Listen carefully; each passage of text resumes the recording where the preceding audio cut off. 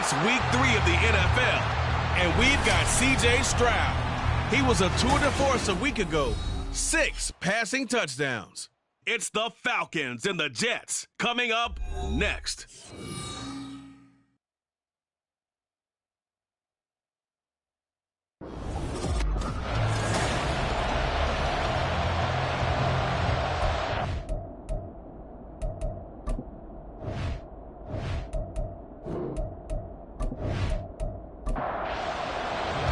It's the first weekend of autumn, and the NFL is in full swing as off we go on EA Sports. He opts to not bring this one out. The first drive will start at the 25. So now here comes the Jet offense as they get ready to take over. And at quarterback from the University of Oregon, it's Justin Herbert. And frankly, this is the type of game that a great quarterback relishes, because 0-2 on the road, everything's against him and his team. No one can expect them to win. Sometimes you band together real tight in that situation, and if he plays really, got a chance to get that done.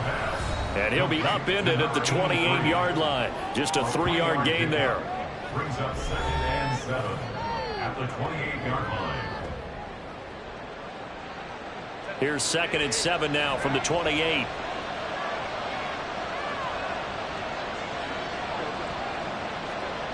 Well, they'll run it here on the jet sweep. And he takes us up to the 40-yard line before being corralled. Give him 12 yards there, and the Jets have a first. I think the reason this play is so successful is not just the blocking at the point of attack, but how about the speed at which he takes the handoff? He's in motion already, so he's not coming from a flat start like a running back often is. He's at a full run by the time he gets the football. 7 yards on the pickup there, and it'll leave him with a 2nd and 3. Brings up 2nd and 3. They'll keep it on the ground. Willis. And a good push there defensively as they stop him at the 48. Gain of just 1. They need 2. Here's 3rd down. Play action. It's Herbert. And it's a short one here, complete to his tight end. And he is going to have a Jets first down as they're able to get the 3rd down conversion. Solid opening drive so far, Charles. They've moved this football into field goal range, but you know that they want to cap this off with 6 and not 3. Absolutely. As one of the better coaches in the league always tells me, on offense, I want to throw body blows all game long and finish it with uppercuts. Well, here are the body blows right now. He's hoping in one uppercut will take care of the end of this drive. And a good push up front, and he's able to navigate his way down inside the 30. 11 more yards that go around, a first down as well. First down, Jets.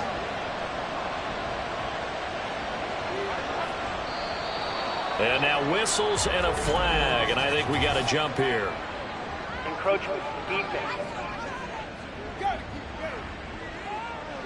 So 5 yards there as one of the big guys up front moved. And in a 4-3 front, you've got the 2 defensive tackles right near the football. I know there's a lot of movement around there, but they're always taught to have one eye on the football. Apparently, that didn't happen. Now a handoff up the middle. It's Willis. They'll get him to the ground at the 20 following a pickup of 4. Well, this defense for the Falcons, very strong last week as they helped their squad improve to 2-0 on the young season. It was a little bit enlightening talking with the defense coordinator about their performance last week. And he's going to go down here, a sack. They push him back to the 34. Multiple players combined for their team's first sack of the game. I spent a lot of extra time preparing for this game watching this offensive line because they gave up 5 sacks last week in their loss. They just gave up another one now. They don't seem to be working together as a cohesive unit. Right? 4 guys might have it right, but the 5th guy is giving something up. They've got to find a way to all get on the same page. 9th play of the drive now on 3rd and a country mile. Herbert now. And the throw there going to be incomplete. The 3rd down battle won by Atlanta's defense. Solid coverage. That is certainly one way to frustrate a quarterback. Run those extra defenders on the field. Dime package, lots of speed, no space to fit in the football. And his kick is absolutely perfect. And the Jets hit the board first. It's 3-0. They were probably hoping to get him a little bit closer for a shorter field goal, but he was able to get it done from deep. Nice little tester for him to begin things, huh? I think he was open for a little bit more of a chip shot. Instead, they made him stretch it out a little bit, but he's got to feel great now that he put it through the pipes. And he had no room to run as he's tackled down inside the 20. So here come the Falcons now to get the football for the first time. And trotting out there, no introduction needed for this guy around the league. Now in his 7th season as a QB. Now, he wasn't playing that last game right here on earth, was he? I mean, there's just no way. I mean, that performance, that number of times getting the ball into the end zone, throwing it. No interceptions, No interceptions, took care of it. Yeah, he was a little otherworldly in his last performance. The numbers in last week's bowl game for Robinson. 13 carries, 89 yards. I can't remember the last time we did a game and a coach didn't talk about establishing the run first. But they've lost 2 straight games, so they still want to do that. But they've got to have some contingencies, some other options. Expect them maybe to throw it a little bit to open up things and maybe run it a little bit more later in the game. Now, meanwhile, here's a second down throw that's knocked away and incomplete. Stroud on 3rd down now. Got his man. That's Davis. And he's going to have a Falcons first down as they're able to get the 3rd down conversion. When you give up points on the opening drive, in this case a field goal, you'd hate to go 3 and out. They avoid that. They do, and it's also walking that fine line mentally, too, as a coach, isn't it? Because you want to emphasize to your team exactly what you said. All right, we gave up a field goal. Let's go back and at least equal that, guys. But if we don't, you don't want them to feel like it's the end of the world either. Nice that they were able to pick up the first down there, help them relax a little bit. Pretty solid run here on first down. Almost picked up another first, but he appears to be a few inches short. The Falcons at 2-0 here to begin the season, and they come in feeling pretty good after back-to-back victories, CD. And let's remember that last week that this offense, they played about as well as it possibly could play. Touchdown after touchdown. They were absolutely unstoppable in that game. They'll be hard-pressed to do it again, repeat that type of performance. But, boy, were they sensational just a week ago.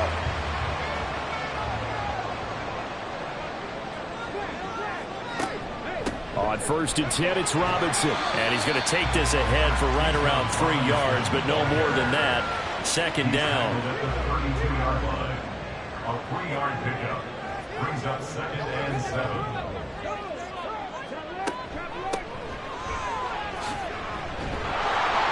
And he went nowhere. Well, he went backwards, back to the 33. Now they're staring at a 3rd and 8. That last play, backwards a yard. They'll be in search of 8 yards here as they hope to convert the first down. Stroud working out of the gun. Open man is Kyle Pitts, his tight end. And they will stop him short.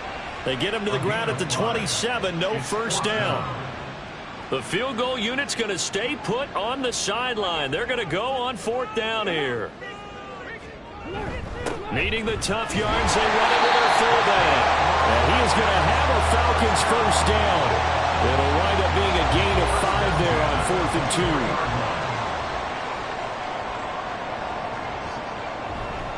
2. Robinson up the middle. It's a 6-yard gain on the ground, and that'll make it 2nd and 4. And when you get good yardage like that on first down, it really does a whole lot of good for your entire offense. But I love the way he's finishing those runs. At the end of things, he's making sure he gets just a little bit extra. And he'll fight forward maybe to the line of scrimmage, but that's all. No gain on the play that time, and they'll look to convert on what will be a 3rd and 4. It's now 3rd and 4. Stroud. Able to find the open man. That's complete. And the Falcons are going to have 1st and goal as they try to finish off this drive with 6 points. Would it be safe to say that as precise as routes are supposed to be run in the NFL, maybe they're not quite as precise in college ball? That's accurate, yeah. And I think we saw a college route in the NFL there. Just find the soft spot, find the dead zone, and find the first down. And that's what he just did. They'll run with Robinson. They'll get this halfway home from the 8 to the 4 on a gain of 4. That's good power football on 1st and goal. A lot of teams will throw from there, but that's a nice job to chew up a few more yards and get yourself closer to the goal line. From the shotgun now, here's an inside give. And this is going to result in losing yardage. They're driven back to the 8-yard line. And chalk that up as a 4-yard loss. And now it's 3rd down. Stroud looking to throw. This is caught. Touchdown, Falcons. Kyle Pitts, his 5th touchdown now on the year. And the Falcons are able to answer the early 3 points and take a first-quarter lead. Extra point by Koo, up and good. And that makes it a 7-3 lead. And this will not be returned. It's a touchback, and they'll begin at the 25. Back onto the field come the New York Jets for their second drive. Last time out, you remember their drive stalled, but thanks to their kicker, booted a long field goal to at least get them 3. Now here they'll try to do better and find the end zone. And in our experience, how much fun is it for coaches to know that they've got a kicker who can nail it from long distance? Now, the hard part is, as an offensive play caller, you don't want that in your head too much where you're relying on it, and he goes out and gets the job done for them. But I'm quite sure he would be content to just kick extra points from here on out. Yeah, absolutely no question. I think his teammates would be okay with him just kicking the extra points as well. That's good for a Jet first down, a gain of 13.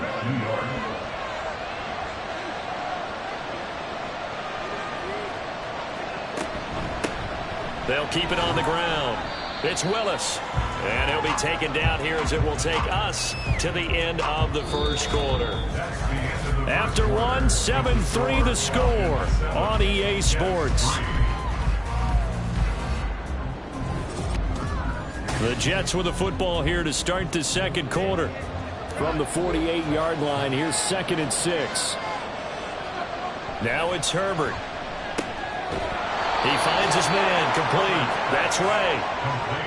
First connection there of the afternoon for those two, and it's good for a first down.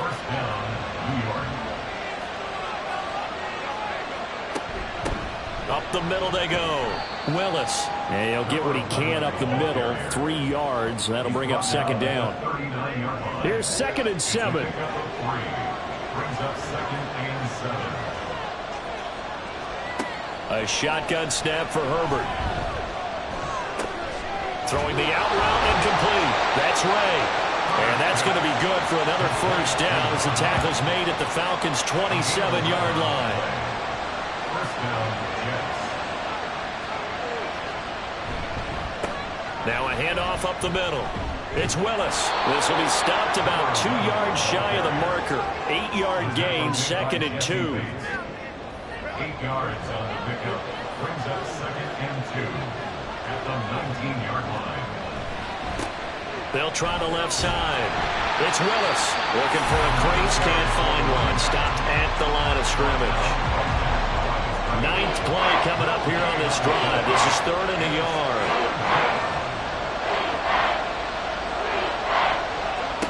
Herbert. He had him. He was open, but he couldn't get it to him. It's incomplete. Like what I see so far out of this defense, because they've been showing their best coverages on 3rd down. So far, only allowed 1 conversion on a handful of attempts. One area of their game plan that they've executed to perfection. And this one is right through. And they'll get it back within a point at 7-6. So the margin shrinks there as they get the field goal to draw them a bit closer here in this second quarter.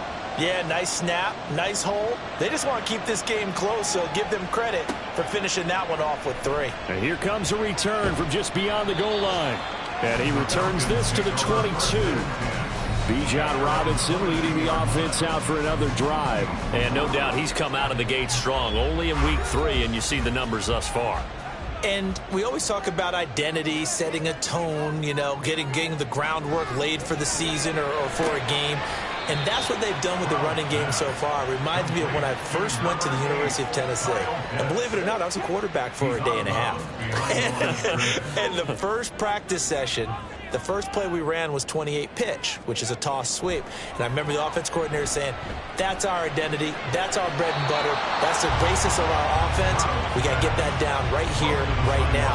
I think we're seeing some of that in this running game here. So did you not get that down, and that's why you were moved to the defense, or what?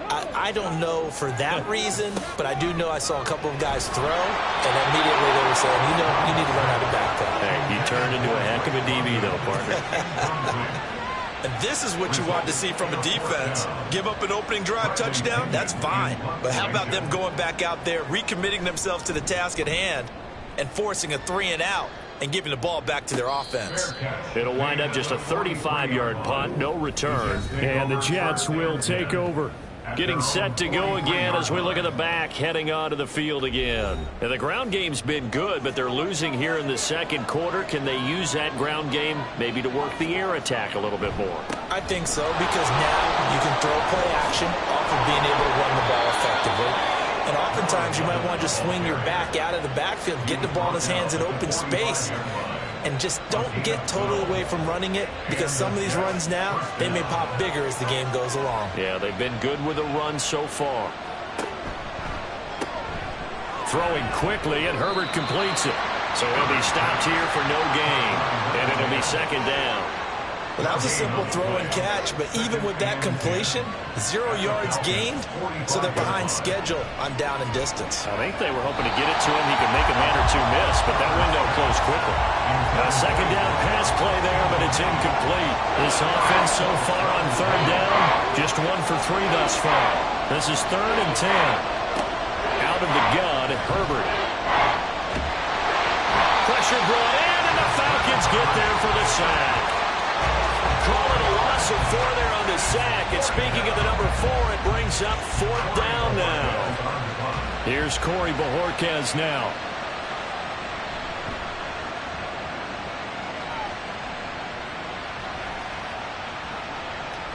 And this one hits at the 1, continues on into the end zone for a touchback. And here now come the Falcons. These guys definitely hoping for a better showing than their last appearance. They couldn't really even move the football much beyond the shadows of their own goalpost, Charles. We'll see if they can get a better, more sustained drive going here. Yeah, and every team that we ever talk to says the exact same thing. When you start a drive from that deep in your own territory, the goal is a minimum of at least 2 first downs, because even if you have to punt then, you change the field position, right? You flip the field a little bit. They didn't get that done. This time they want to string together a nice drive and help themselves out. They try to throw on second down, but this one is incomplete. An incomplete pass on that last play, and that means they'll need to come up with something here on third down. Stroud. He's got his target. That's complete. And he has a big gain inside the 40 before being dropped. That goes as a gain of 36 on third down. How you leave a receiver of that caliber, that wide open on that play is absolutely beyond me. You've watched tape. You've gone over the scouting report. Your first move should be double or triple him and make sure someone else doesn't beat you. Well, especially on third down. That's what's really baffling.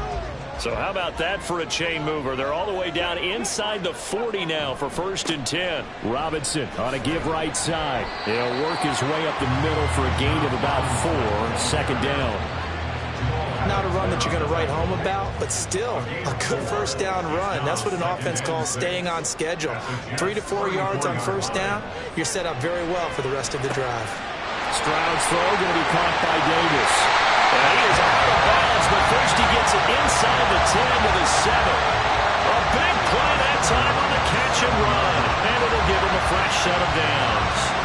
And a good quarterback facing zone coverage. If he has just a little bit of time to survey the scene, that's what's going to happen. No doubt about it. If there's no pressure, he's going to continue to pick them apart, because he'll have all that time to find someone open downfield. He can only cover for so long. So maybe they want to go to a zone blitz scheme, get a little bit more pressure. Remember when Carolina did that against Denver? They lost the game ultimately. They dropped the defensive end out, and he ended up with an interception in that game in Super Bowl 50. Maybe some sort of scheme like that to try and get more pressure at the passer. 3 tight ends up front here. 3rd and goal. Back to throw. Here's Stroud. Touchdown! A great effort there. His first down here of the new campaign. And the Falcons are able to widen their advantage. You get down near the goal line, this is where having a sure-handed tight end becomes a luxury, and it pays off big time, especially when the defense sells out against the run, and he finds himself open for an easy touchdown.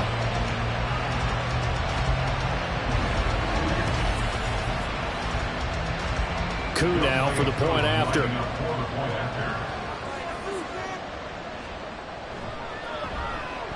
And it's up. It's good. Our score, 14-6. So that drive in total 8 plays. And the Falcons score to cap it off. This fielded right at the goal line. And he won't get this to the 20-yard line as he's down at the 19. There again is the running back as he trots onto the field. And I'm wondering if maybe they don't go away from him on this drive a little bit. He's been great, but they haven't scored a lot of points. I think they still have to show him as a threat. Make sure he touches it a few times. But as you pointed out, use him as a decoy a little bit and get the ball in the hands of some other people in order to put more points on the board. He's done a really nice job of establishing them with his running. Yeah, he's established himself well. Now can they put more points up? Now Herbert with it, looking to pass. He's going to let this one go deep. And that will be incomplete. Tried to dial up the long one way out there, but it'll be third down.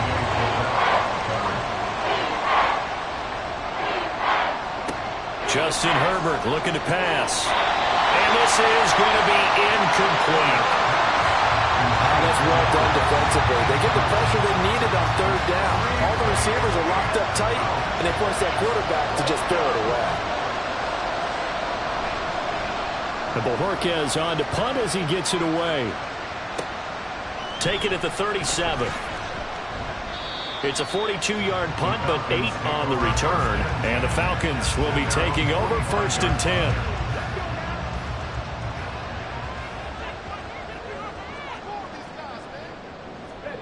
Now Stroud. That's complete to Davis. It'll go down as a gain of 6, and that will bring up 2nd down. One thing you're hoping for when you run drag routes, you're able to hit a receiver in stride, and he can pick up a lot of yardage after the catch. But in this situation, the defense was effective, able to stop him before you get a good head of steam going. And tackled down after a gain of 3. Leaves him with 1 yard to go on 3rd down. A yard all they need, but it's 3rd down. On the bootleg, Stroud. Short throw caught by Pitts. And he's going to have a Falcons 1st down. At least it would appear that way. He didn't get it by much, but yes, they do get the conversion on 3rd and 1. And we've hit the 2-minute mark in this first half of action. We remind you that coming up in 2 minutes' time, we'll hand you off to Orlando, where Jonathan Coachman will have highlights and analysis of this first half of action. Meanwhile, Stroud's throw into the hands of Pitts here. And he's got this down a yard or 2 shy of the 40 before he's out of bounds. 2nd down and 6 now. 2nd and 6. Stroud to throw it. Gonna let one fly for Robinson. And it's knocked away and incomplete. There is something to a game plan with trying to keep a defense honest with a guy with that type of speed. You do so. Send him deep. Try and throw some air under it and hope you connect downfield. On that play, they run 6. All right, rifles one, and that's going to be intercepted. Picked off by Jamal Adams. And the Jets are going to get this back to their own 34-yard line. Well, he's certainly not been afraid to take some chances downfield. Now, look, it's paid off for him a couple of times. That time, not so fortunate. And that's where I want to start, what you said. It's paid off a couple of times. So his aggressiveness has been good for his offense for the most part. So he throws an interception there. No one likes that, but I would not rein him back in. The return on investment thus far has been pretty good. 2 touchdowns to 1 interception. After the turnover, here's Herbert. This one into the hands of Burton. And he'll lose yardage. Brought down at the 32. And it's a rush to the line right now for the Jets. Here's Herbert down on 2nd down. He's got Burton here. And he'll get it out near the 40 to the 39. They'll get to the line here, but remember, it's also third down. Here's Herbert.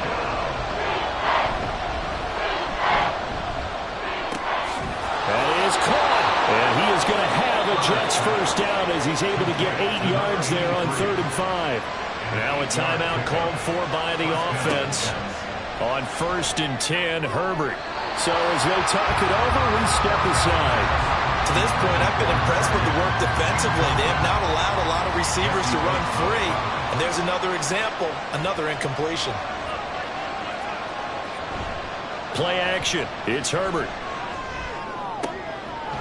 Wide open receiver complete. And that's going to be good for another first down as the tackle's made at the Falcons' 30. 23 yards the pickup there. But certainly as a fan, you get a little bit nervous when you see him make those kind of throws. But they work on that in practice more than we know. And most of them now know their limits and know what they can get away with. And there's a completion right there. Connecting with Burton here over the middle. Now the Jets going to use the second of their 3 timeouts as they'll stop it with 17 seconds to go in this first half of action. Throwing again on 2nd down, but this time it's incomplete. They're putting together a drive here in the final minutes of the half. But the coverage has been tight all game long, and they certainly want to keep them off the scoreboard here. Herbert throwing again. And he comes back with one complete. And he's going to be taken down, but there's a penalty flag in the backfield. Is this a hold, or did they rough the quarterback? So a critical mistake, roughing the passer. Now it's 1st and goal. Here's Herbert. And that is incomplete, stopping the clock with 5 seconds to go. Now with 5 seconds left, not really enough time to run another play and then stop it, so on comes the field goal unit. And his kick is good, and that'll get the lead down to 5. So, Charles, they get to them with their first turnover of the game and then make it hurt a little bit extra with a field goal. And anytime you give the ball up, what's the first thing a coach tells his defense? Don't let them score off of this. You've got to put out the fire. In fact, in 2021, that's what one NFL coach termed his defense, the firemen. Go out there, guys, and don't let them put some points on the board. So we are at halftime here in Atlanta with the Falcons out in front. As we'll head down to Orlando, that's where we find our man Jonathan Coachman at our EA Sports Halftime Report. Coach. All right, Brandon, thanks. And welcome in everybody to our EA Sports Halftime Report.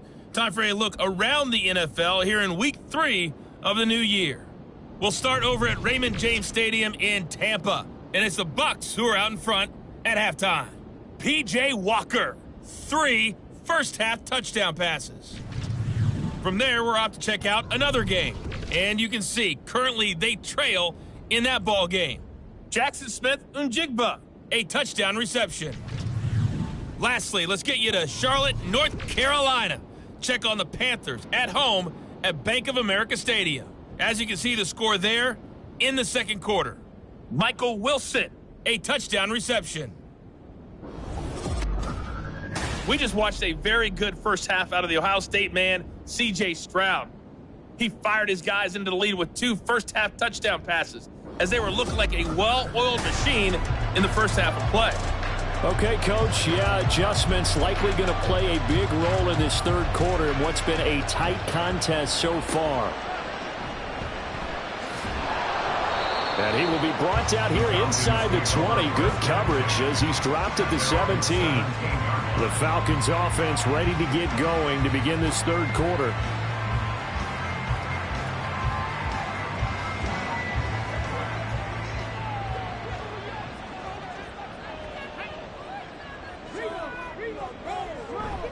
Second half begins with a run by Robinson. And he is going to be stopped cold behind the line of scrimmage. Officially, it's a 1-yard loss. That's going to bring up 2nd and 11. Brings up 2nd and 11 at the 17-yard line. Robinson with another carry. And he is met in his tracks behind the line of scrimmage. It'll go as a loss of a yard, so now they deal with 3rd and 11. And plays like that are exactly what this defense needs here early in the second half to give it a little spark. I think their halftime adjustments, what they talked about, maybe it was just a little inspirational speech. Who knows? But looks like they're ready to go. On 3rd down, Robinson. And that's not nearly going to be enough. Stopped at the 22, and he needed plenty more. It's a 6-yard gain, and it leaves them looking at a 4th down. We often talk of situational football. Let's just call it team football. The defense did their job, got off the field, brought the punting situation, so they're turning the ball back over to their offense. You think those guys will get along very well right now? Of course they will. Defense helped the offense. Now it's their turn to take it downfield. And a fair catch taken back near about the 35, 36-yard line. And now Herbert a little unsure of things, so he's going to go ahead and call a timeout. And as the two teams talk it over on their respective sidelines, we take a break. And they will only muster a yard here to the 38. Well, sometimes you just have to give credit to the defense. Great job there at the point of attack, holding up. They won their battles at the line of scrimmage, left him no space to try and run. A really nice job. Oh, he tries to force it in, and it's intercepted. And they are going to set up shop at the 40-yard line. That throw, Charles, over the middle of the field, and a few too many bodies in there got picked. That's a normal situation, too, isn't it? No matter how hard you try and spread the field sometimes, there's always going to be a traffic jam, it feels like, towards the middle. And if there's any type of a missed throw or maybe the ball's tipped or just too many bodies in the area, an interception can result.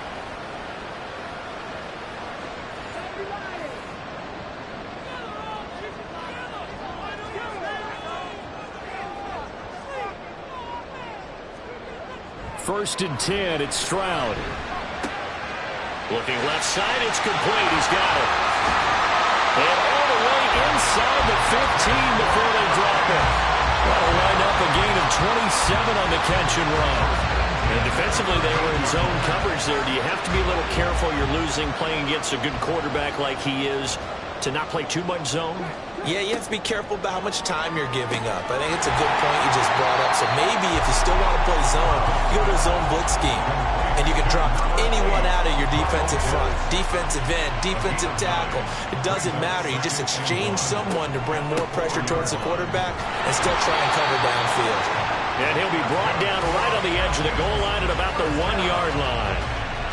It's a 3-yard pickup, and that sets up 1st and goal.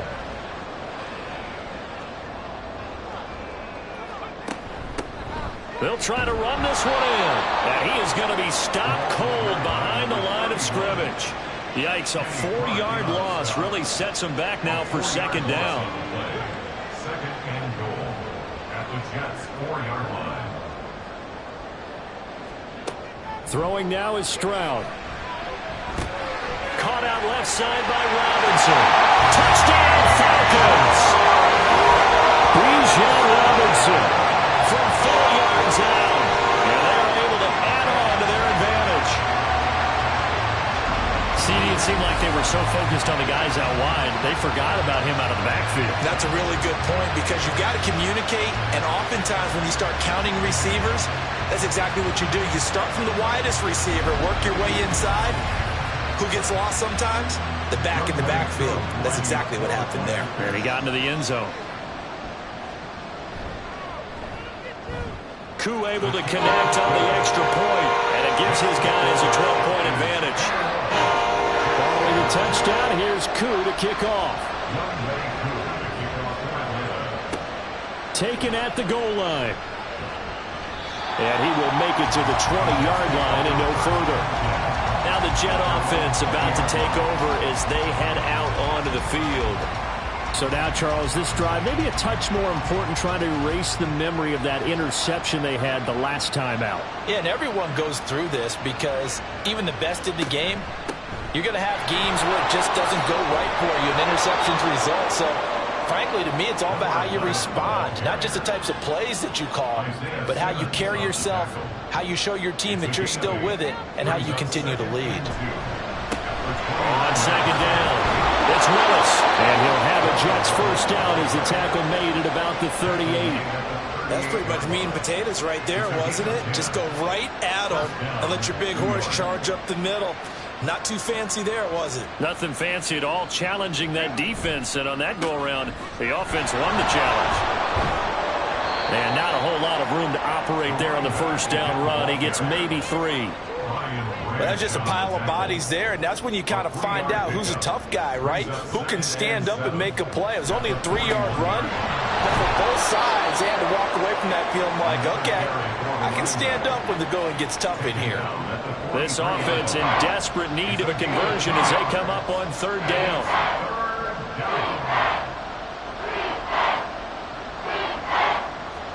Herbert now. Pass taken in by his big tight end. And he is going to have a Jets first down as they're able to get the third down conversion. That was a route run not just with dexterity, but with intelligence. Found the hole in the zone, made sure the quarterback saw him, and was able to make the sure catch and flip the down marker back to 1. From Falcon territory now, here's 1st and 10 at the 48-yard line. Up the middle they go. Willis. And they'll get him down here at about the 42. 92 yards rushing for him now in the ball game. Now 2nd and 3. Brings up 2nd and 3. Now it's Herbert. And that one almost intercepted. But it's incomplete. He had space in front of him if he had held on. But instead it's third down. A shotgun snap for Herbert. Work in the middle of the field, and he's got a man complete. And that will get a stoppage here. There appears to be an injured Falcon on the field. So as the medical staff takes a look, we'll step aside. Line of scrimmage, the 37 on 1st and 10. Now a handoff up the middle. It's Willis. And he'll maneuver his way forward for about 4. 2nd and 6. And hold on here, because on that last run, it looks like we have a player who was shaken up. Well, the medical staff is going to come out here and take a look, and we will take a short break. They'll send a receiver here in motion right. Now they show jet sweep, but instead a run up the middle here. And pretty good running as he'll be close to a first down at the Falcons' 28. Here now, 3rd and a yard. They'll keep it on the ground. It's Willis. And boy, he is very close to a first down, but from where they're spotting that football, he's going to be a foot or so short. Brandon, one thing about blitzes, they really confuse offensive linemen at times, and what you have to do is lock in on the guy right in front of you. If you don't, you saw the end result. Defensive tackle ended up making the play. And his kick is right there. It's good, and that lead is back down to 9 now. That can be a thankless job sometimes to be a kicker, but they're thanking him right now. That's now 4 field goals. He's kept him in the game. He sure has, and that offense has got to find its rhythm, because I'm not sure that just kicking field goals is going to allow them to win this game. And he brings us out past the 20 to the 24. Here comes the Atlanta offense now ready to take over here. This drive here beginning probably with a pair of motivated groups. Remember, the offense scored a touchdown on their last time out. Looking to repeat that in Charles's defense. They were very frustrated after giving up 6 the last time on the field. And frankly, it's just a battle of wills in a lot of ways, because you know they're both motivated. They both game plan for this drive, and they both have specific outcomes in mind. To me, it just comes down to who can execute better and which side can step up and assert its will over the other. At the 24-yard line. 2nd down and a run by Robinson. And he'll manage only a couple here up to the 25. Well, that's a good start to this drive on the defensive side of the ball. Forcing completion on 1st down. Then you're able to shut down the running play on 2nd. Yeah, I wouldn't be surprised now. A little bit of pressure going at the quarterback in an expected passing situation. Able to find the open man. That's complete. And they work this well upfield across the 45. That 3rd down conversion good for 23. With the kind of game he's had so far, you had to know that on 3rd down that they would be looking his way, and they did, for big yardage and a first down. I think the defense fell asleep with the switch on that one. I would have doubled him, tripled him, anything to keep the ball out of his hands. Hand off to Robinson out of the shotgun. He's tackled a yard short of the marker. Good gain of 9 on first down. That play wasn't quite as big as the play that preceded it, but still, got to like the way they're moving the football, partner. Absolutely. Pretty good room to run on that last play. Yeah, they didn't get a first down, but still, you'll take runs like that each and every time, won't you? And here he'll be brought down a little shy of the 35 at the 36. 75 yards rushing for him now on 17 carries. Most of their damage has been done through the air. I mean, they've rung the bell 3 times with passing touchdowns, but guess what? Ground game has not been neglected. Nice little burst right there. Stroud to the air on 1st and 10. That's into the hands of Pitts, the tight end. They'll go for a gain of 7, and it'll be 2nd down. Well, that's always a good place to throw it just because he's one of the biggest targets not only on this team but in the National Football League. And you and I both know the quarterbacks love these large-bodied tight ends, and why not? Nowadays, they're really wide receivers who are just taller and have a little bit more weight. These guys catch the football, make big plays downfield. In the old days, we wanted them to block. Now coaches want them to catch the football first. And now we get into the psychology of the whole thing because a lot of teams with a 2-score lead in the 3rd quarter, they almost become defensive with their offense, just playing not to lose. I think with this team, you got to figure at this point, this is a great spot for them to go into attack mode, really try to put the hammer down and finish this one off. A minimal gain there on the 8th play of the drive. Brings up 2nd and goal at the 3-yard line.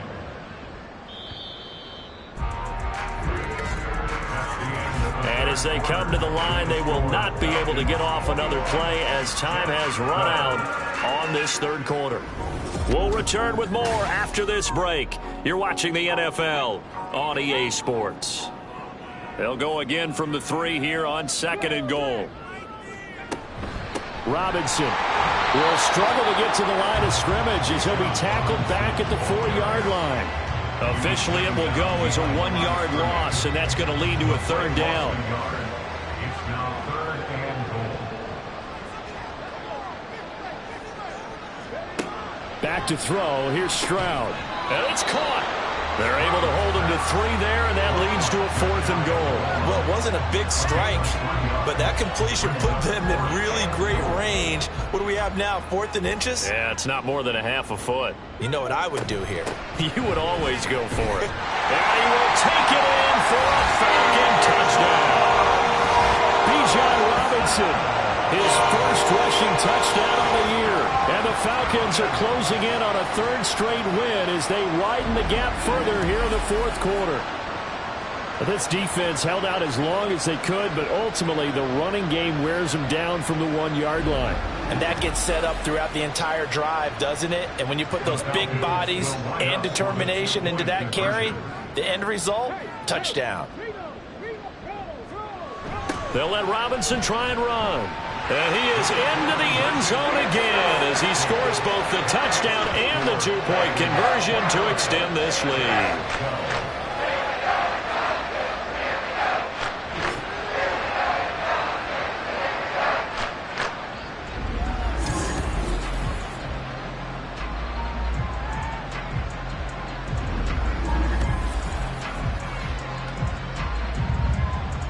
Following the touchdown, here's Koo to kick off. And he'll just take a seat, and the drive will begin at the 25-yard line. The Jets ready to get going again here on offense. And they unfortunately are staring at a mini losing streak developing, trailing here in the 4th quarter. This would be their 3rd straight defeat. Quick hitter here, it's complete. And not much to speak of. Call it a 1-yard gain up to the 26. The last play got just a yard. Here's 2nd and 9 from the 26. Back to throw here, Herbert. And his throw here's incomplete. At this point in the game, they've got to continue to try anything they can. They're still working at it, even though this one feels like a lost cause.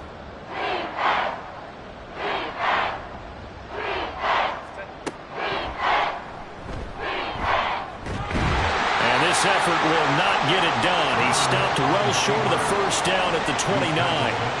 3 yards on the keeper, and it's 4th down. Well, that's not a run that's going to make any of the highlight tapes, but they've been moving it well all game on the ground. This is another one that keeps them moving forward. And they're indeed going to go for it here on 4th down. So trailing here in the last quarter. Let's see how this plays out. He finds his man complete. It's Ray. And he is going to have a Jets first down as they find a way to convert there on 4th and 6. First down.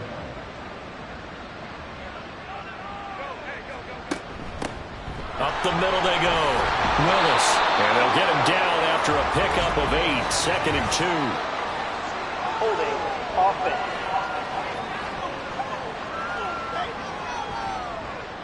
So following the hold, they're in a bit of a hole here with a 1st and 20. Justin Herbert looking to pass. Throwing the out route incomplete. It's Ray.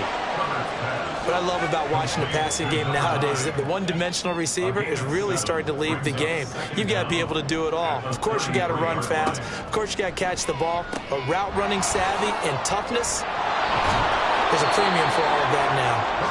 And he'll bring it up here to right at the 40-yard line. The Jets on 3rd down. They've converted 5 times in their many chances thus far. This will be 3rd and 6. Oh, he rifles one, and that's going to be intercepted. It's Brian Branch with it. And the Falcons are in great shape here as they take over at their 46-yard line.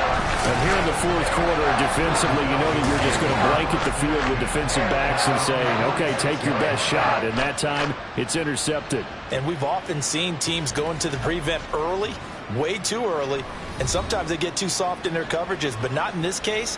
They understood the situation and played it with the proper aggression. Very good starting field position for the Falcons offense as they come up 1st and 10 at their own 46. They start on the ground with Robinson here. And down he goes at the 49, a 3-yard pickup. Brandon, I've got to think this offensive line has got some smiles on its faces. And I know it sounds crazy, but they practiced for this back in training camp. They knew they'd be in situations where it'd be extra defenders in the box coming after them, trying to keep them from locking down a game. Right now, they want to show the world they're up to the challenge. Yeah, good work there in open space. And he's got this all the way down now to the 32. 96 yards rushing for him now as he has been tremendous all day long. From the 32 now, here's 1st and 10. They'll run again here with Robinson. And he'll manage to pick up about 4. It's 2nd down. And that last carry puts him right at 100 yards for the game. So how has he done it? Because he's been patient, followed his blocks, let everything develop, and then burst through for big gains. Here's a pass swung out left to his running back. So give him 2 yards there on the completion.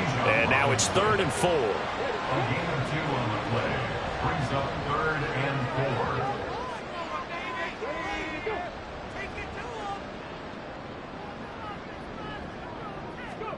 Here's Stroud.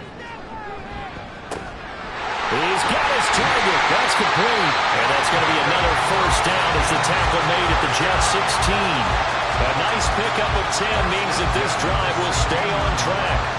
Well, normally you might say start running the football. You've got the lead here in the 4th quarter, but the way that they've passed it with such success, I don't know, maybe keep throwing it. Yeah, I think you brought up something that goes against conventional wisdom, right? In this stage of the game, you would think you would switch to a running attack, but you're exactly right. They've thrown it so well throughout the game, and trusting this quarterback, I think he continued to do so.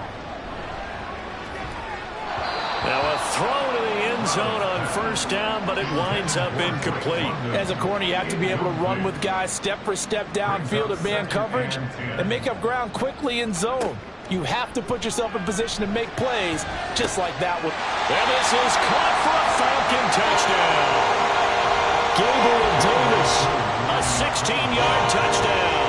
And the Falcons are closing in on a 3rd straight victory to start the campaign. Extra point by Koo, up and good.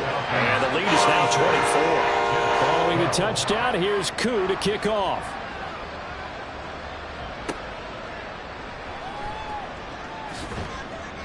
And he'll take it a yard or so past the 20, call it the 21. Here's the Jet offense now. They head out to take over.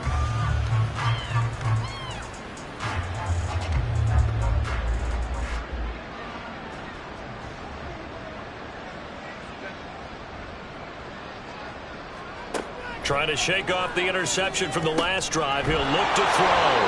And the result here, a pickup of 8. Leaves him with 2 to go on second down. From the 29, here's 2nd and 2. At the 29-yard line. Herbert. And he's got his man out of the slot. Complete. They'll get 3 as the drive continues. It's a first down. First down, Jets. Now Herbert with it, looking to pass. Firing quickly here, and that's complete. That's a gain of 4 as we slip inside of 4 minutes left in regulation. They'll work from the 36 on 2nd and 6. They'll look to throw again. And that is going to be incomplete as he led him a bit too much.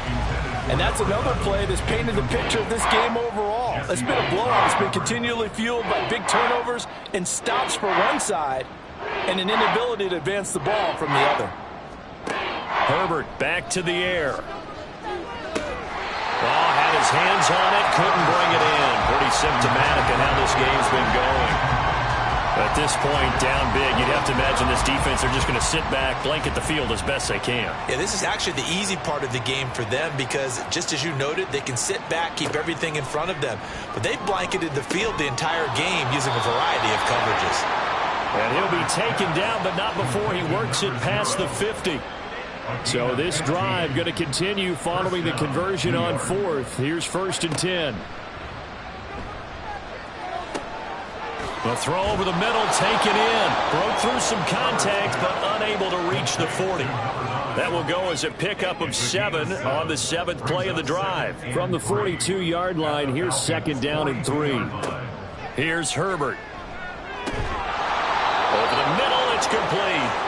And that's going to be good for another first down as the tackle's made at the Falcons' 30. First down, New York.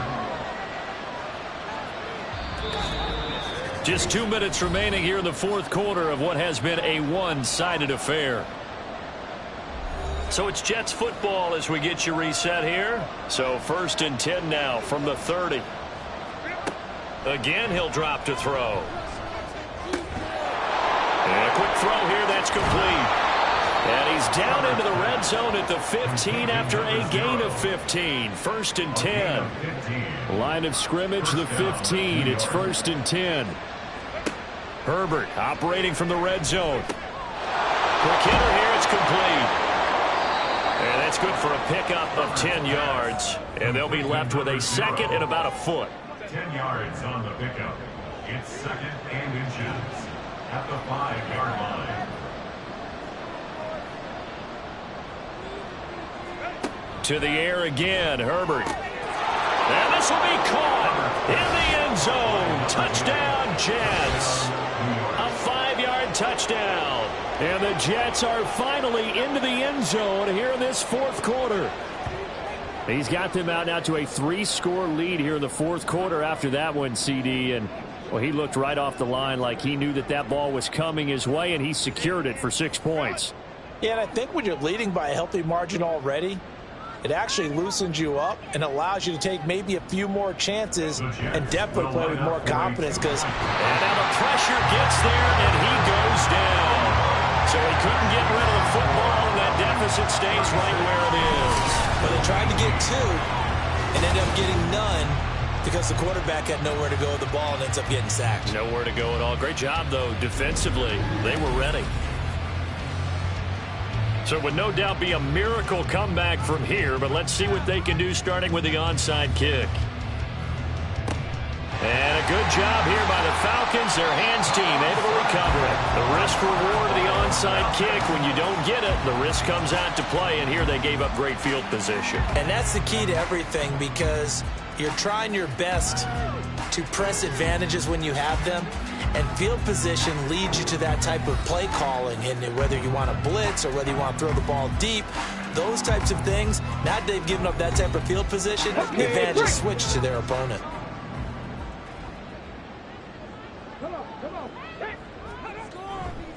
They'll run this one right with Robinson. And he's out of bounds, but not before he's inside the 30. 116 yards rushing now on 23 carries so far.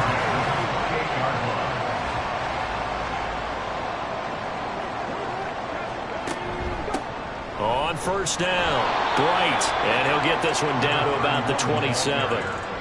Just a yard on the first down carry, so it's 2nd and 9. 1 yard gain brings up 2nd and 9.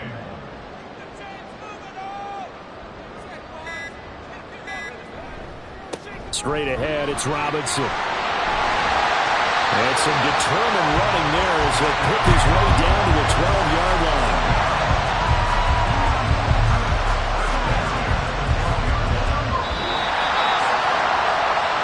Well, this was a very close ball game at halftime, Charles, but in the second half, that offense kind of kicked things into another gear, and they were able to pull away for the victory. And Brandon, I think they're the type of team that just looked in the mirror and said, hey, ton of pressure on, but we're the type of team that can flat out handle it. They stood up with confidence, and made it happen for a victory. So for Atlanta, it's an ideal start as they move to 3-0 now on the young season. And they will hit the road next week for a date with the New Orleans Saints. Meanwhile, for the Jets, the early struggles continue as they'll sink to 0-3. And they'll get a chance to redeem themselves at home next week. So for Charles Davis and our entire crew, I'm Brandon Gaud. Next game, guess what? Charles and I will be here again. It's the NFL on EA Sports.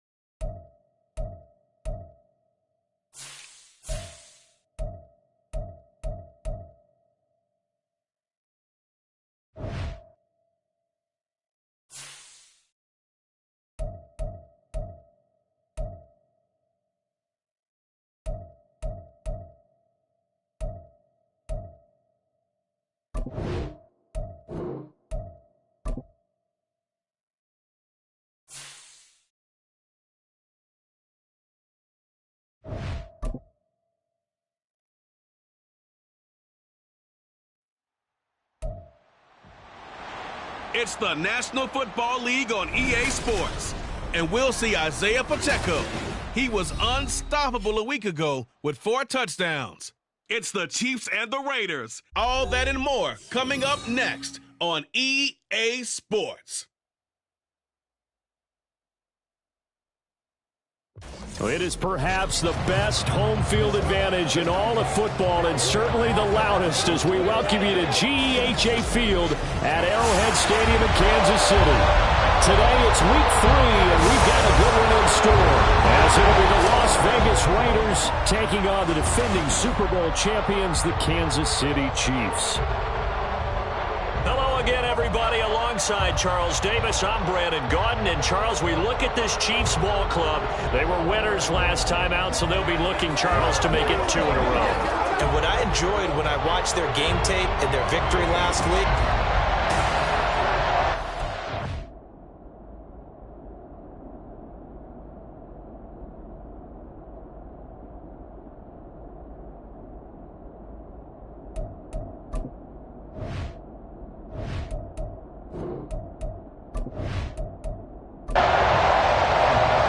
it's the first weekend of autumn, and the NFL is in full swing as off we go on EA Sports. Run back on the opening kickoff. It'll come out to the 25. So here comes the Raiders offense now onto the field. And they will be led out by their 6'3" quarterback. would you say that last week's performance by him, workmanlike in terms of numbers? 1 touchdown, 1 pick, but obviously a loss. Yeah, and that's the bottom line for him. All he cares about is how do we find a way to win the game. Maybe leans on a few other parts of the offense, and hopefully springs a receiver or 2 free. And now a throw on first down there, but it's incomplete. I think he's got to be careful not to force anything into coverage right there. There weren't really any throwing lanes, but the best part for him, he's got 2nd and 3rd down to fall back on. And he is met at the line of scrimmage, and he goes down right there. Calling no gain on the run there, and now they'll be looking at a 3rd down. So now an early 3rd and 10 here on their opening drive. Looking to throw. Roberts. And that is incomplete. That was their first 3rd down try of the game, and clearly something was off in the execution of that play. Good news, they've got a whole game left to clean that up and start clicking on those key 3rd down throws. As Sanchez on to punt here as he sends this one away. And taken right on the 30. It's a 41-yard punt, but just a net of 31 following the run back. And it's Chiefs football, 1st and 10. So out comes this offense to take over for the first time. And a glance at the tall signal caller, standing 6'6". Before the game, when I said hello to him, I tried to give him a little dap, but he wouldn't give me any, and I thought he was snubbing me. Then I realized he's keeping all that flame to himself. How about the week he had last week? AFC Offensive Player of the Week. Here's Pacheco to begin the drive. And he'll take this ahead for about 4. 2nd down coming up. The numbers on the ground for Pacheco last week. 3 touchdowns on the ground, and then, Charles, he threw one in through the air for good measure. Yeah, you know you have to account for him in all situations. I mean, we know he can run the heck out of the football. You just noted what he did. But how about him being able to get out of the backfield, catch it, and get into the end zone as well? And now look at this. Big gain, but a fumble. And he's going to get this down to the 35-yard line. Much like a running back going through the line, quarterbacks have to be aware of protecting the football as well. He left it exposed that time, wound up having it knocked free, but fortunately, had an alert teammate who was able to get it. That is caught. Kincaid with it. And he's going to be taken down right at the 10-yard line.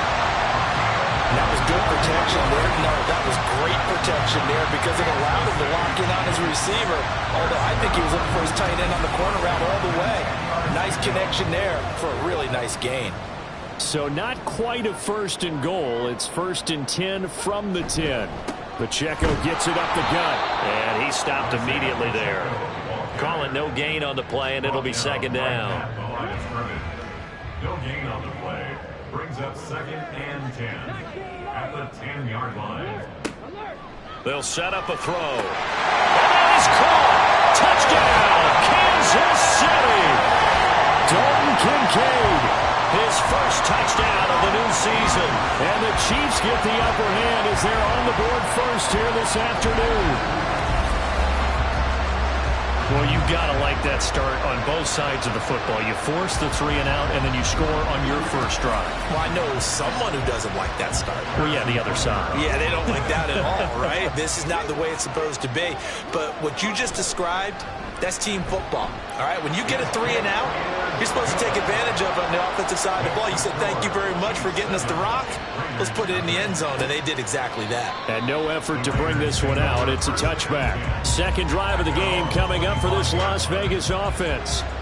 And on the first drive, 3 and out. And I know that these are professional athletes, but I would imagine sometimes you get the nerves at the beginning of a game still, don't you? Those don't ever go away. And typically, what I heard from guys and what I remember from playing, if you don't have nerves at the start of a game, it's not going to be a great day for you. You're not really ready to play. So finding a way to harness those nerves and not let them affect you in a negative way, that's what all the guys are looking for.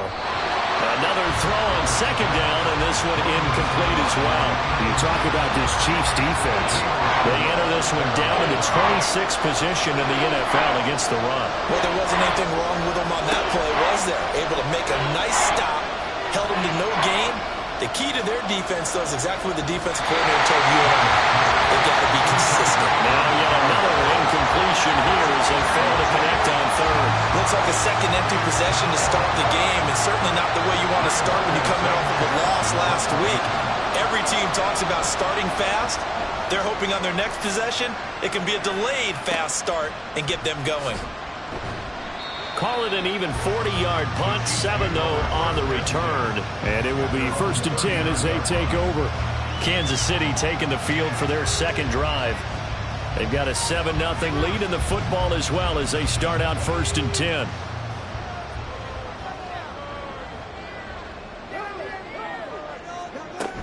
They'll start the drive here with Pacheco. And good running there as he'll take this all the way up to midfield. Give him 10 yards there, and about by the nose of the football, he's going to have a first down.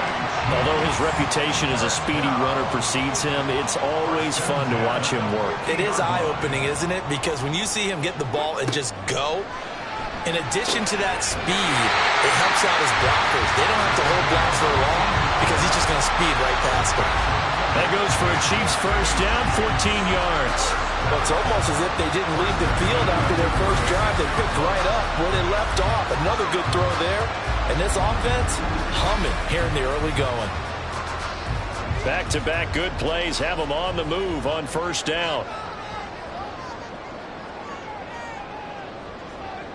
From the shotgun, he'll look to throw. Well, he tries to force it in, and it's intercepted. And the Raiders are going to get it back here just past the 35. So this is something we didn't see at all from this offense in the victory last week. That's a turnover. They didn't have any, but giving the ball away here in the opening quarter. I love the surprise in your voice because it's exactly what you stated. Didn't see it last week, but it was a key to their win. And it'll be a key to this game as well, protecting the football. Didn't get it done there. A good starting spot for the Raiders as they come up 1st and 10 at their 36-yard line. Throwing there, but this pass is going to wind up incomplete. That's now 6 dropbacks, 6 incompletions. Yeah, the defense has been pretty good early, but he's got to start hitting some of those throws. He's making them better than what they actually are. Meanwhile, here's a second down throw that's knocked away and incomplete. Now they face a 3rd and 10 after back-to-back incompletions. Now a shotgun snap as they'll look to throw.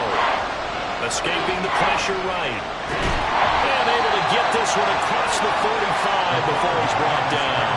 Give him 10 that time, escaping the danger, running with it, and picking up a first down.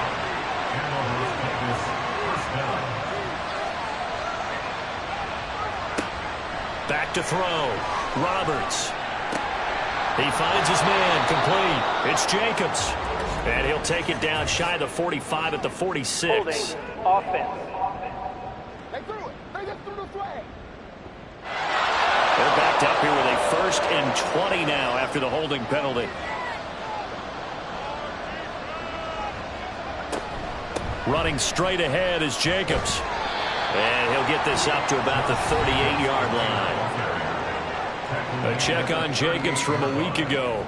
17 carries, 58 yards. Not a horrendous week last week running the ball, but definitely room for improvement for their numbers. No doubt they made some slight adjustments to how they're going to call plays this week in hopes they can kick those numbers up a notch. A second down pass play there, but it's incomplete. You talk about this Chiefs defense. They're trying to cover up some holes in the secondary. Right now, bottom 5 in the league against the pass at number 28. They'll take that play right there each and every snap. And he's taken down. A Chiefs sack. That was Nick Bolton rushing in and burying him behind the line. Okay, I'm not sure you could actually draw a better pass rush than that one right there. Nowhere to go outside. He had to keep backing up and backing up and backing up. Eventually dropped for a huge loss.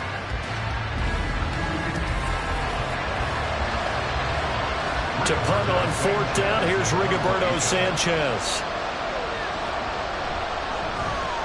And he's getting a workout here in this first quarter as he gets it away. 37 yards on the punt with no return. And out will come the offense as they take over. The Chiefs ready to rock again on offense. Been a little bit of an interesting start. The first drive for him, Charles, they had the passing touchdown. The second drive, he threw the interception. So we'll see what this third drive of the ball game brings. Yeah, it's kind of the tiebreaker, isn't it? I mean, that's the tough part for them and for him because, yeah, things went really well in that first one, not so well on the second one. He wants to get back to what he did to get this game going. It leads to 2nd and 10. He'll try again with the arm here on 2nd down. And this time he's got the hook up. It's complete. 5 yards. Now it's 3rd and 5. It's a gain of 5. Brings up 3rd and 5. They'll drop to throw. He had a man open, but he missed him, and it's incomplete. And 3rd down is a key down in any game you play. And 3rd down defense, something we've got to watch in this one. Got to be effective on the passing downs. That's a pretty good first step right there. On is the punter Townsend as he gets this one away. And that's a 48-yard punt with a coverage holding him to 3 on the return. And the Raider drive will start from deep in their own territory with a 1st and 10. They'll begin on the ground with Jacobs. And he's taken down, but not before he gets this across the 25-yard line. The drive starting with a 1st down, 11 yards on that pickup. And the Raiders 1st down. Looking to throw. Roberts. He's got the hook up with Dobbs. And that's good for a pickup of 10 yards. And that'll leave him with a 2nd and just a few inches left. On the pickup. It's 2nd and inches at the 36-yard line. Off play action. Roberts going for the deep ball. And that's going to be incomplete. Good effort there trying to take a shot, but it's 3rd down.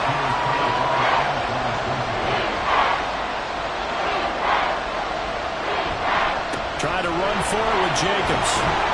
And he's going to have the 1st down at about the 38. A 3rd down gain of 3 yards, and that'll be enough. That right there, a good sign for a team that's had trouble converting 3rd down so far this year. They're in the bottom 5 in the NFL, but they come through there. Yeah, and I bet if we put our guy Marvin on the case and say, Marvin, tell us where they rank on 3rd and what, right? I bet they're in the top 5 in the league on 3rd and 5, 3rd and 6, 3rd and 7 or more, because that's how you end up not converting. Just too much yardage to pick up on 3rd down. Roberts going to throw again. This is caught with a catch right side. And he'll go out of bounds. It appears right at the 45.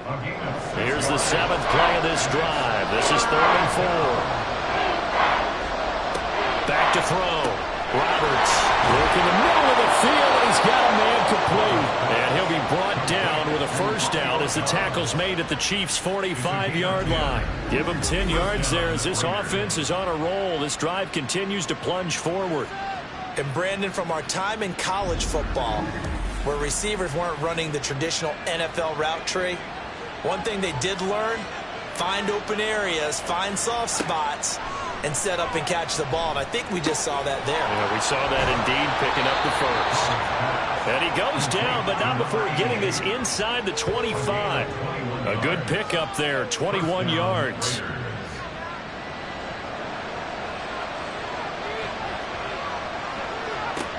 They'll stick with the passing game as he looks to throw. Stocker's got it, complete.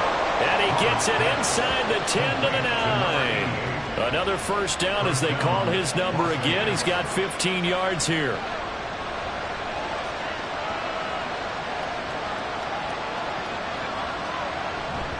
Here's Jacobs.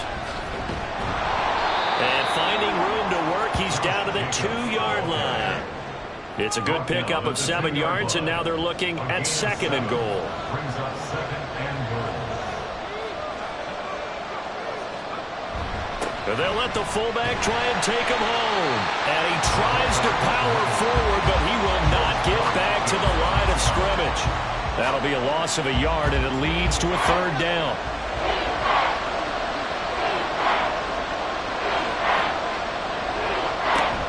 Jacobs will take this one in for a Vegas touchdown. What a luxury it is to be able to call a bowling ball like Josh Jacobs down near the goal line. 5'10", 220 pounds, and he's not afraid to get in there and get the tough yards. He finishes off this drive with a touchdown run.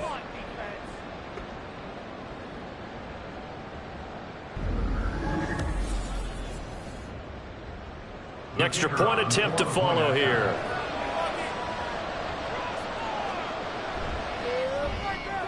It's up and good. So these teams match touchdowns here in the first quarter, and we're tied 7-7.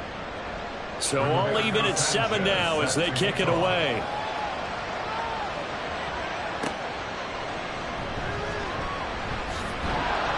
And he'll be tackled just shy of the 25.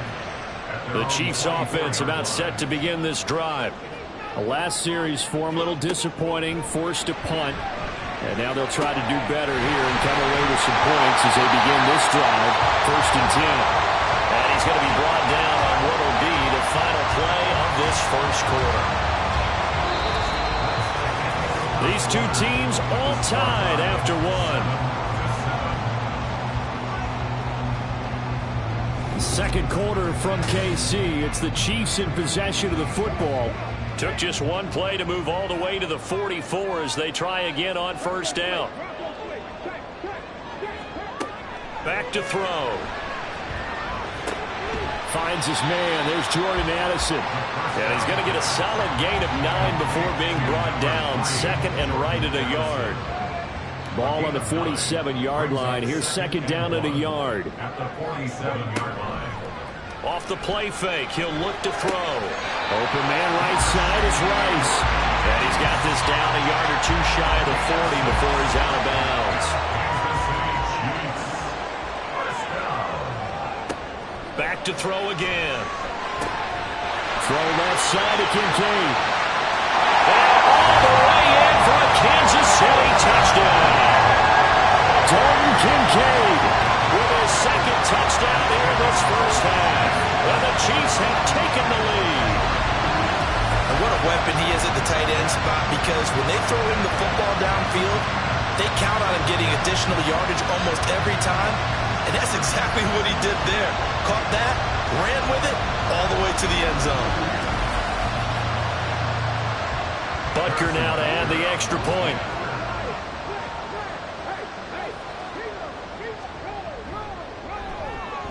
And he's got it. It's now a 14-7 ball game.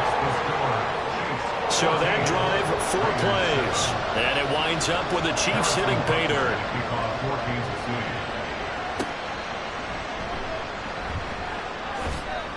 And beyond the 20, but not by much. In fact, just a yard pass there to the 21. The Raiders offense coming back out onto the field. They trail a 1-score deficit, 14-7, as they come up 1st and 10.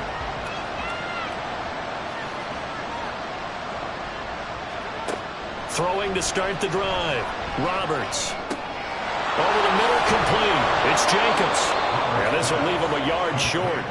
Nice pickup of 9 yards on first down. Ball on the 30 now. Here's second and a yard.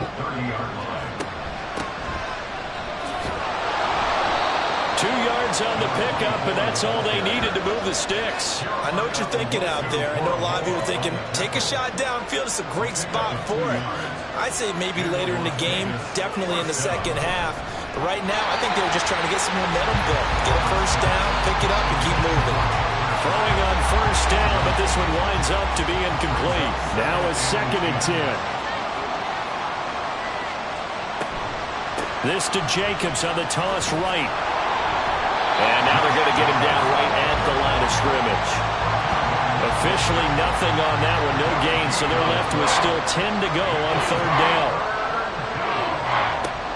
Looking to throw. Roberts. And it is caught. And he'll be taken down, but not before they work it across midfield. Last play they got stuffed at the line. Different story here, over 20 yards. He's such a good route runner. Shows it there on third down. Very proficient and a good pass.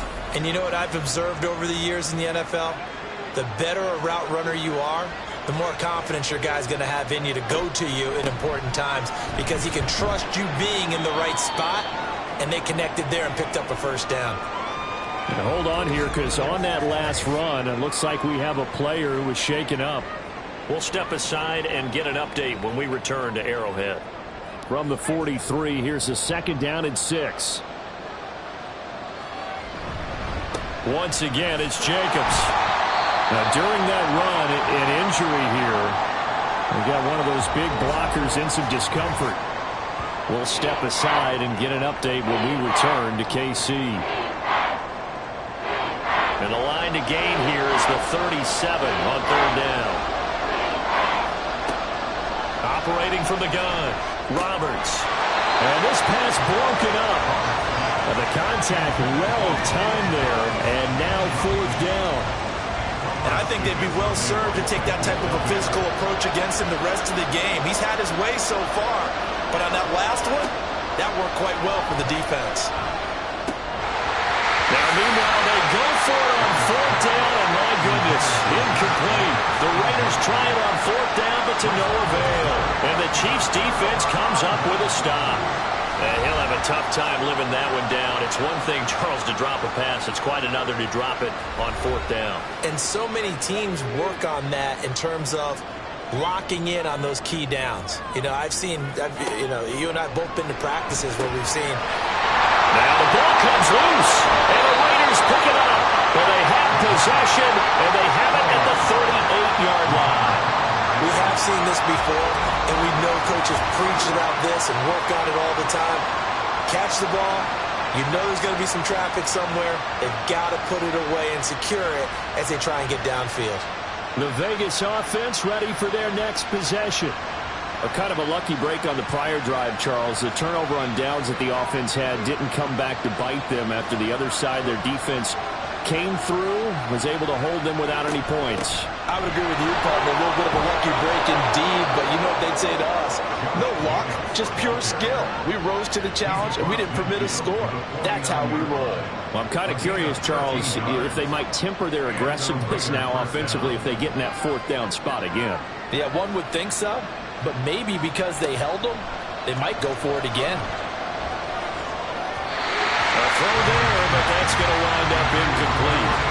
Help me out here a little bit, partner, because what I'm seeing is a passing game that's just struggled to complete anything. No rhythm, no timing. Seems like every pass is also contested well, so give some credit to the defense. Caught left side by Kyle. He'll get only 3 there, so it leaves him with a 3rd and 7 ahead.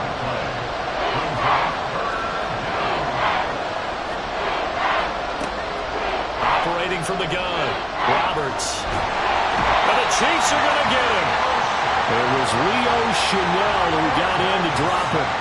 Well, we knew this guy wasn't especially fleet of foot, but he tried to conjure up some escapability, but there was no way he was getting away on that one.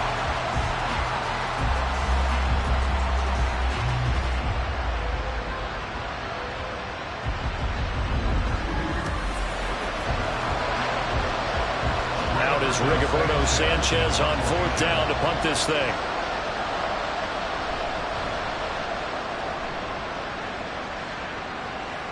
calls for the fair catch, makes the fair catch just inside the 15-yard line. They call it 38 yards on the punt, no return. And the Chiefs are going to take over with a long field ahead and a 1st and 10. On 1st and 10, here's Pacheco. And he goes across the 20 to the 22. A solid run on 1st down, gain of 7, leaves him with a 2nd and 3. A 7-yard pickup brings up 2nd and 3. Now back to throw. A short throw pulled in by Kincaid. And up to the 35 before they're able to knock him down. 2 touchdowns for him already in this first half. This one good for a 1st down.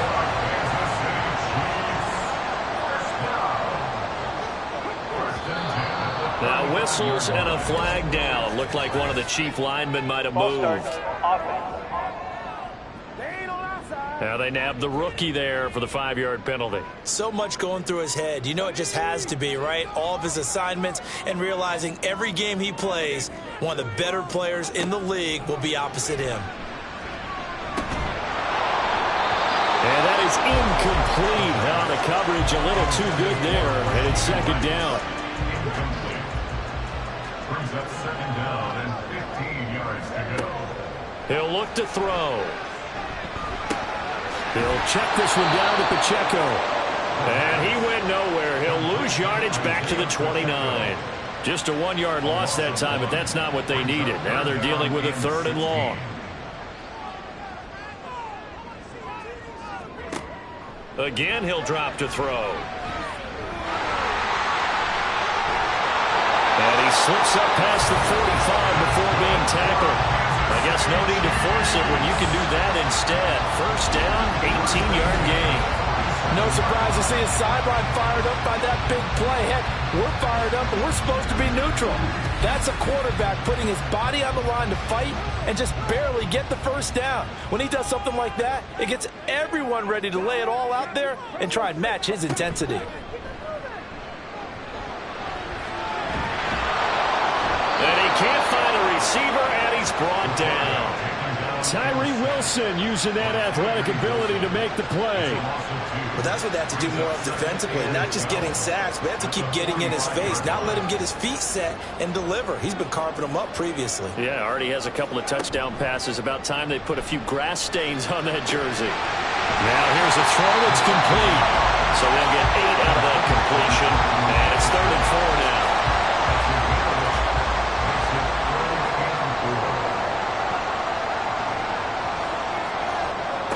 He'll look to throw. He's got his running back out of the backfield. And he will have the Chiefs 1st down by about 3 yards or so as they wind up getting 7 there on 3rd and 4. And the Chiefs are 1-1 through 2 games thus far. It's not a start that's going to set the world on fire, but they've been pretty solid nonetheless. And the first thing that crosses my mind, it certainly beats the alternative of starting 0-2. I do think that this is a team that's going to take a little time to find its footing. Hard to navigate the always tough NFL. A good pickup there, 21 yards. Brandon, what's even more impressive is that came against double coverage. He gashed them with that reception, even with the extra focus that he drew from the defense. So from inside the 20, here's 1st and 10 at the 18. They'll run out of the gun with Pacheco. And they'll get him down right around the 16. 2 yards on the carry there. It'll be 2nd down. 2 yards on the pickup. It's 2nd and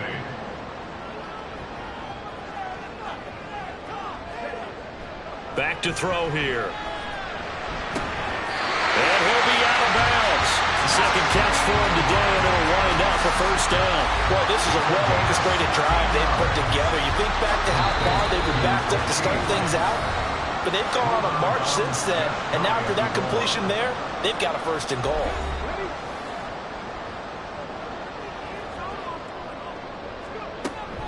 Pacheco. He is going nowhere in a hurry as he is going to lose yardage here in a big way. The loss of a full 3 yards, and now it's 2nd down.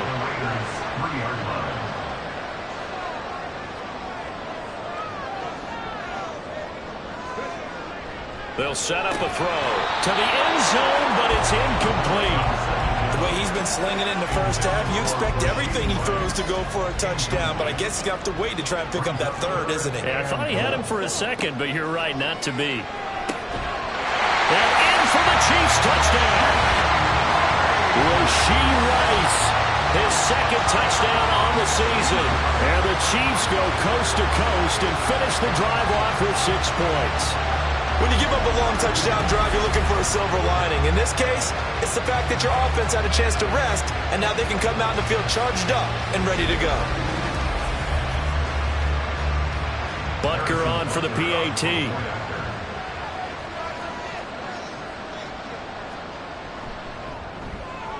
It's good, and it is now 21-7.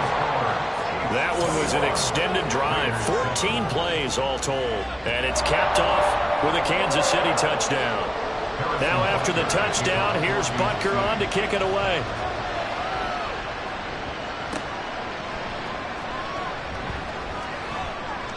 And he will make it back to the 15, and that's it. Good coverage there by the kick team. The Raider offense now making their way toward the huddle.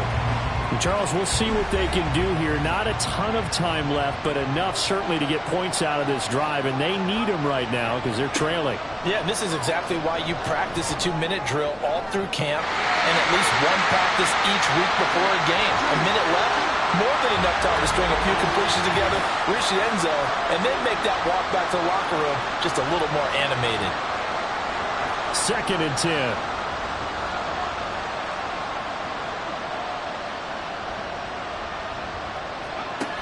To throw again, Roberts. And his throw is going to be incomplete. They have to like what they've done defensively here at the outset of this drive. They forced a couple of incomplete passes, bring up a 3rd and 10. Don't be surprised to bring a little pressure on this snap. On 3rd down, here comes Jacobs. And he will not get what he needed as he stops short of the first down at around the 22. Now a timeout called for by the defense, as they'll head to the sideline and talk over what to do next.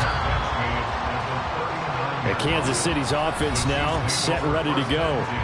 A long drive last time out for this offense, Charles. If you remember, they started basically in the shadows of their own end zone, marched it down the field, and a lot of that was through the passing game. And, partner, as a former defensive back, I'm having almost a physical reaction watching what's happening right now. But let's give credit where it's due because they've done an excellent job moving the ball through the air. Secondary getting picked apart pass by pass. Obviously, they need to make some adjustments there on the back end. And because offensively, we know that they're not going to be shy about throwing that football. So many times in my career, I've heard coaches talk about completions are one thing. But as long as we're there at the catch and we get guys on the ground, we can live with that. But if you're going to give up 10, 12, 15 yards after the catch, then your defense is going to be in a lot of trouble. And now a throw on 1st down there, but it's incomplete. Nowadays, quarterbacks don't mind throwing into coverage because of the confidence they have in their receivers to come down with the ball. But sometimes you have to be careful you don't get too confident and throw an interception. A short throw pulled in by Kincaid. Now another timeout called for by the offense as they'll stop it with a little over 30 seconds to go in the first half of play. I know the halftime's approaching, but I don't think he's going to want to take a break. That's his 5th catch. Yeah, they've really been targeting the tight end. They'll look to throw again. Pass taken in by his big tight end. Touchdown! Dalton Kincaid On his way to a monster game. 3 first-half touchdowns. And the Chiefs will extend their lead in the final minute of the half. On that 3rd down call, the goal was to get the ball to their tight end and pick up a 1st down, but he wasn't satisfied with just that. They got the 1st down. That was the gravy. He decided to take in the whole meal and rumbled in for a touchdown. Butker now to add the extra point.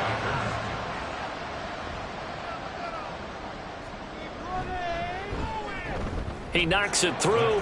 It's 28-7. Just a 4-play drive that time. And it winds up with the Chiefs hitting pay dirt. Now a hit and a loose football. And it's picked up by the Chiefs. And they'll spot him at the 3-yard line. So problems compounding themselves here on the return. They just give up the touchdown, and now they lose the football. Yeah, partner, things are starting to unravel a little bit for them right in front of our eyes. they're going to be looking for some answers, and quickly. And that is caught for the touchdown, Kansas City. Jordan Addison, as the first half is winding down, and the Chiefs will extend their lead here just before halftime.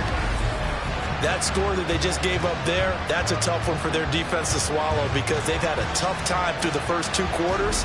They really were determined to get a stop there, unable to do so. That makes their comeback hopes that much more difficult.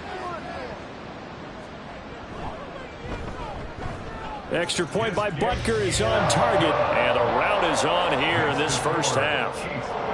So not much time to speak of remaining in this first half as the kick's away. And his guys will get the football right at the 20-yard line. The Raider offense set to get this drive started. And the ball backed way up. So thinking with this amount of time on the clock, probably just sit on it, and we'll see these two teams go to the lockers. Yeah, I don't think you want to overthink it in this situation. Either side of the ball. Just go ahead and finish up the half and get on out and talk about it. So we've come upon halftime here in KC with the Chiefs on top. As we send you down to Orlando, where Jonathan Coachman has our EA Sports Halftime Report. Coach. All right, Brandon, thanks. And welcome in everybody to our EA Sports Halftime Report.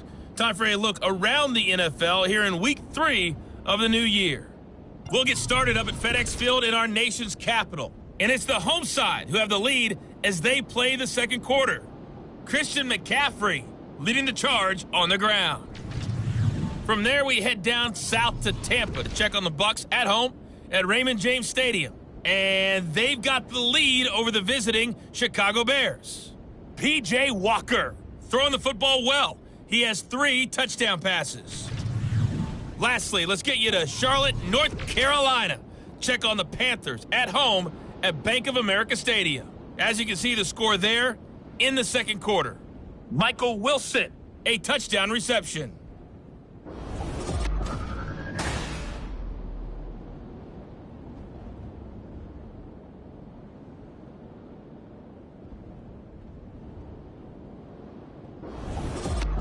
All right, Coach, thank you, and we welcome everyone back for quarter number 3. Ready for the start of the third quarter. The Chiefs have the lead and set to receive the football. And he's up past the 20 to the 22-yard line. So here are the Chiefs to take over. They've got the lead right now in this ball game, and they're on the heels of that nice win last week over the Packers.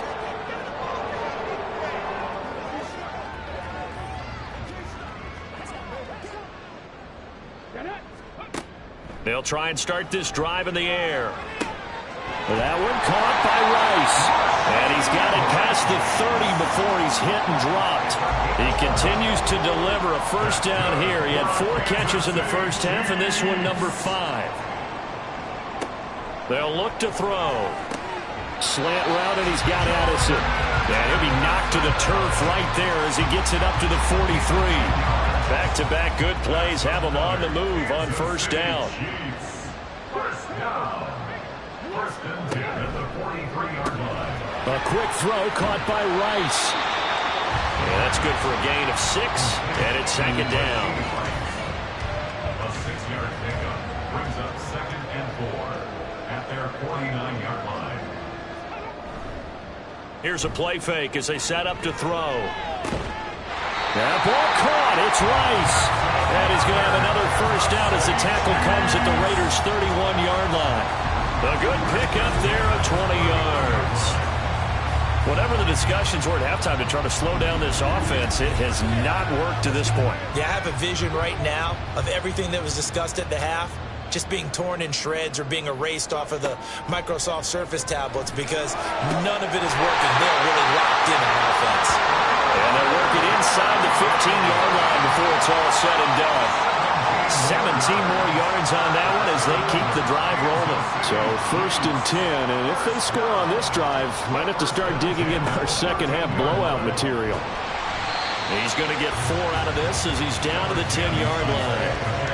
The way things have gone in this one, the running game's been something of an afterthought, and that's not been too bad for them, has it? Yeah, the offensive returns have been good, but I guess we figured he in the ground game would be a bit more involved. Pacheco gets it again on second down. And he takes this into the end zone for a Chiefs touchdown. Isaiah Pacheco, his 5th rushing touchdown now on the year. And the Chiefs take the opening kickoff of the third quarter and drive right down the field to extend their lead. So this has been a pretty strong start to the year for him on the ground, CD. It's just week 3. That's already 5 rushing touchdowns. And you know he's got big grins on their faces besides the rest of the team. The strength and conditioning program, because he was awfully dedicated to what they put in front of him to get ready for this year. Got himself into terrific shape, and he's dominated here early on. Now after the touchdown, here's Butker on to kick it away. Taking it about the 1. And taken down just past the 20 at about the 21-yard line. So here comes the Raiders offense getting ready for their first possession of the second half.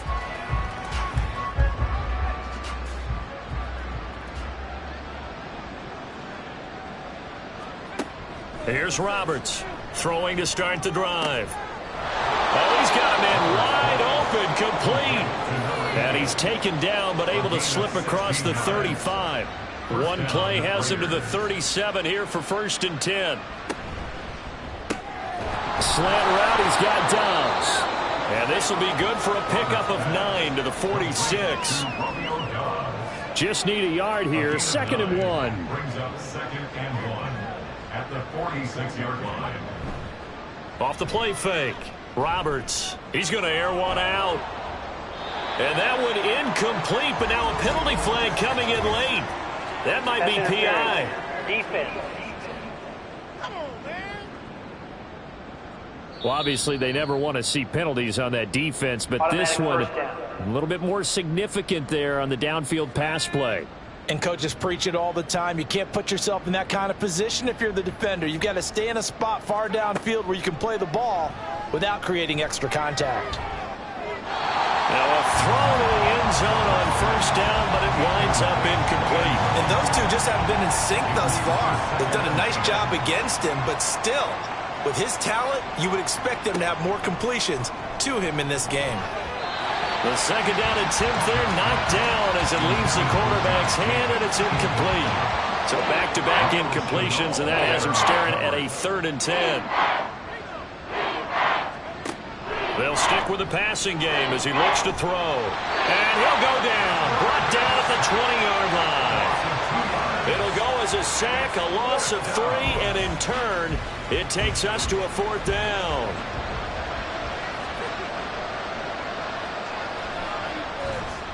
And his kick here is good. And they'll get back 3, but this remains a large deficit. I'm kind of surprised by that they kicked the field goal. I guess you get some points, but this deficit 3rd quarter, I don't know.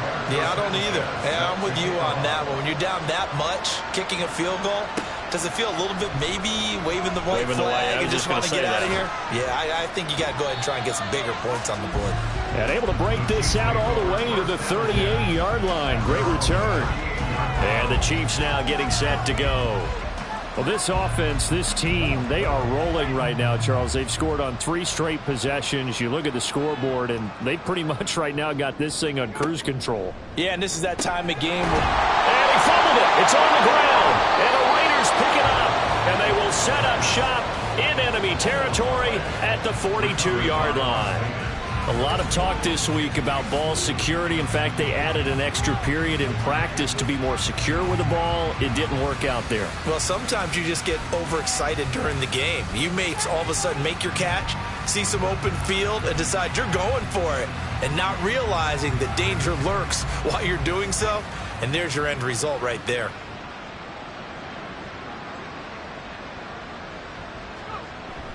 Here's Jacobs on 1st and 10. And a good job of finding the open space to run as he's down close to the 30 here.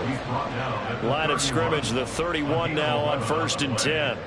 1st down, Raiders. Back to throw.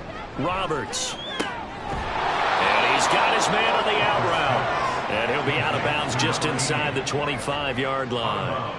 Here's 2nd and 4 from the 24. Brings up 2nd and 4. Looking to throw. Roberts. Stocker's got it. Complete. 9 yards to pick up there, and it's a first down. I got a kick out of that one, partner.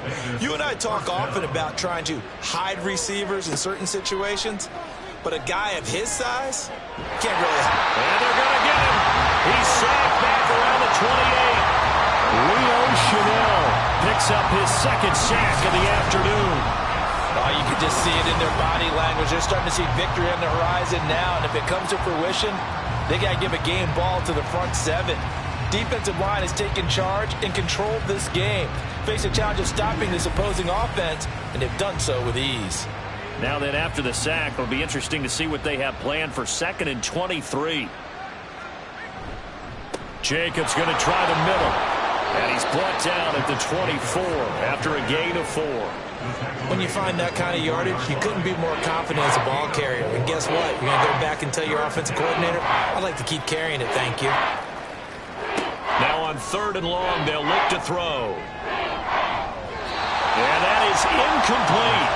The Kansas City defense tough to throw on there, and now it's 4th down. Sometimes the game is pretty simple. Put a few extra defensive backs on the field, give them nowhere to throw the football, force the incompletion, and get off the field on 3rd down. And his kick is indeed good, and that will knock this down to still a very large 29-point deficit. Well, certainly happy they were able to force the fumble, Charles, but wish they would have gotten in the end zone, only getting 3 points there and still facing the second-half deficit. And they also will understand it's going to be a whole lot tougher to force another turnover the rest of the game, because that offense, they're going to be all about ball security from here on out. Out now the Chiefs offensive unit ready to do battle again. And last time they coughed it up, led to a field goal. They're fortunate that it only led to a field goal, but still, they're not happy about it. Could you sense the relief, though, when they only gave up the field goal and they were able to trot back out on the field and start this drive? A little more pep in their step because they didn't cost their team a touchdown, but they know they've got to do it a lot better than they did on the last possession. The coach will just be relieved, though, if they recoup with a score here, right? I think coach will be ecstatic to see them pick themselves back up and now take it downfield, punching the end zone without turning it over.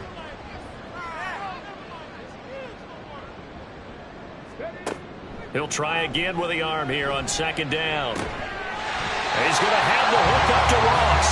And they're able to get this one across the 35. 63 yards receiving for him now. And that last catch good enough for a first down. Running left to give to Pacheco. And if there was a lane there, it closed up quickly as he stopped for no gain. 2nd down. And he got off the end there very quickly to make that play. Yeah, it was almost like the bullet train, wasn't it? I mean, just zoom. Quick, quick, quick. And what a terrific play, holding them to no gain. A throw over the middle, taken in. And this will be stopped at the 44. That one good for 7 yards. 2 yards still to go. 3rd down now. Makes it 3rd and 2. They'll try for the first with Pacheco. And he'll go down right around the 47 this time. They're able to convert with a gain of 4. They had yet to run the ball at all on this drive, but 3rd and short definitely was a great time to dial one up. 47-yard line. On 1st down, they go back to Pacheco. A big seam, and he might go all the way. And all the way in for a Kansas City touchdown. Isaiah Pacheco with now his 2nd touchdown of this 3rd quarter. And the Chiefs have taken a 5-touchdown lead. I guess when you look back on it, it was just a matter of time until he popped a big one like that. And, you know, at halftime, you and I discussed it. They had done a nice job on him in the first half. But there were a couple of occasions where it felt like he might wiggle out of traffic and take it to the house. Finally here in the second half, that got done. Extra point by Butker is on target. And the lead grows even larger here in the 3rd quarter. Now after the touchdown, here's Butker on to kick it away. And not willing to risk another fumble, he'll sit on this one. It's a touchback. Now the Vegas offense heading back out there. And last time able to get 3. It's not what they wanted. They wanted 6, but they got at least something. They mustered something out of the drive. They'll take it. I like the way you've described it. Not ideal, but they'll take it. Anything to put some points on the board. But this time on offense, they don't even want to see the field goal kicker trot on the field. They want that ball in the end zone. Yeah, they'll be going for 6. A third quarter action from Kansas City. 2nd down and 10. Throwing again. Roberts. This ball tipped, and it's going to be incomplete. Fortunate maybe to get that back. It's 3rd down.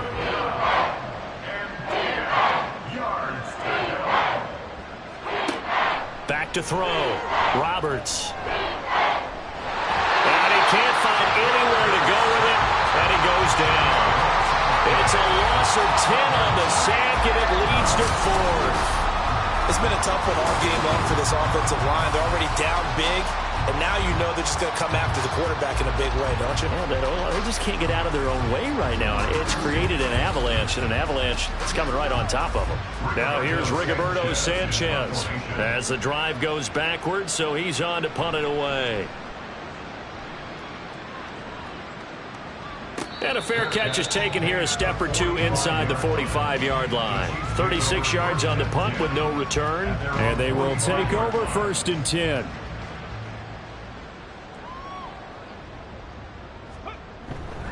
They'll start this drive out on the ground. And a good run here as he'll rumble all the way down to the 40-yard line. 106 yards rushing on 12 carries for him now. Yeah, another good run there. He's been such a big part of their success here this afternoon. And that last carry, it puts him over 100 yards now for the day. A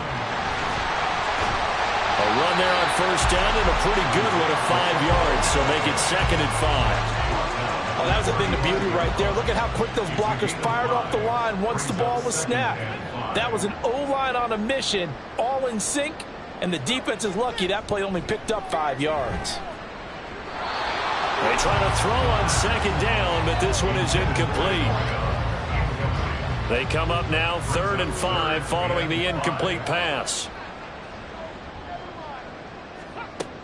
They'll look to throw here.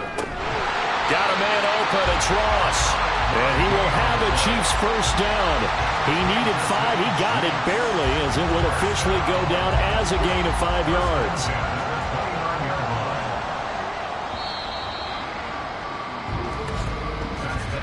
And they're not going to get to the line to run another play. So we will switch ends as the 3rd quarter has come to a close. This is the National Football League on EA Sports. We're back now in KC. And this is a blowout so far as we get set for the 4th quarter. A very one-sided affair. They're going to snuff this play out behind the line. We have not seen that much today. That's going to wind up a loss of a full 3 yards on 1st down. Well, that was one of the few times they've been able to contain him thus far. He's over 100 yards for the game, but he lost a bit off his total on that carry. 2nd and 13. Over the middle, and it's incomplete.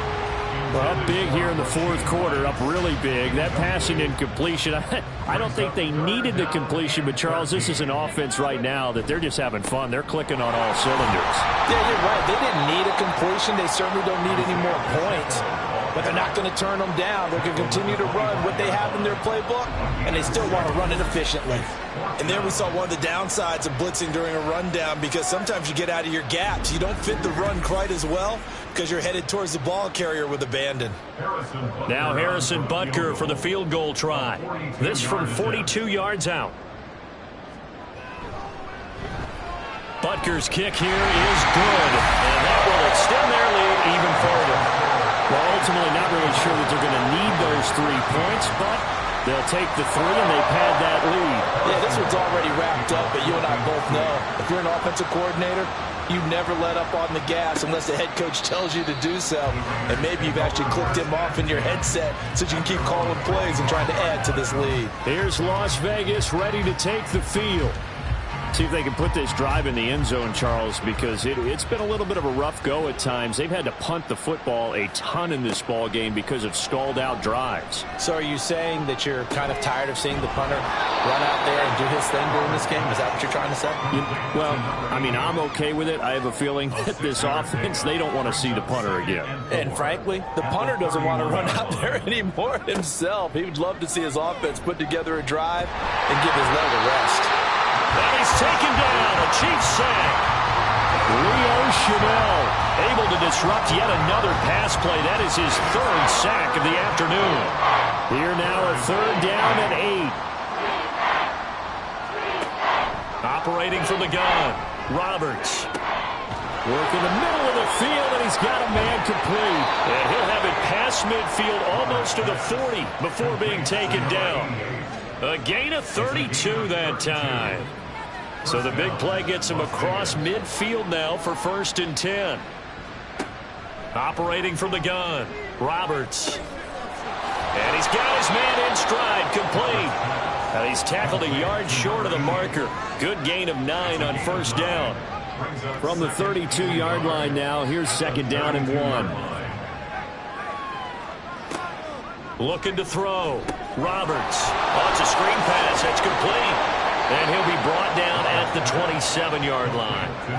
A gain of 5, good enough for the 1st down.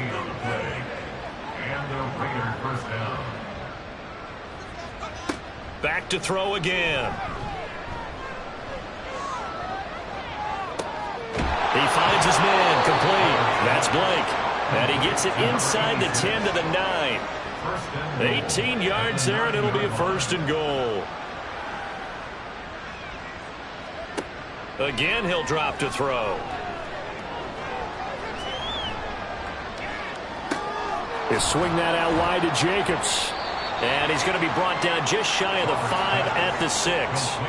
Nice job defensively to hold him to 4, and now it's 2nd and goal. Brings up 2nd and goal at the Chiefs' 6-yard line. Off the bootleg, Roberts. Toward the end zone, but that's going to wind up incomplete. That was a touchdown if he could have hung on. Instead, it was a well-timed collision to jar that one free. They'll look to throw on 3rd and goal. Toward the pylon, but it's incomplete. Defensively, you look at the numbers. Another incomplete passing we just saw, and they're under 200 yards passing for the game, so they've done their job on that side of the ball. Yeah, recently I was actually working a game where a quarterback had a streak of 5 straight games without a 200-yard game, and that was a big talk, both in his town and amongst his team. How do we get the passing game going? So big credit to them holding them under 200 today. So he remains perfect, 3 for 3 in the field goal department. And it's so important for any offense to have an ace like him up their sleeve, isn't it? Because now you know what his range is, and as soon as your offense gets there, you're pretty much counting on 3 points going up on the board. Isaiah Pacheco and the offense back out. He's already hit pay dirt twice. He's up over 100 yards. He is feeling good. And he's just zipping along today. Everything coming together for him. It's that type of a day that you see a back just kind of have a grin on his face every time his number is called. Because he doesn't feel like there are going to be any lost yardage plays. Nothing but big-time positive runs. Making the sideline grin as well. From the 24 now, here's the 2nd and 9. On play action, they'll throw. Open man is the tight end, Noah Gray. And he'll be taken down, but not before they work it across midfield. A gain of 28 yards there and give him a 1st down. There's a beautiful throw there, and he's been sensational the entire game and moving it around, spreading it, hitting the right guys. And look, under normal situations, partner, I would expect him to come out of the game now. They've got it in hand. But you and I have been around this league a long time, and every time we ask head coaches about it, hey, why don't you take your quarterback out when the game's in hand? They just kind of give us that look like, that's what he's paid to do. So it's a very unusual situation. I'd want him out. They tend to leave him in. Pacheco gets it again on 2nd down. Give him 3 yards, and now they're left needing a conversion here on 3rd and 6. It's a gain of 3. Brings up 3rd and 6. Here's Pacheco once again. And I don't think he got there, no. He's short by maybe a foot, maybe. Call it 4th and inches. Now it looks like we've got a Raider here, slow to get up. We'll step aside and get an update when we return to Arrowhead. So now on comes the field goal unit, and wow, this is no ordinary try here. And this one is no good. He missed it. But that's just a minor blip here in what's been a thoroughly dominating performance. Well, they can probably live with that with this late lead in the 4th quarter. That's one of the few things that's gone wrong. You're exactly right. This one was well in hand. That kick there was more for cosmetics, you know, to add to their score. Not getting it, that shouldn't harm them at all. They've got good starting field position as they come up here 1st and 10 at their own 46. Throwing to start the drive. Roberts. That's going to be knocked away and incomplete. As a defensive back, you have some weapons at your disposal that we don't often talk about. And you can read the receiver's eyes, you can read his hands, and you know that the arrival of the ball is imminent, and that allows you to make a play on it and oftentimes knock it away. Another throw on 2nd down, and this one incomplete as well. Now they face a 3rd and 10 after back-to-back incompletions. Back to throw. Roberts. And this is going to be incomplete. So another incompletion there. He's hitting on fewer than half his pass attempts in this one, and that is not a winning formula. Yeah, so let's make sure we give a little bit of credit to the defense here. They've given him a lot to think about, a lot of different looks, and he seems a little bit confused trying to complete passes. The Chiefs offense ready to go again. You just kind of feel for the defense right now. This deficit, they have not been able to stop them the entire game, Charles. And some hands on hips, some long faces out there on the defensive side. They're like, oh my gosh, we got to face these guys again here. Yeah, people don't understand how hard it is when you're on the side that's being dominated to keep your head up and continue to play hard. And that's what they're going through right now, trying to find that pride inside of them to allow them to continue to fight, even though they are down huge in this game. Pacheco gets it again on 2nd down. And maybe a measure of revenge there. He's had his way in this one, but this time they get him behind the line. On this day, the ground has been his, but at least on that individual play, we just saw the defense finally with a win. Yeah, they finally got one, and that's a win for them, but all game long, he's seen the holes, and they've been huge for him.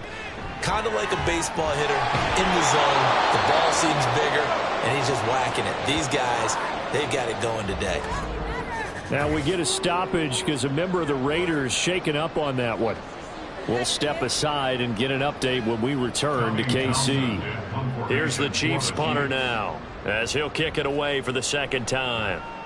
He'll send this one into the Midwestern air, and it's a good one. And that one hits at the 7, but bounds into the end zone, and that'll be a touchback.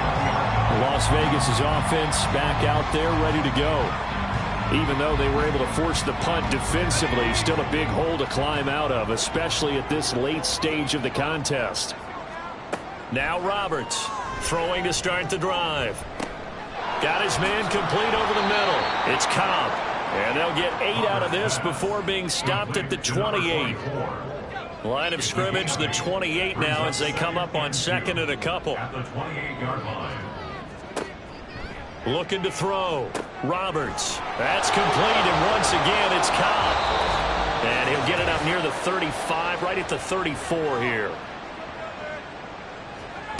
Roberts now on 1st down. Wide open receiver complete. Give them 12 yards that time, and a Las Vegas first. 1st down, Raiders. They'll look to throw again. Completes a short throw to Stocker. This will be stopped about 2 yards shy of the marker. 8-yard gain, 2nd and 2. 8 yards on the 2nd and a couple. 2nd and 2 at the Chiefs' 46-yard line. Back to throw. Roberts. Throw right side, hauled in by Dobbs. 7 yards there and a 1st down. A gain of 7. 1st down, Raiders. From the shotgun, he'll look to throw. He finds his man, complete. It's Jacobs. And he'll go out of bounds after taking it a little further down inside the 40. 2nd and 6. It's now 2nd and 6. Looking to throw. Roberts.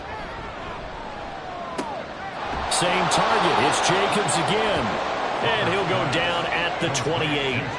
That one a first down pickup of 8. And the Las Vegas first down.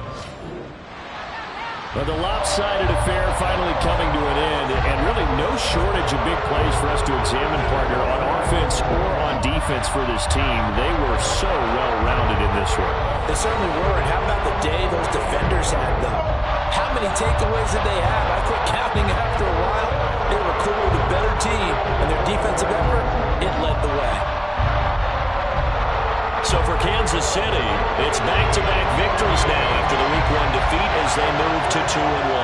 And they will hit the road next week to take on the New York Jets. Meanwhile, for Las Vegas, the early struggles continue as they'll sink to 0-3. And they'll get a chance to redeem themselves at home next week. So that'll do it for us. For my partner, Charles Davis, and all the hard-working men and women on our crew, I'm Brandon Gaudin. You've been watching the NFL right here on EA Sports. the Chiefs victorious here as we say so long from Kansas City.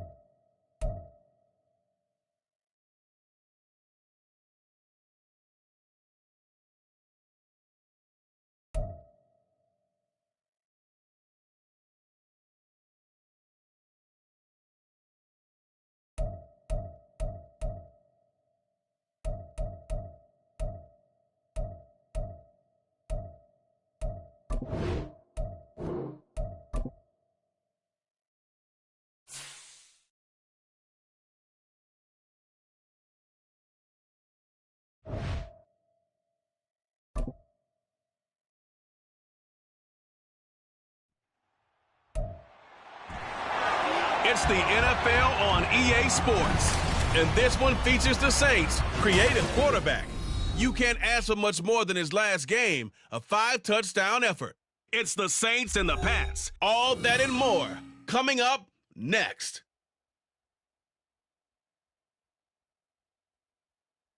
From the area known as Patriot Place, EA Sports set for football at Gillette Stadium in Foxborough. Today it's week 3, and we've got a good one in store, as it'll be the New Orleans Saints taking on the New England Patriots.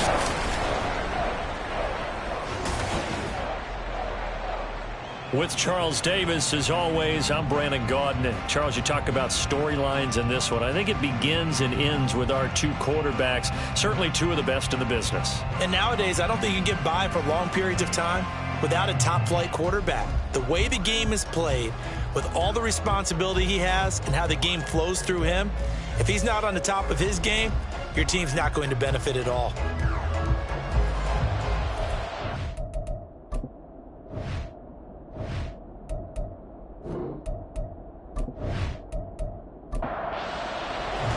It's the first weekend of autumn, and the NFL is in full swing as off we go on EA Sports. And they will elect to not bring this one out, as our first drive will begin at the 25. So here come the Patriots to take over on offense. They will be led out by the 6-foot lefty from Alabama. It's Tua Tagovailoa. If you ask coaches at any level to design their ideal leader of a team, I think they're going to check every box with this guy. He's got the poise to handle responsibility. He stays calm under any kind of pressure, and he brings out the best of his teammates each and every week. And he's going to be dropped following it. Past the 30 to the 32. And now a pause. It looks like we have a Patriot injured on the play. We'll get a report when we return to Foxborough. They'll operate from the 32-yard line here, 2nd and 3.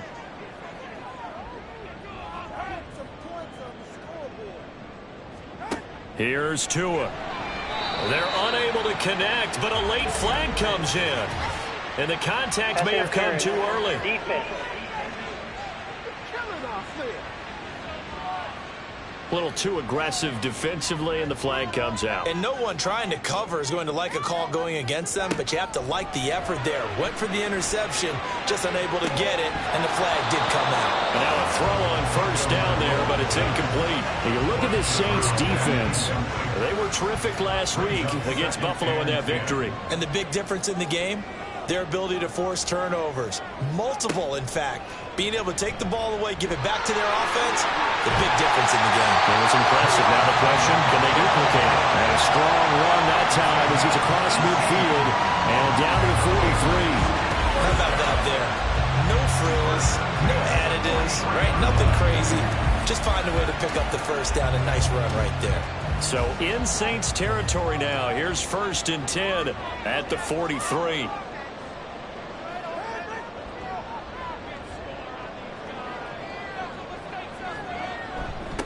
Now a handoff up the middle. Trailer. He'll get a nice chunk there on the first down run, and it's 2nd and 4. Well, this defense for the Saints, very strong last week as they helped their squad improve to 2-0 on the young season. And as in any game, takeaways are always a big key. They're always discussed on defense. There's an emphasis there, and they came here with 3 interceptions in that game. And this is going to be another first down as the tackle's made at the Saints 23. A good gain of 14 there, and it moves the chains. They fake the handoff. Now Tua. It's a short one here, complete to the tight end. No gain on the play. And that'll bring up 2nd down. Brings up 2nd and 10 at the Saints 23. Throwing now is Tagovailoa. This will be caught inside the 10. And he gets it inside the 10 to the 9. Back back-to-back receptions for him, and it's another first down. A nice gain there to his trusty tight end, and now it's got them thinking opening drive touchdown here as they get into the red zone. And in most cases with your tight end, you feel like you've got a mismatch no matter who's covering him. Is it a small cornerback? Is it a linebacker who may not run as well? In any event, whatever you see, you think that tight end can win that battle. Throwing on first down, but this one winds up to be incomplete. And down here, first and goal, if it's not there, don't force it. You've got at least 2, if not 3 more shots at it. So that's a wise move to get rid of it. A second down pass play there, but it's incomplete. It's been a good opening drive offensively thus far, but you know they don't want to waste it and settle for a field goal attempt after that incompletion. So this is a big play coming up here on third down. And this is caught. Touchdown, Patriots. A great play there. His first touchdown here of the new campaign. And the Patriots are on the board first here this afternoon. A long opening drive, but a very successful opening drive. We call that methodical, I guess, when it takes that many plays. Methodical and almost like a boxing match where you're hitting them with body blow. And now before we get to the extra point, remember all touchdowns do have to be confirmed by the replay official. They're taking a peek at whether or not those feet were in bounds, and obviously a big call here in the end zone. And not just the feet. How about the hands? How is the ball possessed while the feet are hopefully getting down in bounds? That's what they're trying to look at to see if it all comes together. So take away the touchdown there, as that's going to be ruled an incomplete pass. And his kick is good. And the Patriots jump out to a 3-0 lead. And all in all, a pretty decent opening drive, Charles. Pretty balanced. They had the passing game going and the rushing attack, too. I would think they have to be happy with that start because you get your ground game going, which means your offensive line and your runners are pretty happy, and then you get your aerial attack going as well, so your quarterback and receivers have smiles on their faces. Now both up to speed, awaiting their next possessions for this game. They can't wait to get started again. And here come the Saints for their opening drive.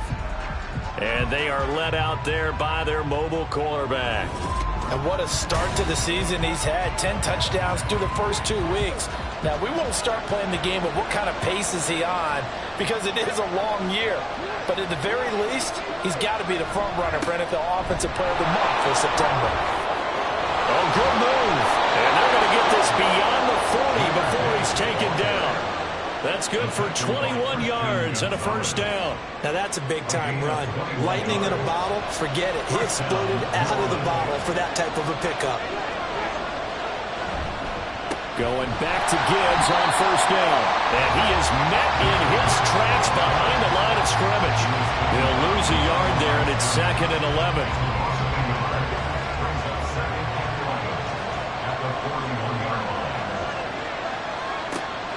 They'll set up a throw. Throw left side complete. That's Gibbs. And he's able to get this one out closer to midfield across the 45. 3rd and 5.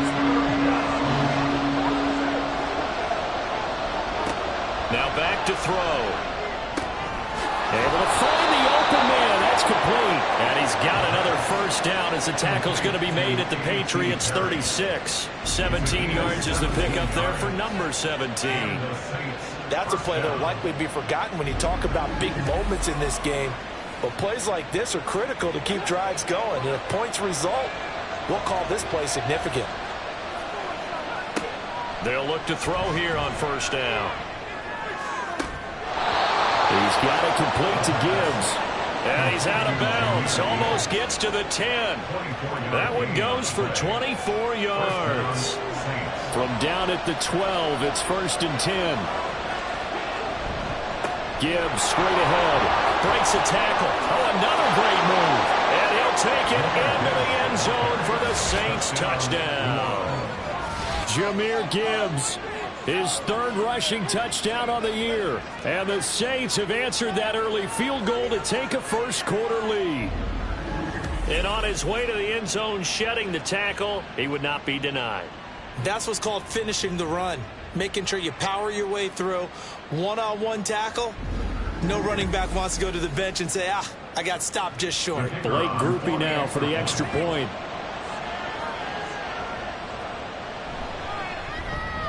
He's got it. They'll see that opening drive field goal and raise it a touchdown, and that makes it 7-3. The ball upright on the tee, and the Saints kick team booms it away. From a couple yards deep, he'll bring it out of the end zone. And he'll get it up past the 20 to about the 22. So back onto the field come the Pats for their second drive.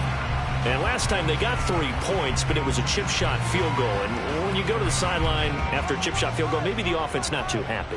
It's a balancing act, isn't it? Because you're exactly right. They're none too pleased that they didn't punch it in for 6 points. But they also have to remember they did put points on the board. 3 points is 3 points. And in this league, you take points when you can get them. Not easily done. Throwing there, but this pass is going to wind up incomplete. Here's 2nd and 10. Going to the air, Tagovailoa. And he comes back with one complete. And he's got it past the 30 before he's hit and dropped. Clock rolling as we hit the midway point of this first quarter. Off of play action, Tagovailoa. Over the middle, complete. That's Sherman. Short completion, just 4 yards, and it's 2nd down. 4 yards on the pickup. 2nd and 6 at the 36-yard line. Again, they will throw it with Tagovailoa. He's going to flip that out to the flat. It's complete. And he'll go out of bounds, it looks like, right at the 40. So give him 5 yards there on the pitch and catch. And it makes it 3rd down and 2 yards to go. Now Tua. Pass taken in by his big tight end. And he will have a Patriots first down as they're able to get the 3rd down conversion. Gotta say, I was a little surprised to see him, Charles, come out in the shotgun on 3rd and less than a yard. Yeah, but the way the NFL is nowadays, we hardly ever see anyone really run for it on short yardage. So they're going to throw the football more times than not. That was a nice, easy rhythm throw right there, and they pick up the first down. Meanwhile, Tua's throw going to be caught by Davis. And he's going to be taken down just shy of the 35. The Patriot passing game is rolling. They've got another first down.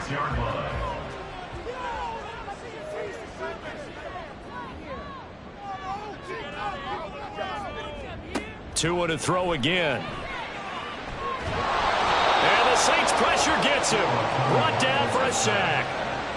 That one will set him back nearly 10 yards here on first down on the sack. And they need to work to at least get some of this yardage back after the sack. 2nd and 19. Tua going to throw. And that one going to be off target and incomplete. Looking for Sky Moore that time.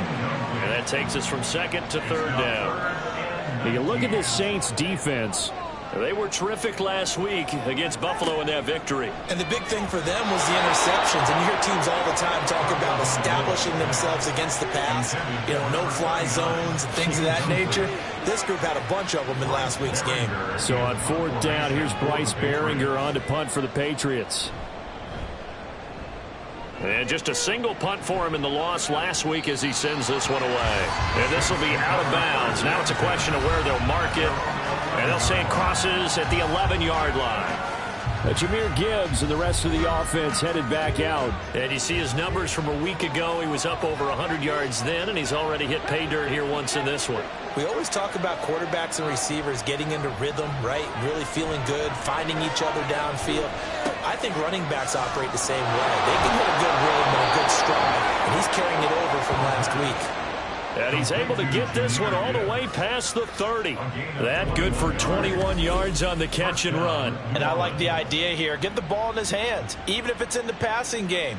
3 catches a week ago, and he does a nice job here to pick up yardage. From the 32 now, here's 1st and 10.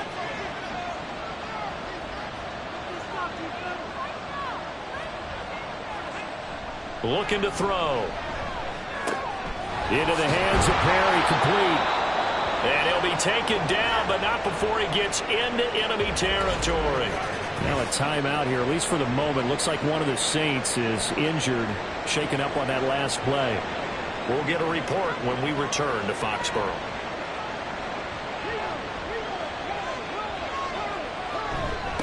1st and 10. Here's Gibbs. Just a yard on the pickup there, and it'll bring up a 2nd and 9. That felt like a trap because it looked to me like the opposing front was on that play from the get-go. They had everyone crashing the ball carrier before he even made the line, and they hold him to just a yard. 2nd and 9 now. Looking left side, and he's got a man. That's Perry. They'll wind up getting 7 on the play. And now 2 yards to go on 3rd down. They'll come to the line, needing only 2 yards to gain the first here. They'll try and pick it up by running the option to the right. 20! And he picks up the first down yardage as he takes it down to the 16. How about 25 yards on 3rd down? They'll take it. And this, I mean, it's certainly something to watch out for. He is not afraid to call his own number on plays like that, and here he takes it for good yardage. And we know this defense prepared all week for this, but sometimes when you see it in person, it's a whole different ball game, and all that preparation, it goes right out the window. A throw there, but that's going to wind up incomplete. The coverage keyed in on him since that last completion his way. He earned a little more attention on that route, and that made it a lot tougher to get a clean throw his way. And he's got him. It's caught in the end zone. Touchdown, New Orleans. Tank Dell, a 16-yard touchdown, as his guys are able to extend their lead. And in the red zone, I guess this is why you have a guy like that on your roster. Without a doubt, and if you have him, you use him because he's a guy who's going to win just about every time. I don't care what the coverage is.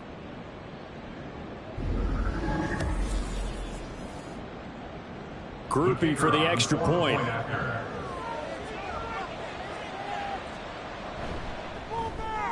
And this one's right through to make it a 14-3 ball game. So that drives 7 plays in length, and it all culminates in a Saints touchdown.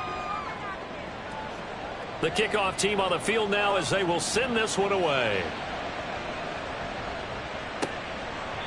The return man down to a knee, and this will come out to the 25-yard line. New England trying to get a place on offense. And they had a long drive going last time, but it stalled out. But still, maybe something positive to carry forward from that last drive.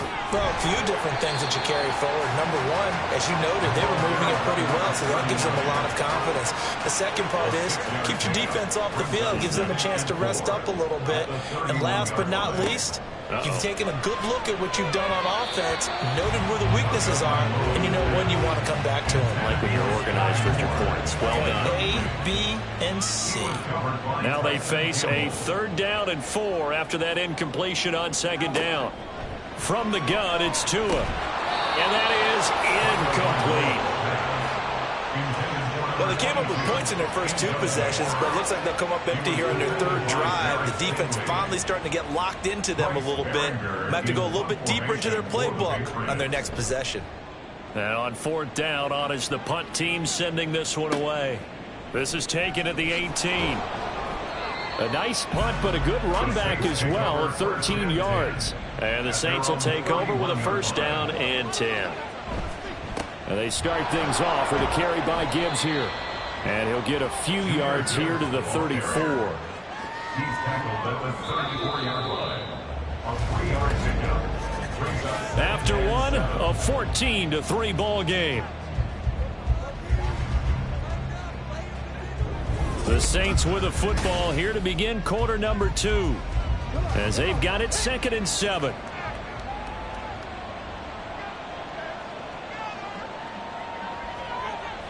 They're going to look to throw. Over the middle, and there's a diving catch. He had the touchdown earlier. This one's going to get him a 1st down. And not all spectacular catches are the result of a pass that maybe was not thrown quite right. Sometimes it's thrown in the perfect spot, and you have to just go get it. And he did that right there. No fear there in the middle of the field.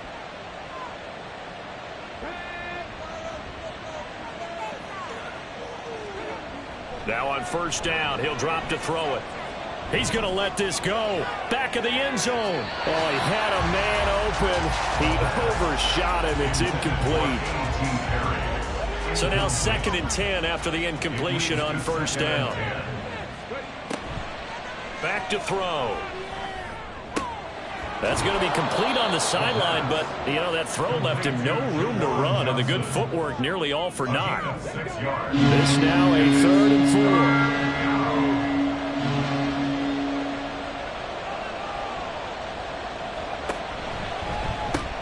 4. Caught left side. Here's Dell. So no gain on the play, and that's going to bring up a 4th down. Excuse my snarkiness here, but isn't the idea of completing a pass supposed to mean you get downfield and gain yards? Especially on 3rd down. Yeah, that one. How about the defense? Figured that one out in a big way. Yeah, they completed it all right and lost yardage. Well, I don't know if you ever go into a game expecting to attempt a kick of 62 yards. Charles, not only attempt it, but make it one of the longest kicks that we've ever seen. Yeah, I'm not sure you ever go into a game expecting to kick one of this distance, but all the better kickers, they do dream of it, and they show what they can do in practice and convince their coaches to give them a chance. That one surely paid off. New England's offense set to go. It's been very much a slow start for them. 3 drives and just the 3 points, CD. Yeah, if you're into the points per drive ratio, that answer is 1. And that's not going to get it done in a ball game. They've got to find a way to finish these drives in end zones, not having balls go through goalposts. After the incompletion, here's 2nd and 10 from the 20. Tagovailoa working out of the gun. He's going to leave this for his running back. It's complete. They get 6. That'll leave them with 3rd and 4. And we see another pitch and catch there to the running back. This position just continues to evolve. They become just as critical to the passing attack as a lot of receivers, tight ends, because their ability to make people miss in the open field can really generate big plays for an offense. 2nd catch for him today, and it'll wind up a 1st down. When you're struggling on offense, you're looking for anything possible to get you going. Sometimes you do it like basketball teams that don't normally press. You put a press on, bring people to life, make them move a little bit quicker. Maybe that'll help them as they head towards the half. There's a ball thrown right side and complete. And he slips up past the 45 before being tackled. This offense finding its legs now. Here's another 1st and 10. They'll set up to run the quarterback draw. And he got blown up. Losing yardage on the play back at the 44. And hang on here, we got an injured player, and that is QB Tua Tagovailoa, who's in need of some assistance. We'll get a report when we return to Foxborough. And here comes throw number 1 for the backup QB. Oh, he's got him in wide open, complete. And this is going to be another 1st down as the tackle's made at the Saints 36. A good pickup there of 20 yards. Well, these guys have definitely been outplayed in the 1st half, but I like their countenance. I like the way that they haven't panicked out there, the way they're carrying themselves. They were starting to move the ball, and what you have to do, maintain your poise and start to put together some drives. The throw over the middle taken in, and he gets this one inside the 15, just a yard or 2 shy of the 10. Call that a very strong gain of 24. Off the bootleg, Womack firing quickly here, and that's complete. It'll be a gain of 5, and that's going to bring up 2nd down. A gain of 5 brings up 2nd and 5 at the 7-yard line. They'll look to throw again. And he'll take this beyond the line of scrimmage as he slides to a hole. He'll wind up getting 4 there on his own, but it will leave him now with a 3rd down situation. Now they'll run it on the toss. And he will not only not get the yard he needed, he goes the wrong direction. A rough go there on 3rd down, a loss of 4. Sometimes you just sit back and marvel at what he can do defensively. Speed, strength, quickness, he's the whole package. And that package just wrapped up the runner for a loss. And this one is right through. And a 2nd field goal here gets him back within 11 now. It's 17-6. So the 3 points there, and CD, that helps him inch a bit closer. Yeah, partner, when you're losing, any points you see go on the board in your favor, you're happy to take them. And there will not be a return here. It's a touchback, and it'll come out to the 25-yard line. So here are the Saints to take over. They've won 2 straight, and they lead this one as well as they come up on 1st and 10.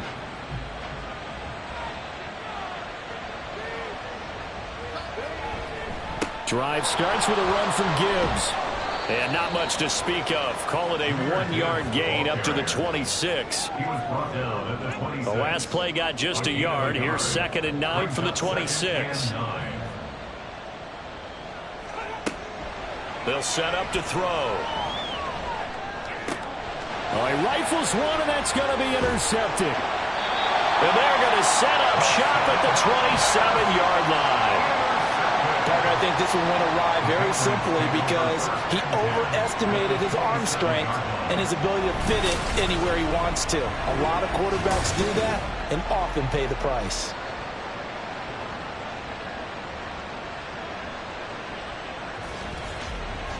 Out comes the New England offense to see what they can do this time.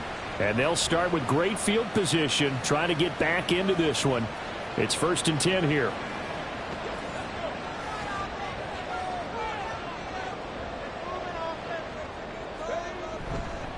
They'll run on 1st down. Trailer. And he'll take it into the end zone for a Patriot touchdown. A great effort there. 27 yards. And the Pats have got it back to within a score. Well, they've done a pretty good job keeping him in check to that point, but he finally breaks off a nice run here and gets into the end zone. And it just takes one, doesn't it, partner? That can undo a lot of good work that a defense has done to that point. You break off one right there, and everything suddenly looks bad for you. Extra point right down the middle, and that'll make it 17-13. The kickoff unit is out on the field, and they will send this one away. And this will be a touchback, so they'll bring it out to the 25. Out onto the field comes New Orleans. And we'll see if they can bounce back from that last drive, in particular, if they can bounce back at the quarterback position, Charles, after throwing their first interception of the ball game. Yeah, and some guys, you know they're going to want to try and get a big play right away and take control back. Others, they're going to look to hit a couple shorter passes and get a little momentum back that way. But for the defense, that goal's not changing a bit. They want another pick. You're exactly right about that. In fact, you got to watch them a little bit because in coverage, they may cut down their gaps a little bit, maybe their splits a little bit in order to try and get to the ball even faster. On 3rd down, he'll drop to throw. And that went to the right side and incomplete. So touchdowns on their first 2 drives, but looking like that won't be the case here. Yeah, it looks like someone put their dukes up a little bit, doesn't it? Maybe decided to finally make a stand because those first 2 drives, they got run over. Now, finally, got their feet under them, got a little bit of balance. They're getting off the field. Fair catch called for and made, but now we'll have to see about the penalty. Personal foul. Roughing the kicker. Defense. That hurts. If it was running into the kicker, wouldn't be a 1st down. Roughing, it is a 1st. And just think about the differences between the two. Running into the kicker almost feels inadvertent, just a small tap, so to speak. But when you rough him, usually bodies are hitting the ground and flying all different places. And the difference is 5 yards or 15. And in this case, that's a big play. And the play goes nowhere. Losing yardage back near the 40 at the 39. That one unable to develop, never got going. A loss of a couple, and it's 2nd down.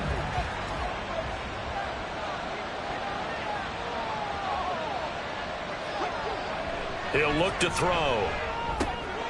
Completes it to Perry. Unable to corral him, he fights through. And out of bounds on the other side of midfield at the 45. Catch number 4 for him on the afternoon, and it'll give him a 1st down. And, Charles, of interest here, that last throw is going to put him over 20,000 yards passing for his career, and that's not a bad number. You're exactly right about that, and even though it's nowhere near the top of the leaderboard, because when you think about it, Brady and Breeze, they've done that 4 times over.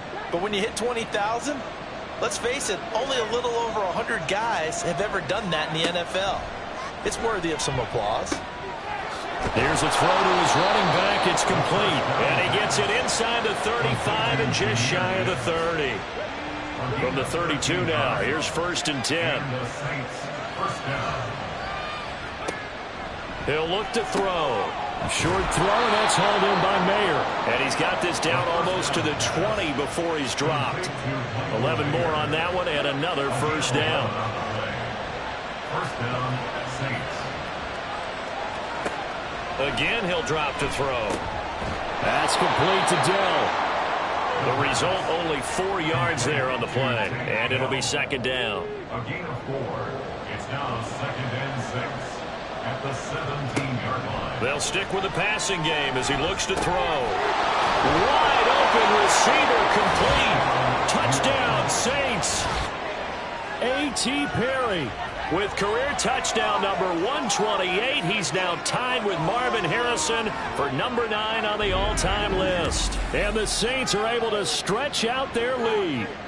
On this play, he just made a great route. The quarterback had to deliver it, sure, but a great route run there. And, Brandon, this is what the best receivers do. They work on their route running because it's one thing to have athletic ability, but to really get open, you have to set up defensive backs for different routes and be precise in your cuts. A point after, good by Groupie. And that pushes the lead up to 11.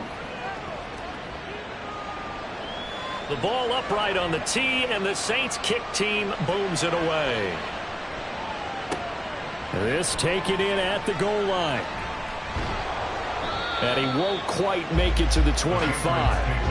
Now the Patriot offense set to take over again. A lot of time for this unit to game plan on the sideline after that drive that they watched the other side just score. But remember, last time they were out, they scored as well. We'll see if they can seize that momentum right back. And they have had a lot of time to cool off from reaching the end zone the last time. So have they been able to keep themselves mentally sharp and into this game even though they haven't been on the field? And you and I both know, one big play, though, gets them right back up to that level. 2 minutes remaining in this first half of football. Here's a 2nd and 5. Operating from the gun. Womack. Oh, he's got a man wide open, complete. And he'll be taken down, but not before they work it across midfield. On 1st and 10, Womack. He's got the connection to Moore. And he's got this down to the 35. Another good gain. That's now 35 yards combined on those last 2 plays. 1st down. 1st and 10 at the 35-yard line. On 1st down, Womack. And this is incomplete. Oh, it looked like he had a pretty good line on that one. That would have been a big play, but he could not pull it in. Back to throw again. His throw incomplete. Feels like they're getting caught in between here because they did completions on 1st and 2nd down. Now you got to worry a little bit about the clock because you prefer not to give them another shot here in the first half. But if you don't pick up the 1st down, guess what? You're likely going to have to. And he will be marked down short of the 1st as they get to him at the 29. Now a timeout called for by the defense as they get the stoppage with a little over 50 seconds to go in the first half. So he's been a busy man here in this first half. That's 3 field goals for him now. And not just 3 field goals, but 3 for 3. So even though the offense has struggled a bit putting it in the end zone, they've still been able to come away with points due to his leg.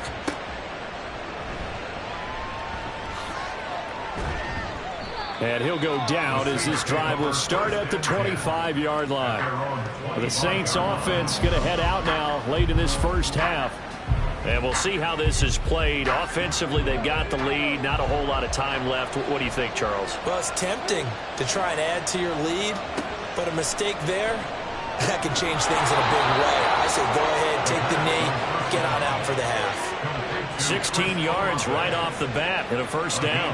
Certainly no settling into the drive there. They came right out on the first play and attacked the middle of the field for a big gainer and a 1st down.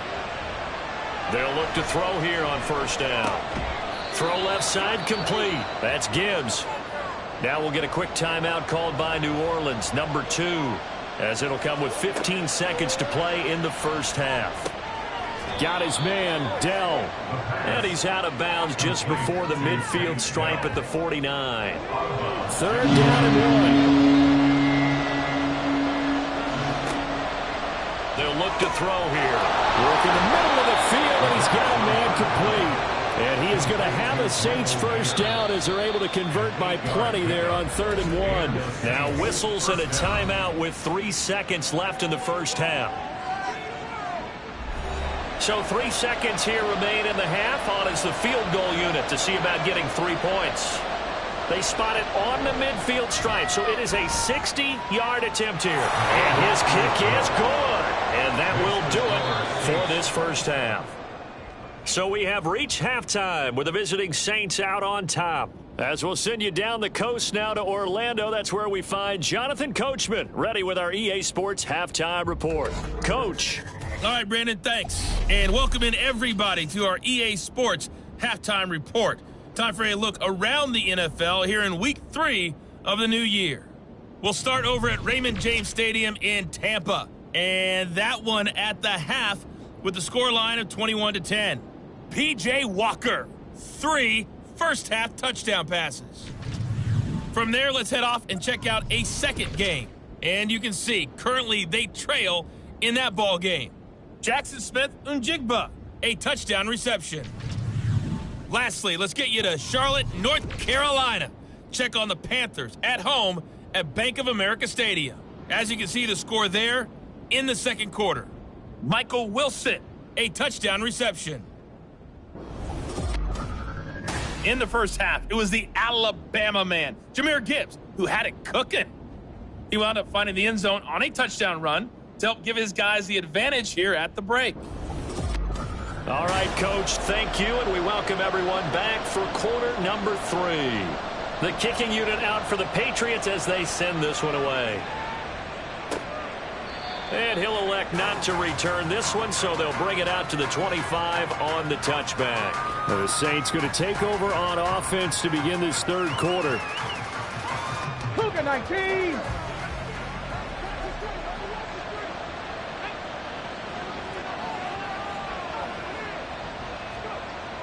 They'll come out throwing here to start the drive. Oh, he was hit as he threw it there, and that one winds up incomplete. An incomplete pass leads to 2nd and 10 from the 25. They'll look to throw. Hitting Mayer here on the out route. And he gets this up to the 34 out of bounds there. 9 yards, not quite enough, and they'll be left now with 3rd and 1. Gibbs will try and pick it up. And he's going to have the first down yardage to the 35. We ought to come up with a T-shirt and sell it that says, no indecision on 3rd and 1. And we didn't see it on that run, did we? Got his shoulder square, just got right into the line of scrimmage and picked it up. Absolutely. Picked his lane, went with it, and converted.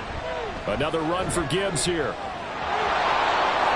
A nice little juke. And they get this well past midfield before being stopped just before the 35. 65 yards rushing for him now on what was his 10th carry of the ball game. Thought they were going to have him down a lot earlier, but he was able to shed that tackle. Shows the value of the weight room, doesn't it? Shows the value of the attitude when you run the football. Don't go down easily. Break a few tackles. Gain some additional yardage. So into Pat's territory now. Here's 1st and 10 at the 37-yard line. Trying the left side with Gibbs. And he'll take this down to the 33. Well, you certainly have to give a little credit here because they're playing this game now at their pace. This is ball control football, sustained runs, taking their time, and making it work. And he is going to be stopped cold behind the line of scrimmage. It'll go down as a 2-yard loss, and it brings up a 3rd down.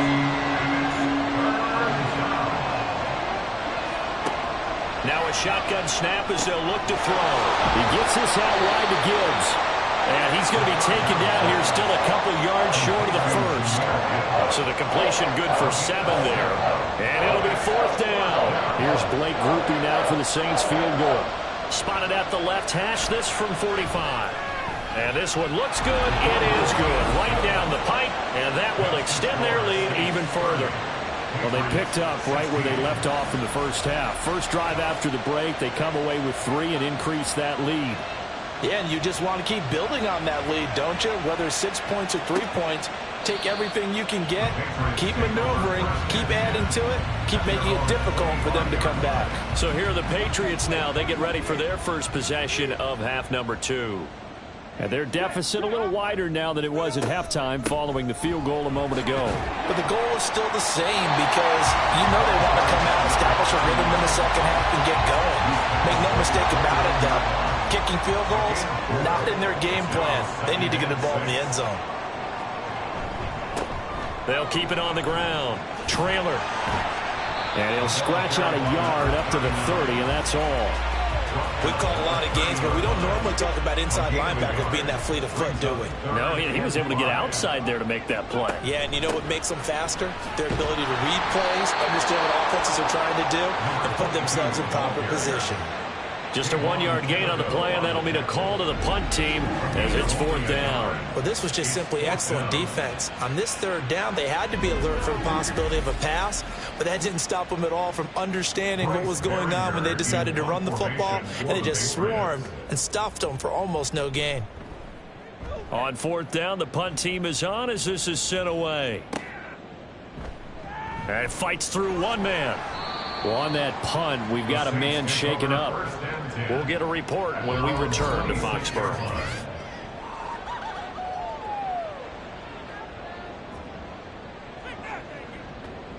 Getting set for their next drive, the New Orleans offense. And they split the uprights last time for 3. They've got the lead. They're not going to play this conservative. They're not hoping for another field goal. They're hoping for a touchdown. I'm with you on that one. I like where your head is. I like the way you're thinking because you're exactly right. Trying to sit on a lead and play that way, that doesn't work too well for most teams. Run your offense. Run what you do best. Exactly. Put it all the way down and try and increase your lead in a big way. And the best way to do it, touchdowns. And this will wind up a Saints first down as the tackle made just shy of the 40. They were not fooling around at all, were they? 2nd and short, and they brought out the heavy package. Almost felt like the super heavy package against that defense, didn't it? Yeah, I don't think they expected that much beef up front, and it turned into an easy first down conversion.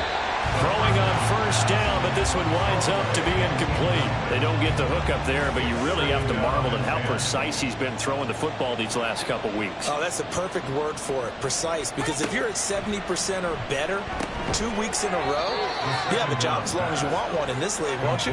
I mean, let's face it, it's not just West Coast offense either. He's putting the ball downfield as well. Now 3rd down and 7.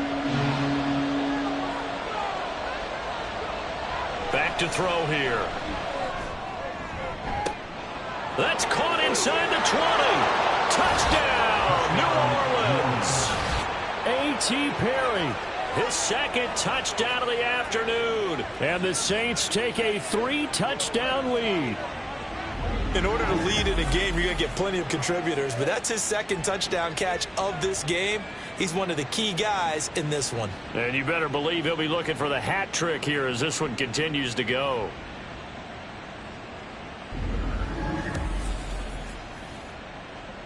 Here's Groupie for the PAT.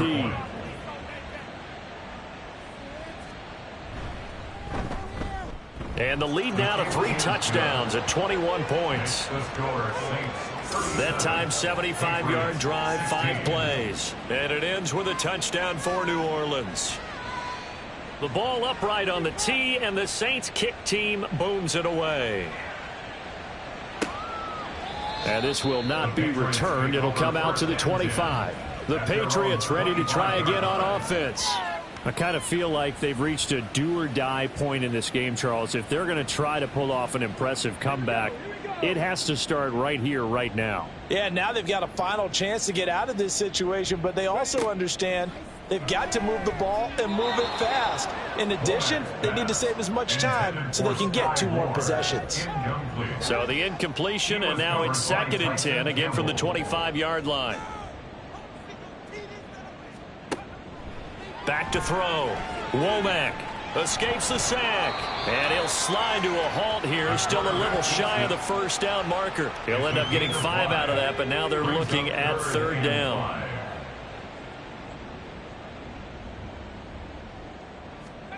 Looking to throw. Womack. And this is going to be incomplete. Looks like another empty possession offensively. And you're at that point in the game where you can't afford too many more of these. So this is going to require some heavy thinking on the sideline to figure out what they can do to crack this defense. So they're forced to punt on 4th as this one's away. So possession goes over here on the punt. And it will be 1st and 10 as they take over. How does the Saints offense now as they get ready to take over here? Good drive last time. Really effective passing the football. Do you maybe mix it up, now go to the ground game and surprise the defense a little bit?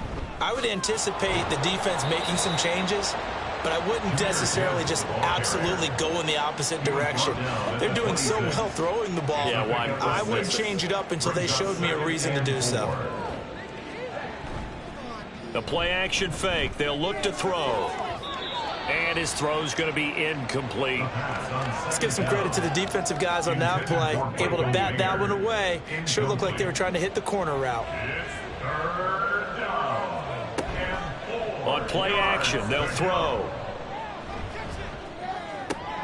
Looking left side, and he's got a man. That's Gibbs. And he'll be out right at the 35. 10 yards, good for his Saints, first down. And while we may be looking at the scoreboard, this offense certainly is not, because they're showing no signs of backing down, even with a 3-score lead here in the third quarter. I think they keep taking their shots. They've seen blown leads happen throughout this league. They don't want to fall victim to it themselves. He lets it go deep for Olave. And he's got it inside the 10. A big-time play there for New Orleans. 59 yards. Well, partner, I'm not sure how this drive's going to end, but how about the way they flip field position there? A nice attacking play. They picked up a heck of a chunk of yardage.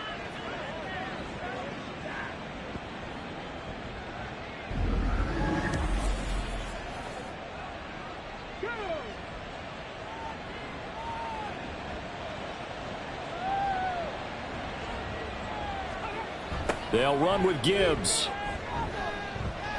And he is into the end zone. Touchdown, New Orleans. Jahmyr Gibbs with his second touchdown of the game, 4th of the year. And the Saints add 6 to their lead. So a toss play there does the trick as he's into the end zone. And you don't run this unless you're sure you've got a guy who has the speed who can get to the edge, because what you're hoping for him to win the race to the corner and turn it upfield to the end zone. Groupie for the extra point.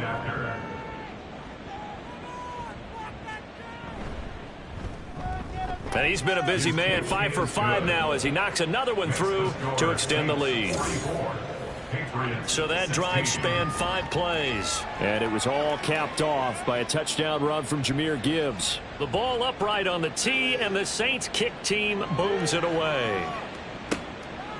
From a yard or two deep, here comes a return. And no chance to get away as they'll get him down at about the 17-yard line. So the Patriots coming out now. Well, we haven't exactly been treated to a nail-biter in this one, CD, and if they cannot score here, this one's pretty much all but over. Are you saying that you feel like people are starting to think about getting out of here, maybe beating the traffic in order to get home or to their final destination? Yeah, I don't think there's a whole lot of reason to hang around, especially if they can't score here. Yeah, you're right about that, because it has been pretty clear who the better team has been in this one. And in a league that we talk about every game being a one-score game as we go into it, watching this blowout, let's just say it's been unusual. Credit him with a 1-yard gain there to make it 2nd and 9. Brings up 2nd and 9. Off play action. Womack uncorks one for Davis. And he knocks the ball away, and it falls incomplete. These guys have punted 4 times already, and they're staring at a 5th, barring a conversion here on 3rd down. Operating from the gun, Womack. That is caught. And this is going to be another first down as the tackle's made at the Saints' 41-yard line. First and 10 at the 41-yard line. They'll try the left side. Trailer 59 yards rushing for him now to this point. They've created a nice sustained drive off of plays like that. A nice strong run there that keeps them advancing the ball. Off the play fake, Womack. And his throw is incomplete. Here's the 7th play of this drive. This is 3rd and 4.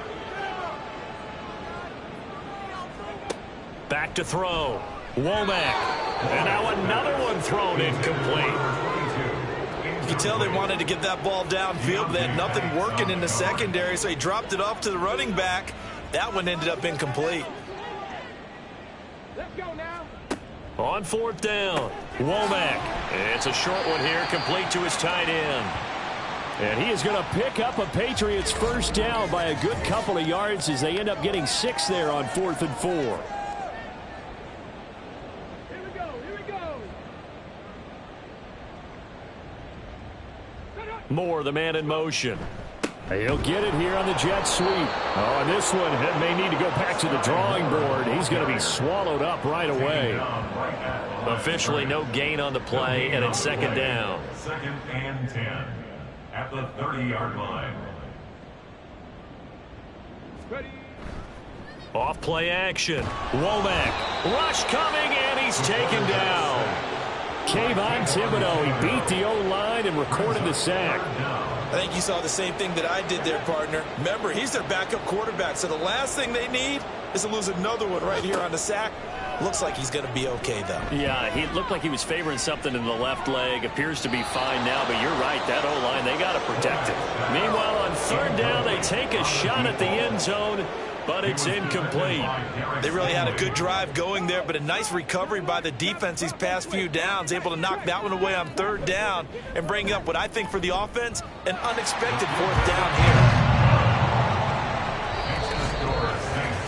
And they won't be able to run another play. Time has expired on this 3rd quarter. You're watching the NFL on EA Sports.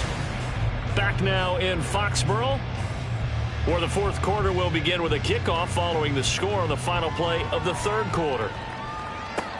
This taken in right around the goal line. And not much happening on the return as he'll get this to about the 23. And now it looks like he's in some discomfort after being tackled at the end of that return. We'll get a report when we return to Foxborough. The Saints offense on the field, ready to get their drive started. But not that any of the points would be needed, but CD, they've got enough time left here. They could definitely score on this drive, maybe even an ensuing drive as well, if they really want to drive home this landslide victory. Yeah, we're certainly about to see just how aggressive they want to be here down the stretch. And what some coaches do is they try and meet it halfway, meaning they want to continue to run their offense, but they'll put in a lot of backups to do it and then tell the opposing coach, hey, I had to give them some work too. I can't just let them sit over on the sidelines all the time. Historically, this is such a tough, loud venue, but you can hear a pin drop right now. A lot of fans long gone, not used to seeing a lopsided score like this. And he's going to get a solid gain of 9 before being brought down. 2nd and right at a yard. 2nd down and a yard. Brings up 2nd and 1. Now they'll switch it up here and look to throw. He completes it to Olave. And he goes down, but not before getting this inside the 25. A very nice pickup of 33 yards. And even with the game seemingly in hand, they're continuing to fire away, pressing the ball down the field. Listen, it's worked all day. No reason to go away from it now. So the big play gets them all the way down to the outskirts of the red zone here for 1st and 10. Here's a play fake as they set up to throw. That is caught by Olave. Touchdown, New Orleans. A great play there. His 4th touchdown on the year. And the Saints are closing in on a 3rd straight victory to start the campaign. So definitely a good day's work throwing the football. Very good day's work. A 4th touchdown pass as they're really pouring it on. Yeah, and so much for going into clock mode after getting that touchdown, right? Because you would think with the lead, 4th quarter, they might actually do that. No chance. They've kept attacking and got another touchdown pass as a result. Groupie able to add the PAT. And this one was over a while ago as they just add on to that big lead. The ball upright on the tee, and the Saints kick team booms it away. And it'll come out to the 25 as he will not attempt a return. And the Patriots gearing up to go now. Well, this game, it has had no shortage of offense. They've been able to put up a decent amount of points on this side, Charles. They just have not been able to keep pace with the other. Taking it right down Broadway. He's to the 15. And all the way in. Touchdown, New England. A big play there. 75 yards. And the Patriots get a small measure of revenge as they cut into this fourth quarter deficit.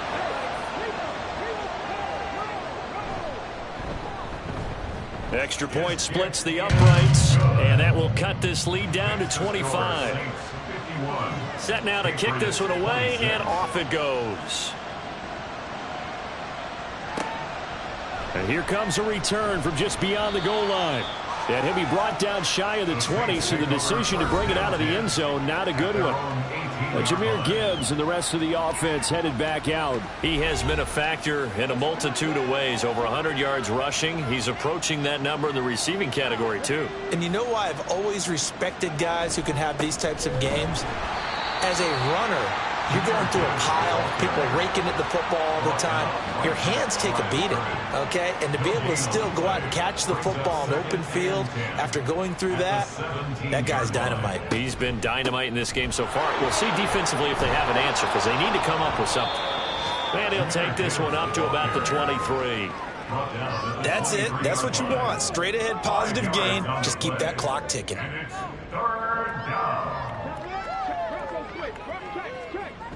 On third down, here's Gibbs. Well, he's free going down the left side. It's a foot race. And he'll be taken down, but not before they reach the 50. 138 yards rushing for him now as his sensational afternoon continues. Well, that's a carry they have to be satisfied with. And throughout this game, they've been satisfied with what he's given them. Whenever they've needed a big run, a first down, he's the guy they've turned to. And it doesn't matter what the defense thinks. They feel like they've got the confidence to keep handing it to him and keep picking up good yardage. And a pretty athletic run right there as he's going to get this down inside the 40. 11 more yards that go around, a first down as well. First down, New Orleans.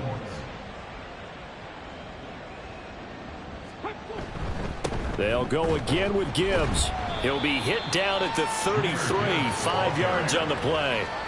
This drive is pretty clear. Almost feels like old school fundamentals, doesn't it? Want to impose their will on the defense. Was that 5 straight runs? Yeah, 5 straight carries to start this drive. And like you said, the way it's working, they may just stick with it. And he'll be a little shy of the 25 here at the 26-yard line. 7 yards there and a first down. At carries like that, that's how they're going to continue to salt this thing away here, Charles, in the fourth quarter. Yeah, how about that? A new set of downs. Clock continues to move.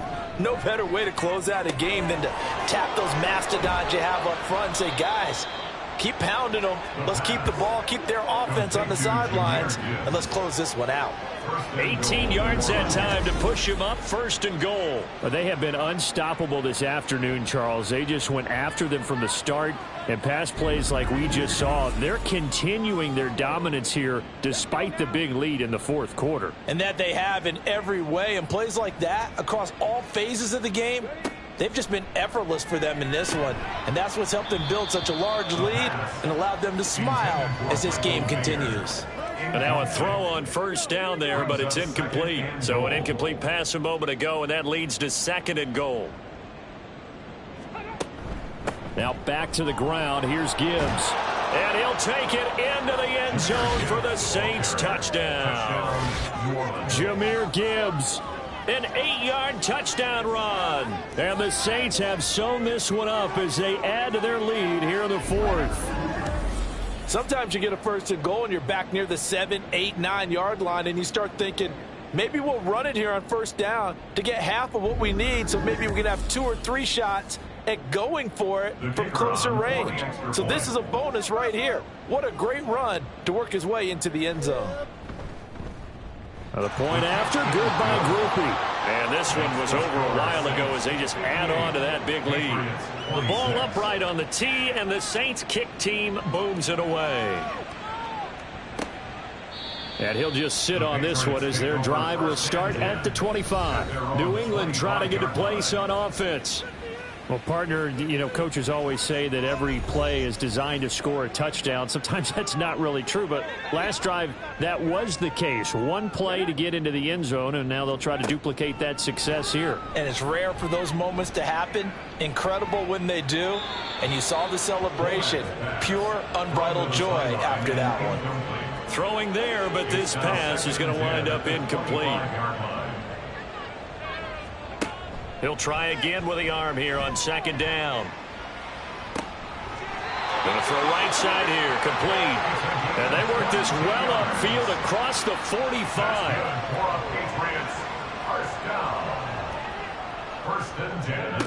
Throwing on first down. Womack. He finds his man, complete. It's Sherman. And he takes this one down almost all the way to the 30. So in Saints territory now. Here's 1st and 10 at the 32-yard line. Wide open receiver, complete. And all the way in. Touchdown, New England. A great effort there. 32 yards. And the Patriots are able to make some inroads here to that deficit. Point after, right down the middle. And that will cut this lead down to 25. The kicking unit out for the Patriots as they send this one away. This fielded right at the goal line. And able to get this across the 20, but not much further as he's dropped it to 23-yard line. Now a timeout here, at least for the moment. Looks like one of the Saints is injured, shaken up on that last play. We'll get a report when we return to Foxborough. Getting set for their next drive, the New Orleans offense. Well, they don't really need the points here, Charles, given what we're looking at on the scoreboard, but they've scored on 3 consecutive possessions, 3 consecutive drives, and I'm sure that they would like to keep that streak going here and continuing to pour it on. And things have gotten that way in the NFL, haven't they, partner? Because in the old days, people would, they'd get off the gas a little bit, right? But now, people continue to accelerate. But we'll see what they decide to do as they come out for this one. But the way that this game has gone, they've got to be awfully happy with their execution overall. Now a give to Gibbs, running left. He'll get this to about the 38. And now a pause. It looks like we have a Patriot injured on the play. We'll get a report when we return to Foxborough. Now a 2nd and 6.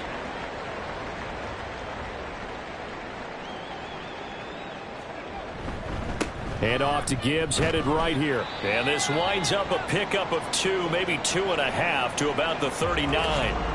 And now a pause. It looks like we have a Patriot injured on the play. We'll get a report when we return to Foxborough. New England on 3rd down. They've been really good, converting 7 of their 10 tries. This will be 3rd and 5. Pass taken in by his big tight end. And he's got another 1st down as the tackle's going to be made at the Patriots' 45-yard line. That one good for 16 as the drive continues. Tell you what, partner, the way he's been slinging it in this one, I think he should be ticketed for a baseball cap and a set of headphones for the next drive. He's been absolutely sensational. But one thing we've both learned about quarterbacks in this league, they often stay on the field longer than you expect. Straight ahead with Gibbs here. Down to the 42, 2nd down.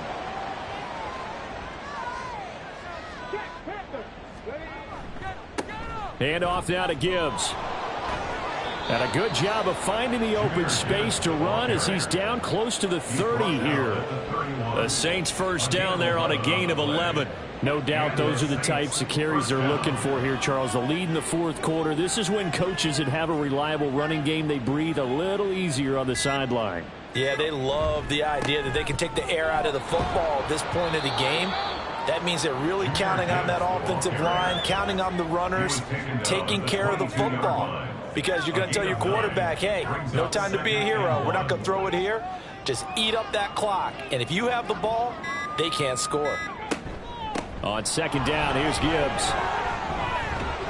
And able to get him down, but he does reach the 5. Now they'll have it 1st and goal following that gain of 17. Brendan, every great running backs coach I've talked with has always talked about when you have great vision, you're not consciously thinking about your cuts and your moves. You're just doing them. And I think that's what we're seeing tonight. He's about run them into submission, hasn't he? You took the words right out of my mouth. I was just going to use that phrase. He has run them into submission. Wave the white flag. Charles, a lot of happy faces heading into the tunnel as this one ends, and understandably so. Not only did they get the win, but boy, their offense was on fire in this ball game. And partner, I have no idea what the top speed is on one of those high-end sports cars. What's the top gear you can get into?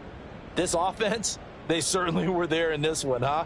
Everything clicking for them in this contest, the kind of performance that they're going to cherish.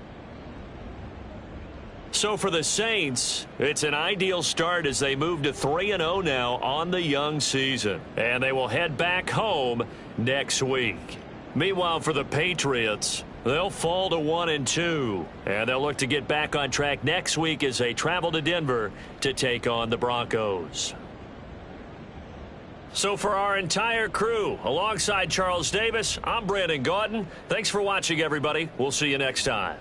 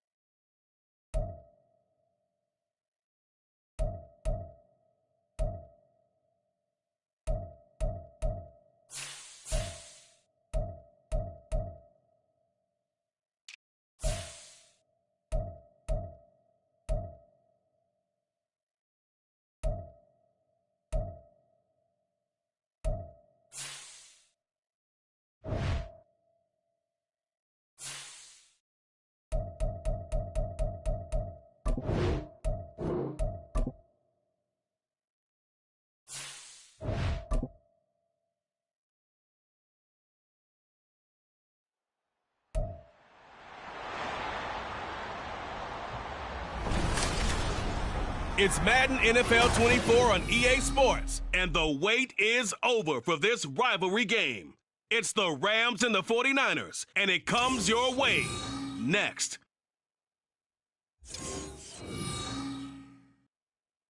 Well, the onset of fall weather, certainly a welcome occurrence for folks in Silicon Valley, and we've got football on a gorgeous day here in Santa Clara as we are situated at Levi's Stadium. Today it's week 3, and we've got a good one in store.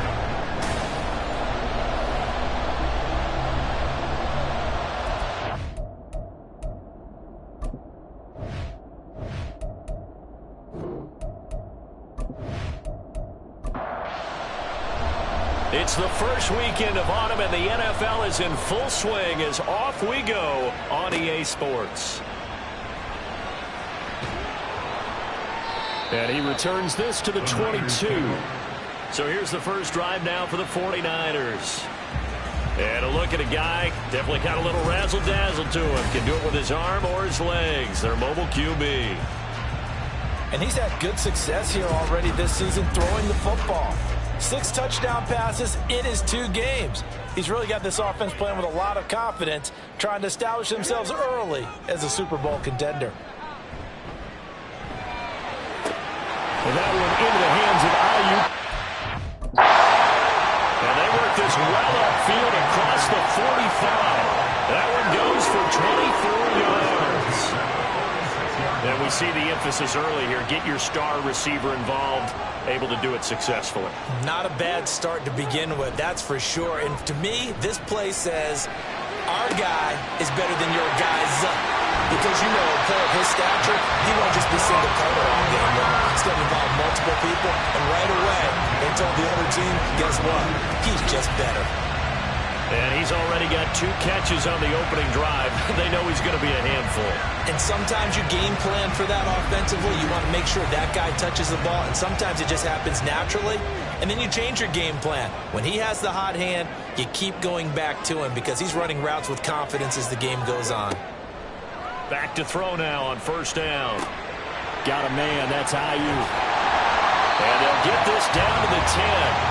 This game not quite as good as the last, but still over 40 yards between the two. Boy, no problems getting down the field here on this opening drive. They've looked really sharp in the early going, and they've come up with some big plays already. Here's another that's going to set up first and goal. And he's got it. Nice gain of 8 that time, and it's second and goal. But yet another completion here on this opening drive, and he's now perfect 4 of 4 to start. Pretty solid execution here. And how about how everyone's handled their nerves? Because you know what it's like to start a ball game. You're so amped up and ready to go, and sometimes the execution isn't there. They've been flawless so far. Well drilled, well prepared, and excited to start this game. The ball mere inches from the white line on 3rd and goal. Walker once more. And this time he's into the end zone for a 49er touchdown.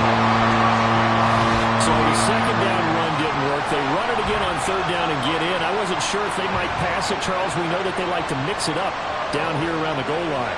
Yeah, almost felt like the offensive line said, forget mixing it up.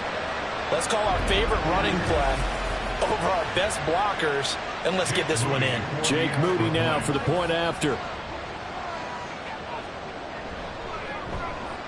And the 49ers grab a 7-0 lead. A drive that time of 6 plays. And it was Ken Walker finishing things off with a touchdown run. Taking it about the 1. And he won't get this to the 20-yard line as he's down at the 19. So out come the Rams now for their first possession. And a glance at the tall signal caller, standing 6'6". And you and I both know that any win is a good win, and that's what they did last week. But there's also plenty for him to work on in his game, wasn't there? Yeah. 2 touchdowns, an interception. Yeah, you know, he wants to increase that a little bit in terms of ratio. But first and foremost, they did win the game. And nothing much materializing there on the first down run. He'll get a couple, and that's it. The numbers for White a week ago, 16 carries, 76 yards. They put a lot of effort into game playing and establishing this ground game last week, and the reward was a nice day rushing the ball. Helped them put a balanced offense out on the field. And that carry is an indicator that this ground game wants to be established again this week. And he can muster only a couple here to the 24. Here's 3rd and 6. Looking to throw. Baker.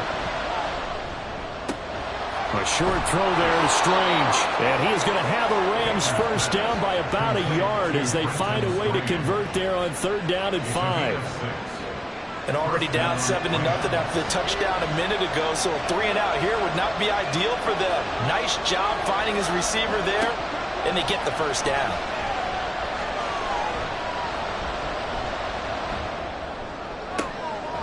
Now this throw caught left side. And getting this just shy of midfield, they'll spot it at the 49. Right about 20 yards on the pickup. Officially, they'll say it's going to go for 19.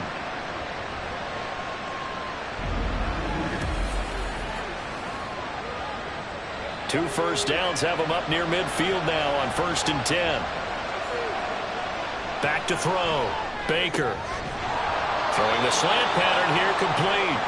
And they'll get him down as he's inside the 40.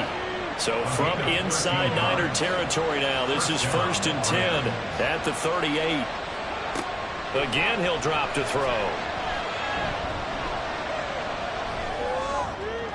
That's to the right sideline, and it falls incomplete. You look at this Niner defense. And they were very strong in that victory from a week ago. I would have loved to have been in their meetings this week and hear that grizzled old defensive coordinator talk about, well, you did okay, guys. We did all right. And holding them to 13 was pretty good. But this week, I expect it to be less than that. I'm going to need to hear that a lot more often. I don't know what it was, but I liked it. First down, here's White. And he'll get this one down to about the 27. Just a yard on the first down carry, so it's 2nd and 9. 1-yard gain. Brings up 2nd and 9. They keep it on the ground. White again. Down right around the 25. They follow up the first down 1-yard run with a minimal gain of 2.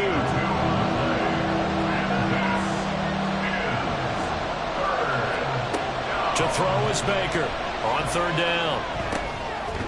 It's grabbed over the middle by White. And he is going to have a Rams first down as they're able to get the 3rd down conversion. And they'll use him out of the backfield and sometimes quite a bit. They're just trying to get him touches any way they can.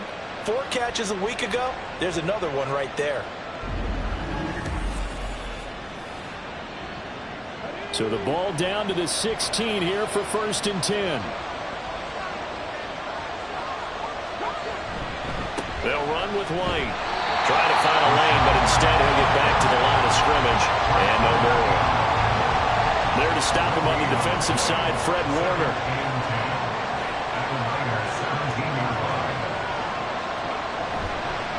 On 2nd down, they'll run with White. And nowhere for him to go again. He'll get back to the line of scrimmage. That's it. 2 runs for a net gain of nothing. Now here's 3rd and 10. Looking to throw. Baker. That one thrown away from the pocket. The officials kind of looking at each other, but they'll say there was a receiver in the area, so no penalty, just an incomplete pass.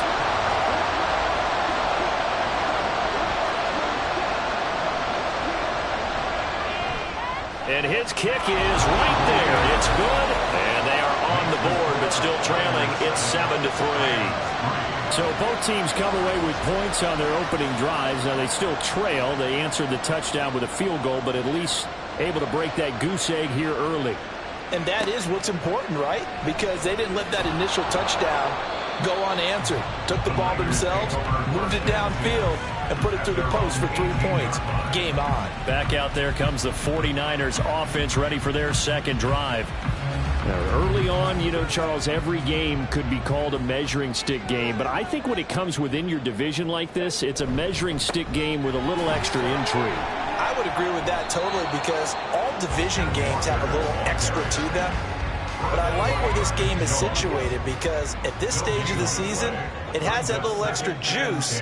But at the same time, it's not a make or break if this were, let's say, week 15, 16, somewhere in that neighborhood. They try to throw on second down, but this one is incomplete. A good job in coverage there. They took away his top read on the play, so he went through his progressions and ended up settling on his running back who scored on their last possession, but the coverage held. It goes incomplete.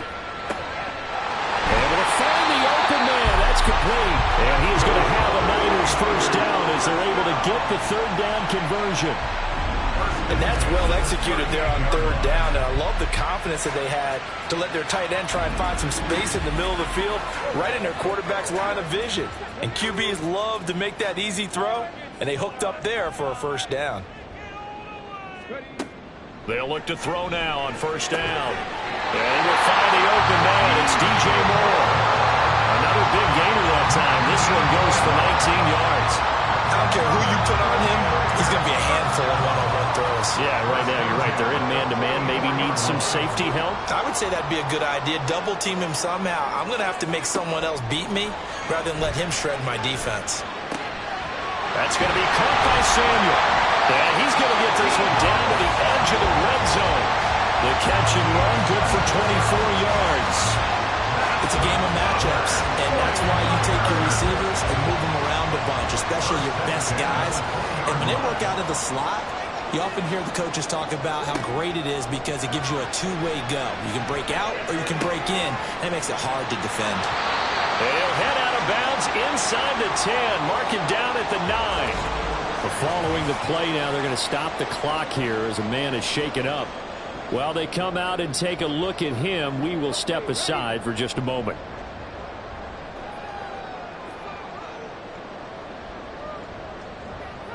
They'll bring one of the tight ends in motion left.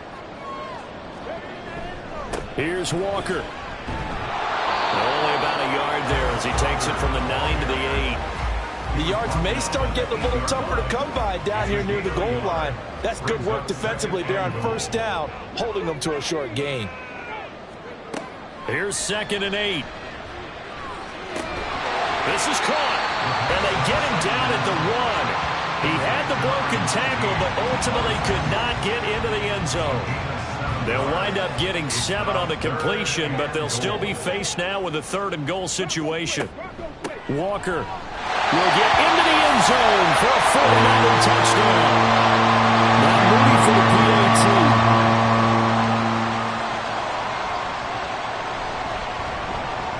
And this one's right through to make it a 14-3 ball game.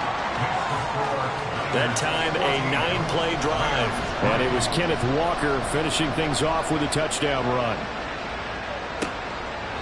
And they'll put up the stop sign there as his guys will get it at the 25. Set to begin their next drive, the Rams offense at the line. They'll start the drive with a give to White. And he's going to take this ahead for right around 3 yards, but no more than that. 2nd down. After one, a 14-3 ball game. The Rams with the football here to begin the 2nd quarter, as they've got it 2nd and 7.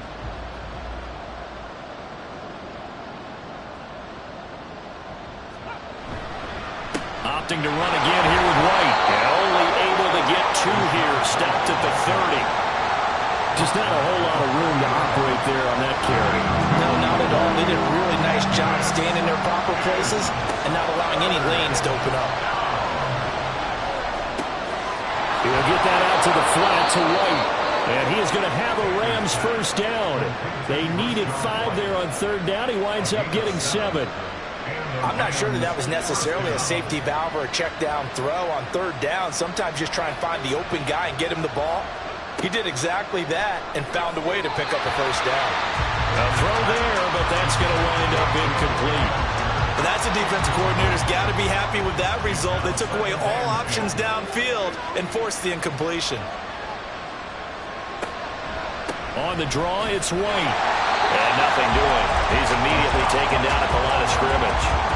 Calling no gain on the run there, and now they'll be looking at a third down. This offense on third down today, they've been good. 3 for 4 thus far. This is 3rd and 10. Got his man complete over the middle. That's White. And, boy, he is very close to a first down, but from where they're spotting that football, he's going to be a foot or so short. Here comes the Rams punter now, as he's on to punt for the first time this afternoon. And he was called on 3 times in the win last week as his first one here's away.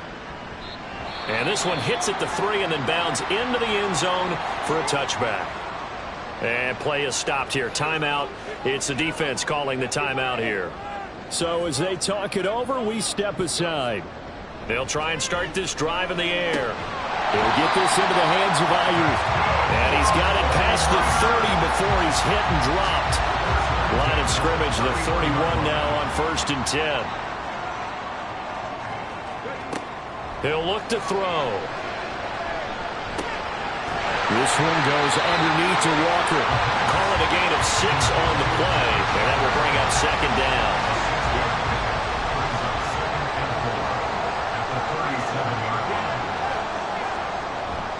Trying the left side with Walker.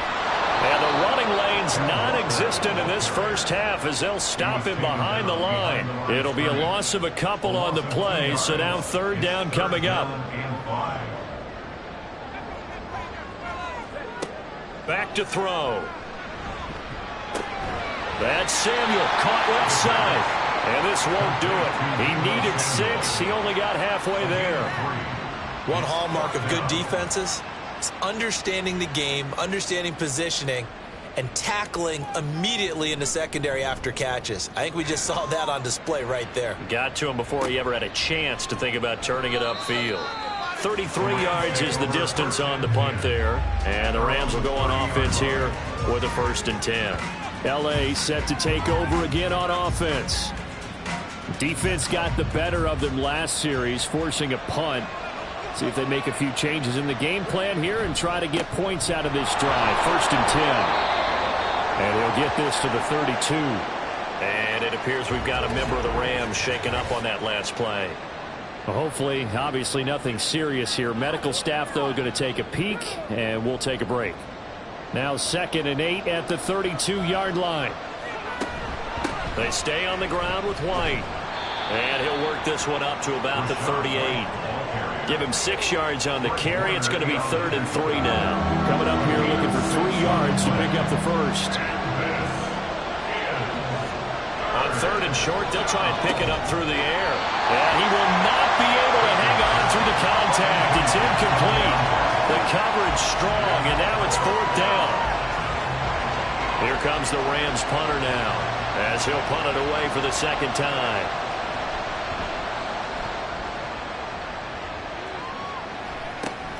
Now Hill to return it. Stays on his feet. 39-yard punt, 6 yards on the return. And the Niners will go on offense. 1st and 10. Deebo Samuel trotting out with his offense to start this next drive. He's doing what he's capable of, having a solid game. Not the most amazing game. He's not over 100 yards, but a good game so far. And you just know that mentally he feels like he's one catch away from turning it into a great game and starting on that road. And the defenders are well aware of that too. They've got to figure out a way to not let that escalate. Keep him right in this zone here and call it a day, because otherwise he can really decimate him. Better believe they are well aware of his playmaking ability. He's exceeded his receiving yards from a week ago, and we're still in the first half. It's a 1st down. Now back to throw. And this will leave him a yard short. Nice pickup of 9 yards on 1st down. 2nd down and a little more than a yard here. On play action, they'll throw. And he takes a shot on the release as this will be incomplete. I think he had to unload that one before he wanted to. He was right up in his grill. I think he was a dentist there without a license, don't you? Just not enough time for the play to develop. Just lucky it wasn't a fumble, really. And he's got the first down before being taken down at the 46. 3 yards there, good enough to keep the drive moving.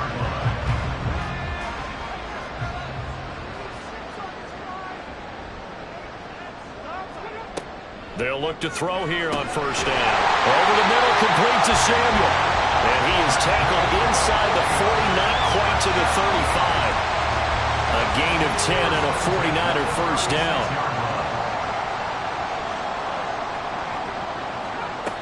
They'll drop to throw.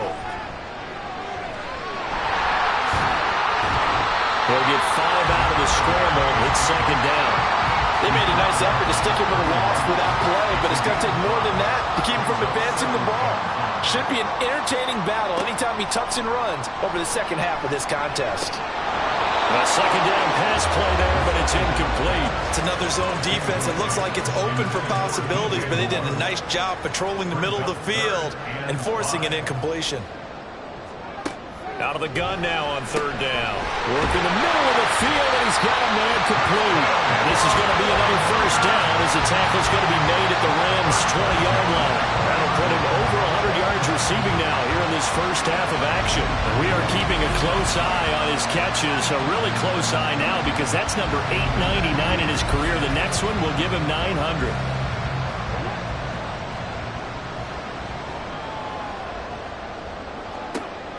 Now on first down, he'll drop to throw it. Oh, he's got a man wide open, complete.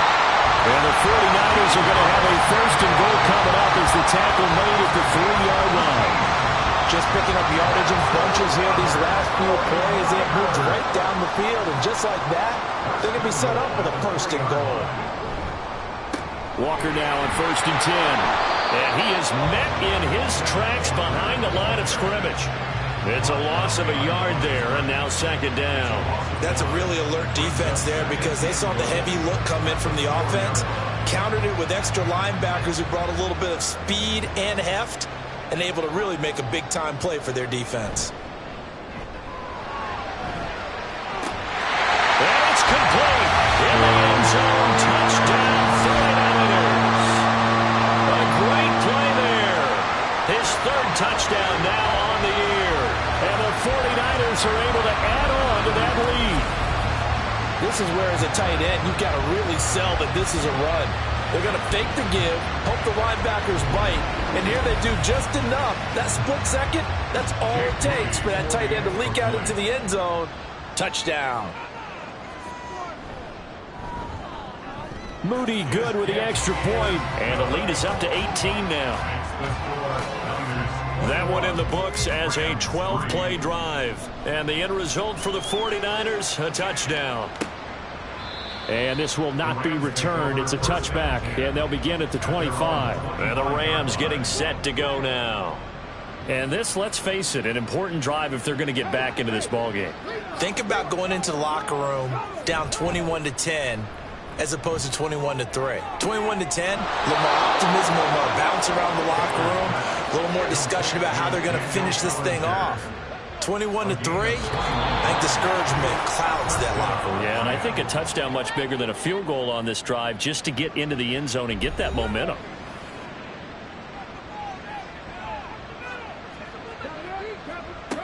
Baker now on first and 10. And his throw here's incomplete. Well, he certainly thought he had a window to push that ball downfield, but as soon as he released the throw, the corner was there to slam that window shut. Now Baker throwing again on second and 10. He's going to look deep down the field. And that will be incomplete. Trying to dial up the long way out there, but it'll be third down.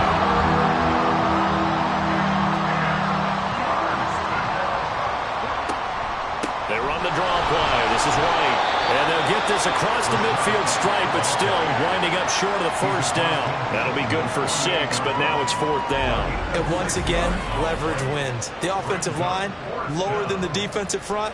They moved them and found some good space for the guy carrying the ball. Here comes the Rams punter now, as he's on here to punt it away. He's been a busy man here in this first half as he gets it away. And problems spreading to the punt team now. This one goes all the way into the end zone on the fly, so that'll come back to the 20. There's receiver Brandon Ayuk as San Francisco's offense returns to the field. He's been really good in the yardage category, yet to hit the end zone, however. A minor blemish against him right now because the work he's doing catching the ball, in some ways he's helping serve as good ball control because the big plays that he's making have really helped out his team. Absolutely. They're winning on the scoreboard here in quarter number 2. And the Rams got him. They bring him down. The Rams going to go ahead and use the first of their timeouts as they'll stop it with just over a minute to go before halftime. Now the Rams will signal for a timeout, their second, as the stoppage will come with a little under a minute to go in this first half. On is the punt team now as this one's sent away. And taken at the 46.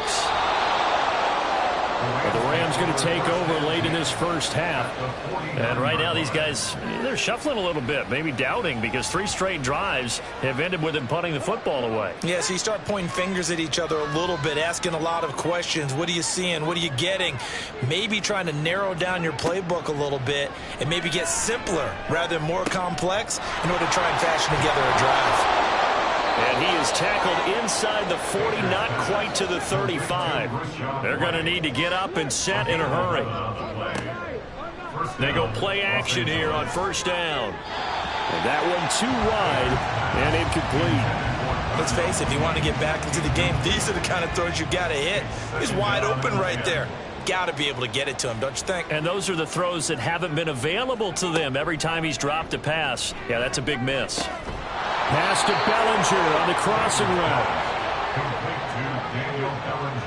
And with just 4 seconds left in this first half, a timeout call.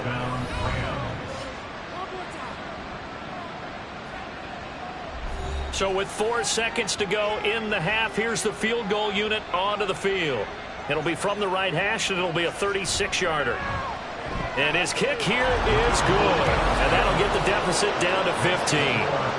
Well, not the best first half facing this deficit, but at least they did put 3 on the board before half. Yeah, it's a little bit like that stormy, cloudy day, and the sun peeks through just for a second.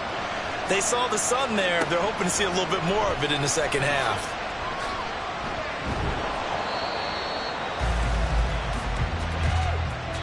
So we've hit halftime here in Santa Clara with the 49ers out in front. As we'll send you back over to Orlando with our EA Sports Halftime Report, here's Jonathan Coachman. All right, Brandon, thanks. And welcome in everybody to our EA Sports Halftime Report.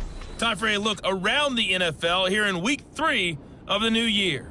We'll get started up at FedEx Field in our nation's capital, where it was the home team who were able to hold serve and get a victory in their stadium.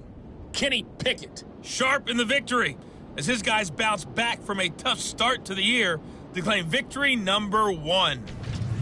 From there, we head down south to Tampa to check on the Bucs at home at Raymond James Stadium. And they were winners in that one as they take care of the visiting Chicago Bears. P.J. Walker leading the way in the victory with 3 touchdown passes. Finally, let's get to the country music capital of the world and see what's happening with the Titans at home in Nashville. And they were losers in that one as they fall to the visiting Seattle Seahawks. Jackson Smith-Njigba, over 100 yards receiving and a touchdown catch as well. It was a strong first half for the former Spartan Kenneth Walker. He chipped in a couple of touchdown runs as he was running with determination right from the word go. All right, Coach, thanks very much. Fine work as always as we welcome you back for quarter number 3. This taken in right around the goal line. And good coverage there on special teams as they'll get him down shy of the 20. The Rams offense ready to begin quarter number 3. And right out of the gate, they face what you'd think could be a pretty important drive. I would say so. You know, they're down 2 scores. That's not the end of the world. It wasn't the strongest of first halves, but for them to start calling back, they've got to start putting a little pressure on that defense, start cutting into this deficit. You can't have 3 and outs and expect to get that done. Ball on the 28-yard line. Here's second down at a yard. running out of the gun with White. That one a first down pickup of 8. I'm okay with the call there. In fact, I actually like it. I know they're down a couple of scores, but the running game worked in that situation. I would continue to go in that direction. They go right back to White here on first down. And he is going to be stopped cold behind the line of scrimmage. 2 yards the loss, 2nd and 12. I see a shake of the head as he gets up, and you've got to imagine he's thinking, guys, you got to help me out.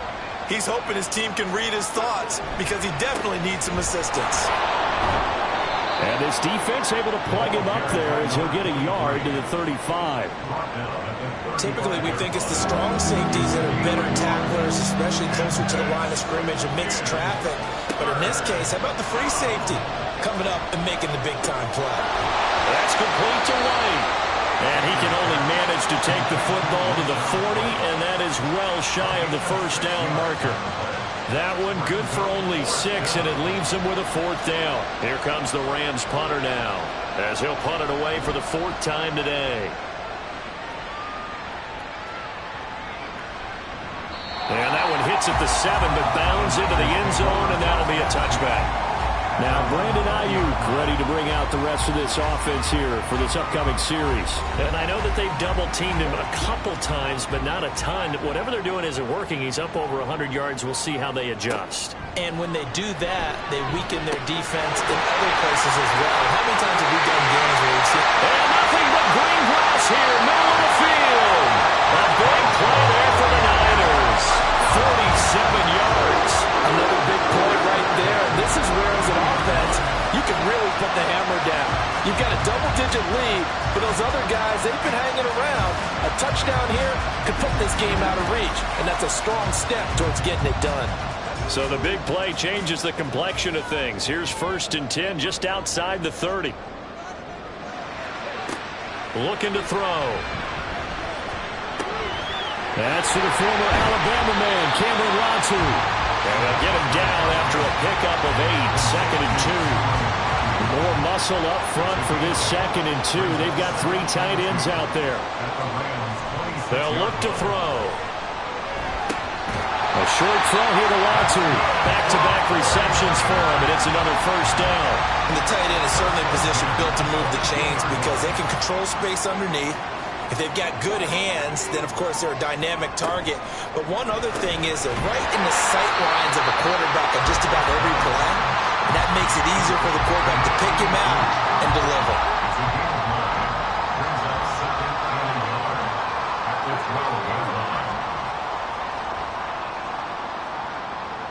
Again, he'll drop to throw. He rifles complete. Caught by Moore.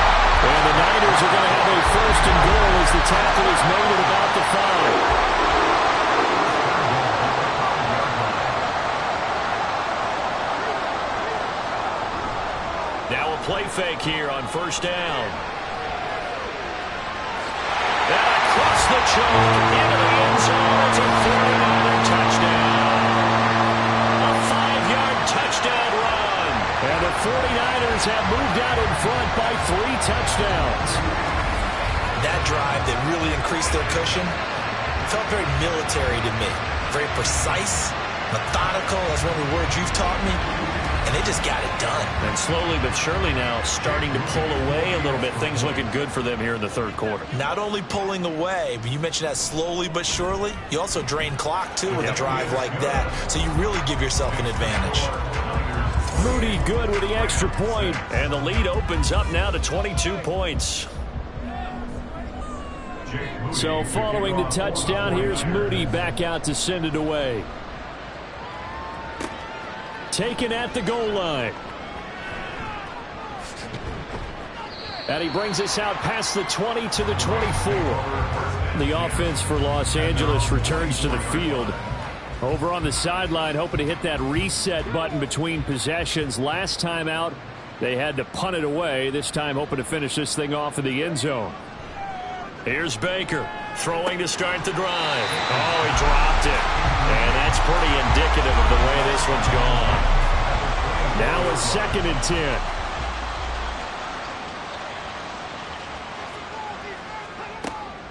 Operating from the gun, Baker. This pass into the hands of Bellinger. And they'll get it all the way up about 5 yards shy of midfield. A gain there of 21 yards. First down, Rams. Baker throwing on first down. Got a man, and he hits him in stride. That'll go for a gain of 7, and it'll be second down. A 7-yard pickup brings up 2nd and 3 at the 48-yard line. Back to throw again. He'll leave this one for White. And he'll get it down here to the 43. Holding. Offense.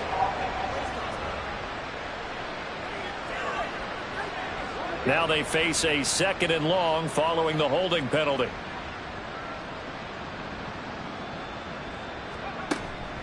They run straight ahead here with White. And he is met in his tracks behind the line of scrimmage. This will be a loss of 3, and now a much tougher 3rd down looming.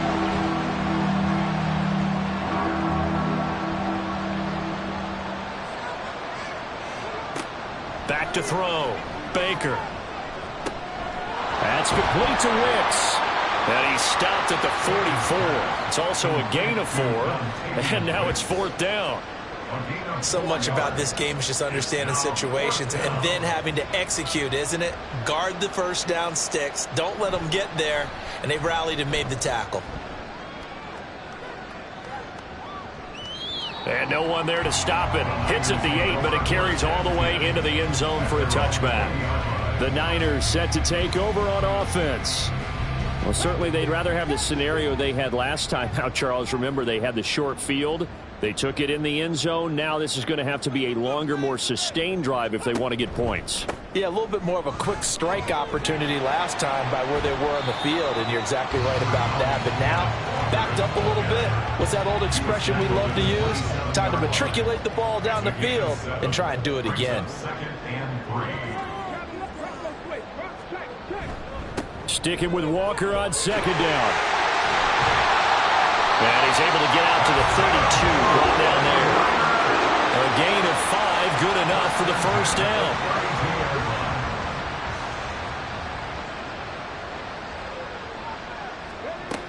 They'll set up a throw. Throwing middle, but it's incomplete. Certainly looked like someone was very confident in his ability to fit that one in. I would say he was overconfident because there wasn't a whole lot of separation there. Had that one covered pretty well downfield and knocked it away. And the defense closes quickly there. He'll get maybe a yard to the 33. Well, they're hoping that the second half is better for him than the first half. They've got to find a way to get him going. He's a big part of their offense. On 3rd down, he'll drop to throw. Able to find the open man. That's complete.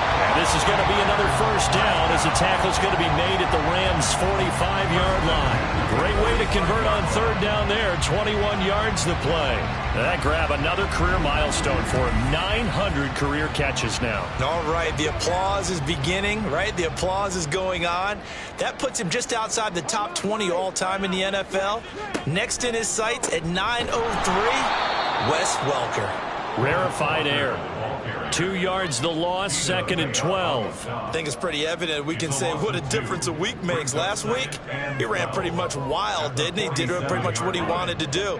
But this one, they've stopped him cold. That, to me, that's good scouting and even better execution. Yeah, and they stopped him behind the line right there. They obviously watched the tape a few times and made some adjustments. And he's got this down to the 35.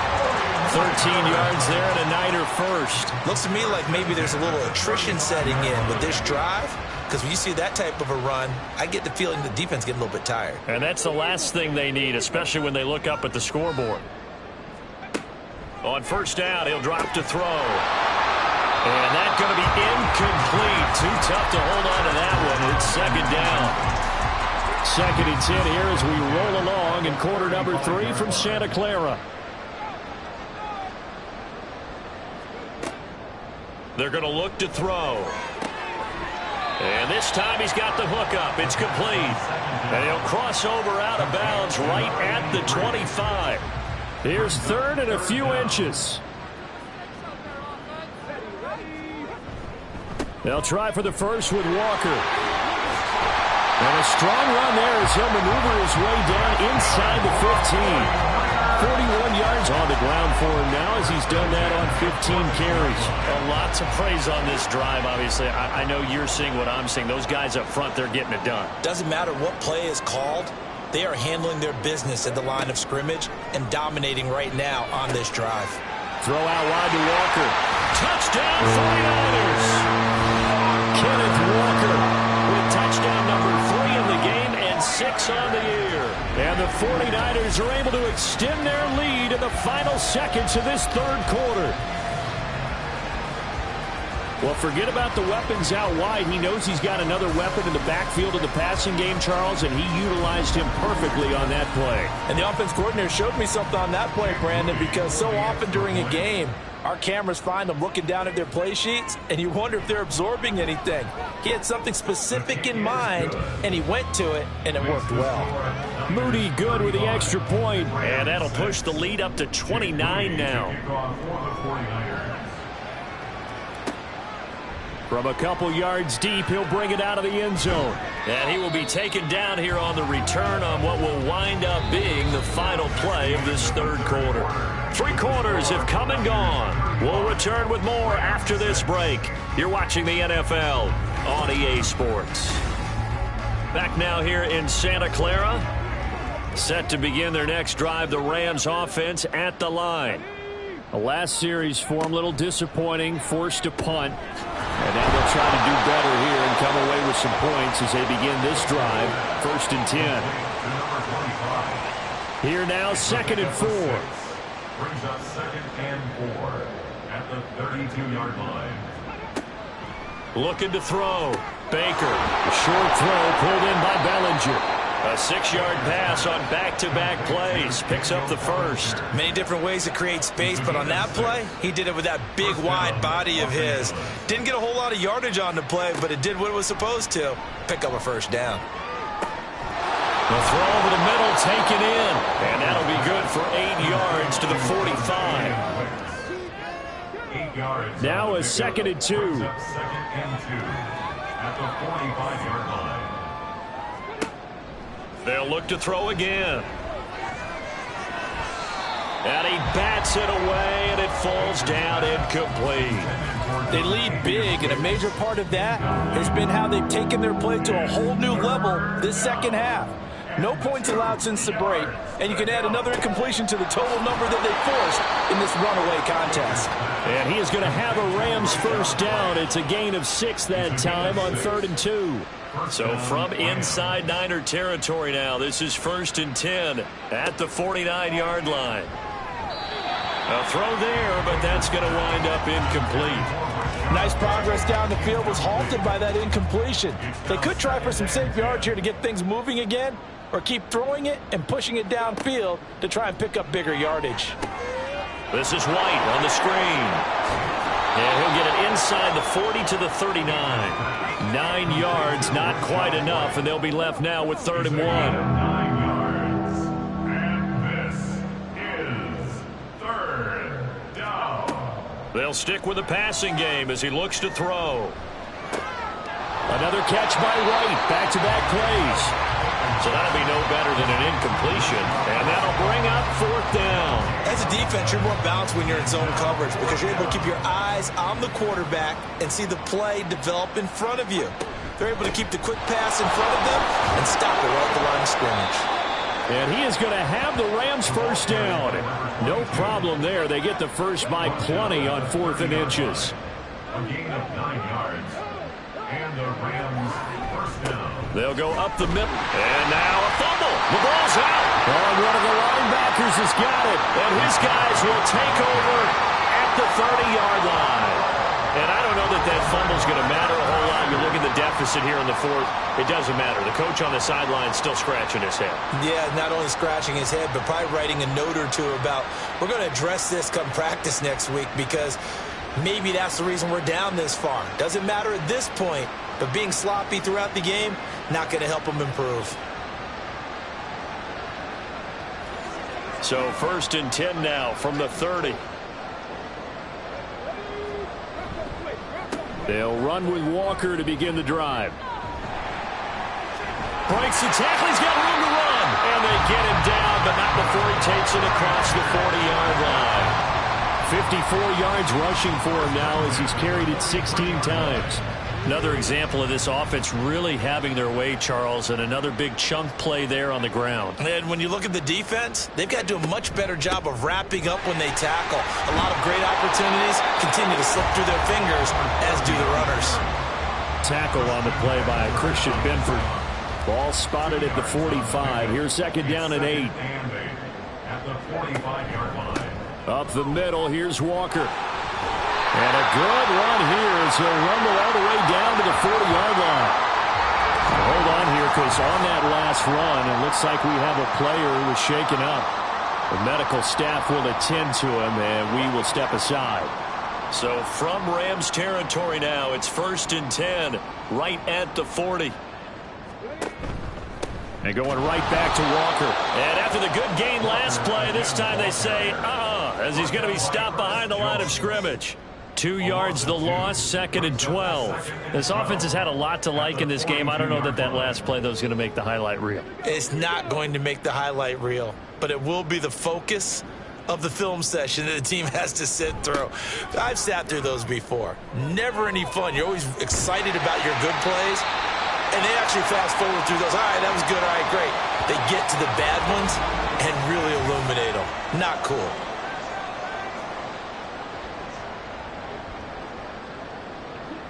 The Niners on 3rd down. Can't fault these numbers. 7 for 9 thus far. This time they face a 3rd and 2. Back to throw here. And it's a short one here, complete to the tight end. And he is going to have the 49ers first down, I do believe. Yes, he's got it by about a yard there on 3rd and 3. He's been the go-to guy. They needed a big play there on 3rd down. Went his way. It worked out. Doesn't matter whether they've scouted it or that they think he's going to get the ball. He has a knack for finding his way open and completing the connection.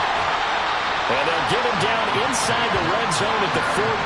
It's also a gain of 14. First down. Well, we're beyond the tone setting right now. This guy's been the bell cow all day, and they'll continue to rely on him to move the chains, drain the clock, and lead his team. Over the middle, complete to Samuel. So 5 yards here, 5 on the play. And it's second down. Brings up 2nd and 5 at the 9-yard line.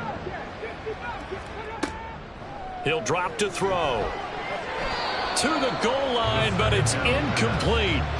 A CD, they're up big, but they're still passing it. I mean, this is an offense that's had a lot of success in this game, and it seems like they're just having fun out there. And it does feel like there's been a shift out there, doesn't it, partner? Listen. And this is going to be intercepted. And the Rams are going to get the football here as the ball will come out to the 20.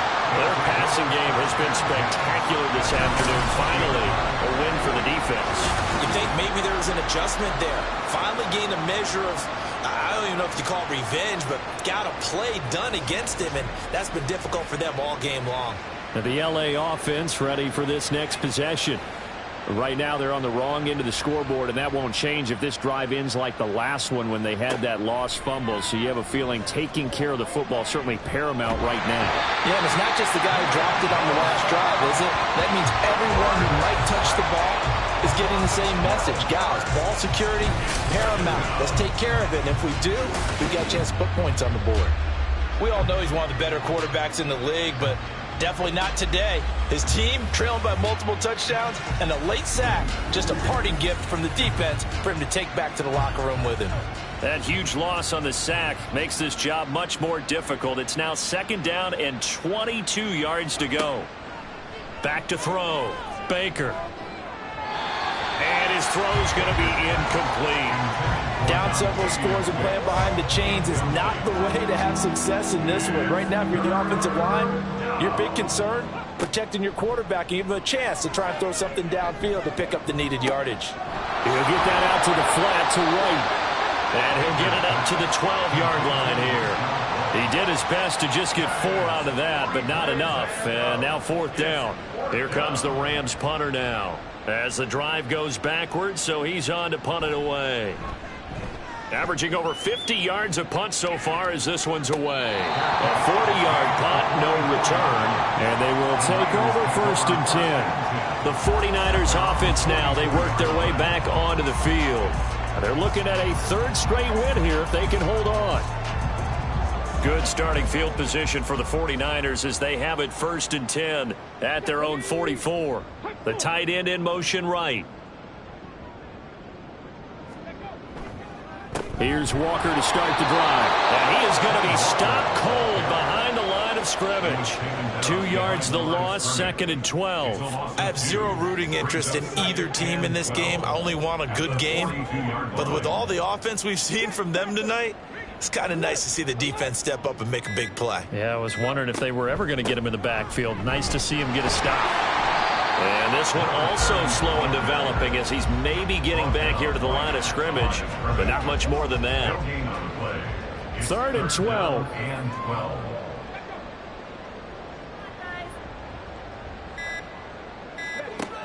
They'll set up to throw. That is caught. And he is out of bounds, but not before he's inside the 30. From the gun, it's Walker. And he's tackled a yard short of the marker. Good gain of 9 on 1st down. I like it. I like the call. Still an opportunity to run the football and chew up a little more time off the clock.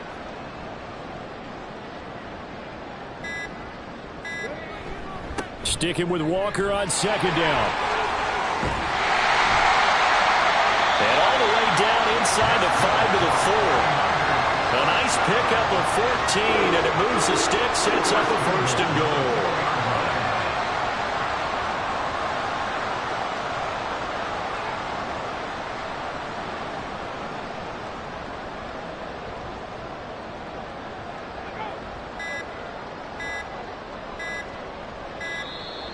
Oh, the motion comes too late, and this is going to be a delay. Delay of game. Offense. The offense knew it. They were already starting to walk back as that one is accepted. Still 1st down. The delay of game, a costly one, as they're backed up 5 for 1st and goal. On the counter, it's Walker. And the stop will come inside the 5 at the 4. 5 yards, a good run there, and now 2nd and goal. A gain of 5 brings up 2nd and goal.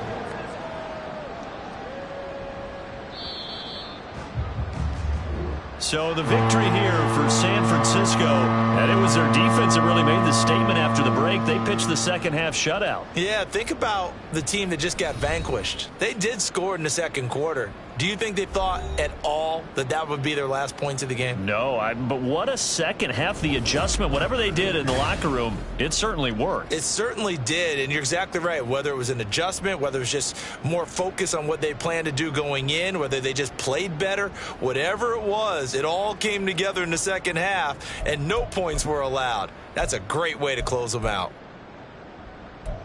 So for San Francisco, it's an ideal start as they move to 3-0 now on the young season. And they will hit the road next week to take on the Indianapolis Colts. Meanwhile, for the Rams, they'll fall to 1-2. And they will try to get back in the swing of things next week on the road. That'll do it for us. I'm Brandon Gaudin alongside Charles Davis. Thanks to our entire crew as well. We'll talk to you next time. So long, everybody.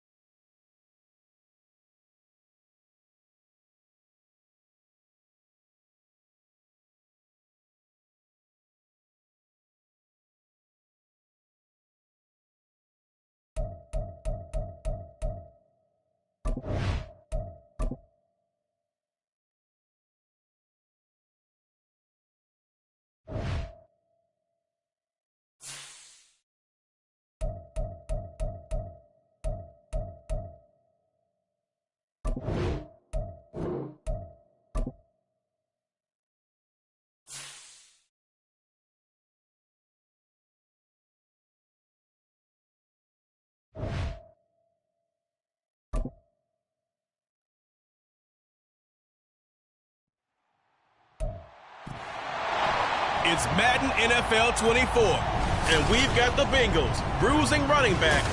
He really helped drive them a week ago with a 3-touchdown game. It's the Bengals and the Steelers on EA Sports.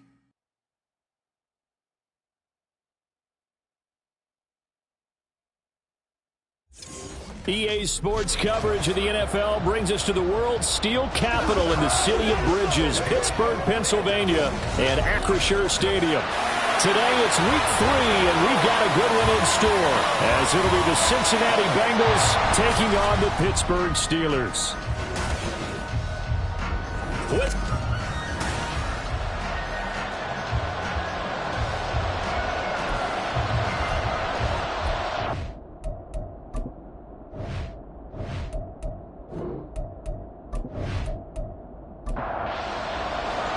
It's the first weekend of autumn, and the NFL is in full swing as off we go on EA Sports. And this will go as a touchback, and they will begin things at the 25. So here are the Steelers now to take over for the first time. And a glance here at their shifty mobile signal caller. And you know how scouts always talk about checking all the boxes? I think this young man does exactly that when you're looking for an NFL quarterback. Proven leader. Teams went 43-6 while he was in college. Has speed, dual threat ability, and production off the was in school, and also did a nice job of limiting turnovers. When you put it all together, there's a lot to be excited about for this young quarterback. Those are the numbers from Rudolph from last week's game. 23 carries, 56 yards, and a touchdown. It's a pretty mediocre week for him on the ground. Certainly a boon to his offense if he can get a little more output on his touches this week. He should get some more early carries as his team tries to get him into a rhythm. A second down pass play there, but it's incomplete. You talk about this Bengals defense. They put together a strong effort last week in the win over the Bears, CD. Yeah, they pitched a shutout in that game, didn't they? And those don't come around all that often in the NFL. The ability to keep someone out of the end zone and also from kicking one through the post. Well done. And now the third down throw incomplete as well. This defense has certainly played well so far in this game, and the coverage has been tight on just about every throw. Forced a few here so far in this game, and now it brings up fourth down. Fielded just inside the 30. 42-yard punt, 6 on the return. And the Bengals will take over here, 1st and 10. Here come the Bengals now to take over. And they are led out there by their mobile quarterback. His game last week reminded me of the old song, Accentuate the Positive, because that's about all he did, right? Yeah. 3 touchdown passes, over 300 yards in the air. Receivers happy. And they got the win. Got the win. If you're a running back that likes to catch passes, they're happy as well. Big-time game. And able to get this one across the 45 before he's brought down. Right off the bat, it's a first down to start the drive, 12 yards.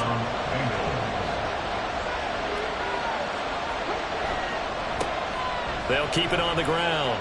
Downing. And down he goes at the 49, a 3-yard pickup. Pretty much unreal, not just in terms of yardage, Charles, but also throwing the 3 touchdowns as well. When you put the whole package together, I can make you a pretty good guarantee right now. He's going to see a few more people in the box every time he lines up. Yeah, I don't think that the defense has any choice. They've got to stop him. Can't let a repeat performance like that. Agreed. Now a first throw of the afternoon, and the connection is there. 9 yards to pick up there, and it's a first down. A gain of 9 yards. First down, Cincinnati. He'll look to throw. This one goes out wide for Barkley. And he'll go out of bounds after taking it a little further down inside the 40. Ball on the 36 now. Here's a 2nd and 4. Back to throw. Over the middle here to Brown. Second catch for him today, and it'll wind up a first down. It's a gain of 6. And the Bengals first down. Again, he'll drop to throw. He will find his man Chase complete.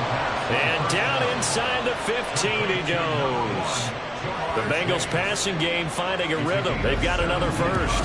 Really a solid start here on the opening drive, Charles. He's now 4 of 4, and they're already in plus territory.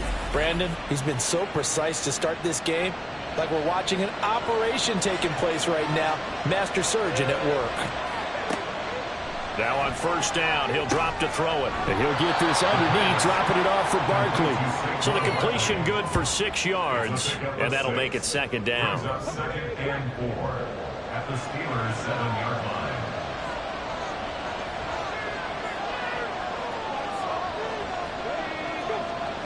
Back to throw again.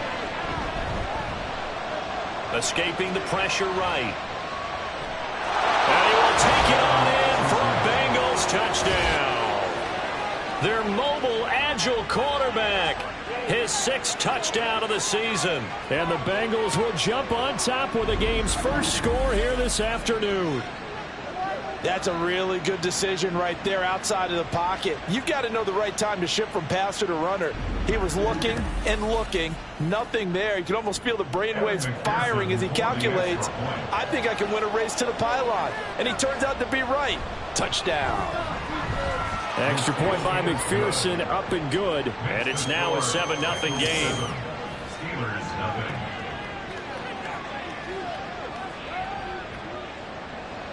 After the touchdown, McPherson on to kick this one away. From a yard or 2 deep, here comes a return. And the decision to bring it out, not a good one, as he's tackled at the 15. So Pittsburgh retakes the field for their 2nd offensive possession. And a 3-and-out on that first drive. We'll see if they can do better here. They should have a better opportunity because the nerves should be settled now. That first series. Oh, that's into a double team, and it's intercepted.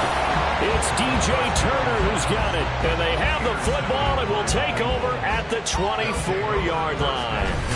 So a first interception thrown for him there, and that really not the best decision either. Not at all, and that's something he did not do in their victory last week. No interceptions in that game, but this defense, they're able to take advantage of an early mistake. Now let's see if they're going to turn it into points. Cincinnati coming back onto the field here for their 2nd drive. And they'll have good field position here following the interception and a chance to build on their lead as they start with a 1st and 10. They go over the middle, and it's complete to start the drive. And the result here, a pickup of 8. Leaves them with 2 to go on 2nd down. 2 yards to go, 2nd down. At the Steelers' 16-yard line. On the ground, this is Saquon Barkley. A gain of 5, good enough for the first down. But we always talk about good down and distance, allowing offenses to expand their playbook. Well, 2nd and 2, that means your playbook's wide open. You can run just about anything. But a lot of times, the play caller, he just looks down at his sheet, sees it. And that is caught. He's got it for a Bengal touchdown. David Njoku with career touchdown number 75. And the Bengals have taken a 13-0 first quarter lead. 3 weeks, 3 touchdowns. It's obvious they've looked his way early and often in the red zone this year, and that's usually a pretty good place to find a tight end in the NFL.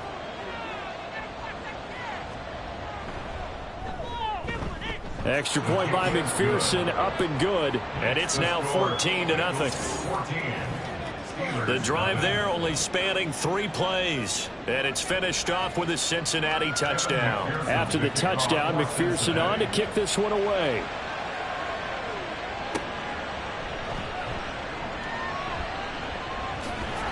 And able to get this out to the 25. And Pittsburgh getting set to take the field.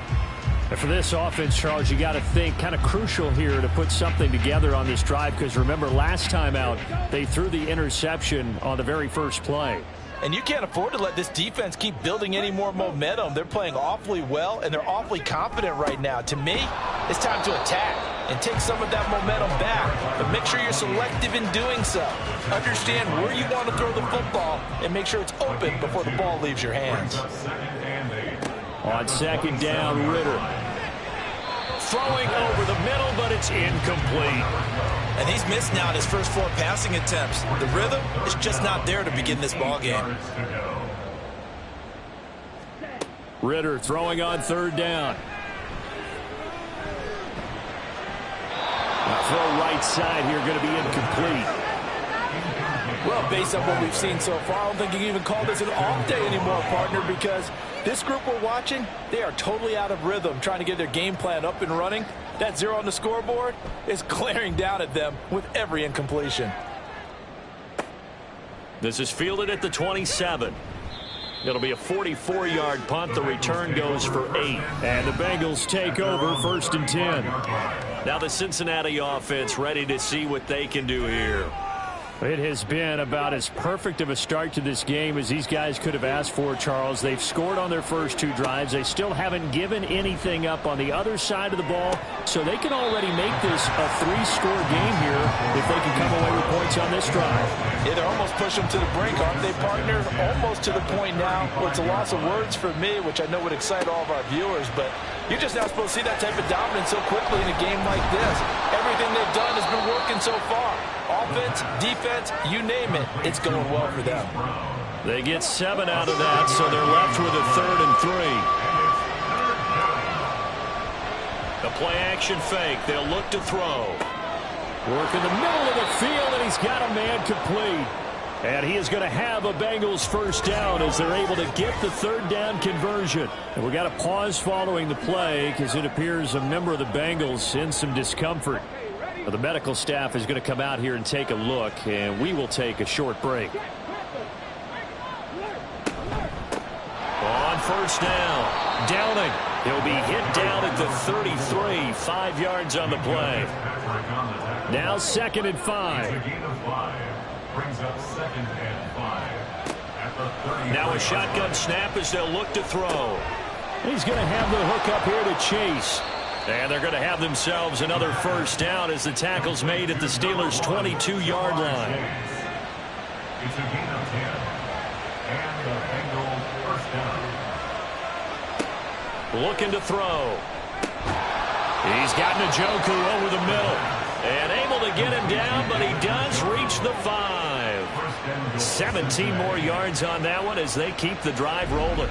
I'd have to say they're feeling like they are in rhythm right now. Things are in sync, aren't they? Team's winning, got a nice little margin on the scoreboard, completing some passes, and they just completed another one for a first down there to the tight end.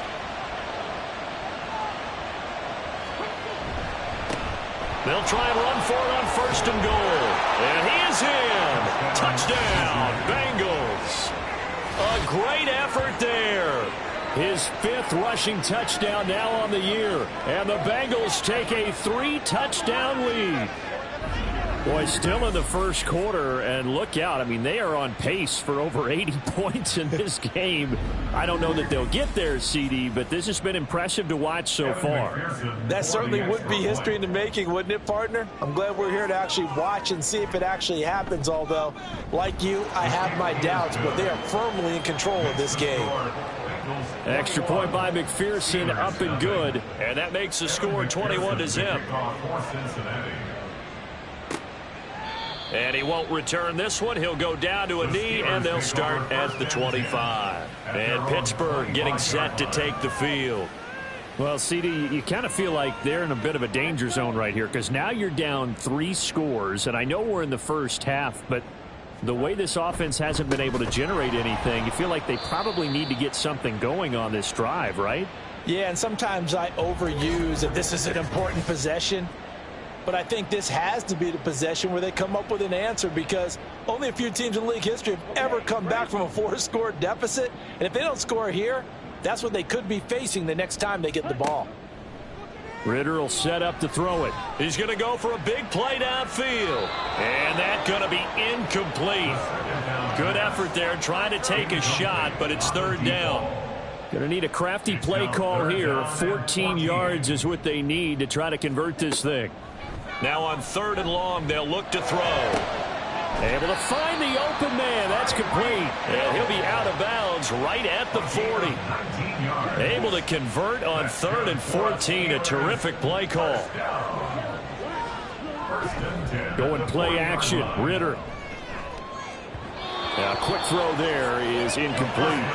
Well, these two teams, they met up way back in the season opener, and it was the visiting Steelers who came away victorious, so they'll look to claim the season series with a win here in Pittsburgh.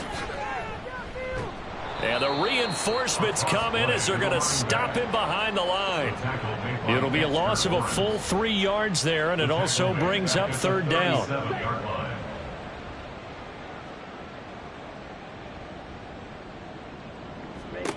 Looking to throw it here. Ritter. He's got his target. That's complete. And he will have a Steelers 1st down as they're able to get the 3rd down conversion. So they'll come up in Bengals territory now with a 1st and 10 at the 48-yard line. Yeah, boy, this defense again really making things tough on him as they stop him for no gain. 2nd and 10. No gain on the play. 2nd and 10. At the Bengals. Ritter back to throw. Throw left side complete. That's Hall. And he's got another 1st down as the tackle's going to be made at the Bengals 35. At the 35-yard line. Ritter now. The throw here right sideline falls incomplete. You talk about this Bengals defense. They put together a strong effort last week in the win over the Bears, CD. Even better than that, they pitched a shutout in that game, and I'm telling you, that is a confidence builder and a trust builder on both sides. What I mean by that is coaching staff putting together a game plan, players executing it. Now both of them are in sync. And hold on here, because on that last run, it looks like we have a player who was shaken up. Well, now they're going to come out and take a look at this injury, and we'll be back in a moment. Ritter on 1st and 10. Schultz hauls in the quick throw. It'll go as a gain of 4, and that'll bring up 2nd down. 2nd and 6 at the 12-yard line. Check white. Black swap. Check pit. Here's a handoff out of the gun. And he couldn't quite get there. Tackled down at the 1. It's a good gain of 11. Sets him up 1st and goal. 1st and goal at the 1-yard line. 21-0 our score after 1. Second quarter action from Pittsburgh. It is the Steelers in control of the football as they go to work on a 1st and goal. They'll send the big tight end in motion right. Ritter to throw it. Got his man. It's caught for a Steelers touchdown. Tyreek Hill. A 1-yard touchdown reception. And the Steelers are able to cut into that deficit. That seemed like a much-needed touchdown after 21 unanswered points to start the game. It's not often that you equate a football game to a golf tournament, but it's like you don't want to shoot yourself out of the tournament too early. So they needed that touchdown to make sure that they got an opportunity to not just get back into this game, but a chance to win it later if they continue to play well. Extra point right down the middle, and they'll cut the lead to 21-7.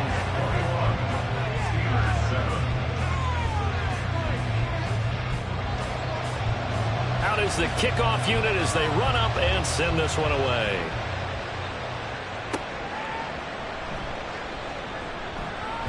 And he'll take it a yard or so past the 20, call it the 21. Cincinnati now ready to take the field. Right now, everything they touch turns to gold. This is their 4th possession. Touchdowns on their first 3 possessions. I mean, this defense, they can't seem to stop them. It's like they're on skates. Great analogy, Brandon, because they are pushing them back and winning everything at the line of scrimmage. They've just been laying down tracks towards the opposite end zone. So to themselves, all they're saying is, if we don't make a mistake, there's no way they can stop us. 2nd and 5. Over the middle, he finds Higgins. Yeah, this will be a gain of 5 as he gets it to the 30. A 5-yard pickup on the play. And it's 3rd down. On 3rd down, Downing. And he's got a Bengals first down as he's got this past the 35 to about the 37. Just about every coach we talk to says the crowd shouldn't affect us. That shouldn't be an issue. And then the next breath they talk about taking the crowd and taking them out of the game by picking up first downs and keeping them at bay. I think we just saw an example of that there, didn't we? Important to do, especially early in the game like they have. And he is met in his tracks behind the line of scrimmage. Call it a full 3 yards in the wrong direction there. Brings up 2nd down.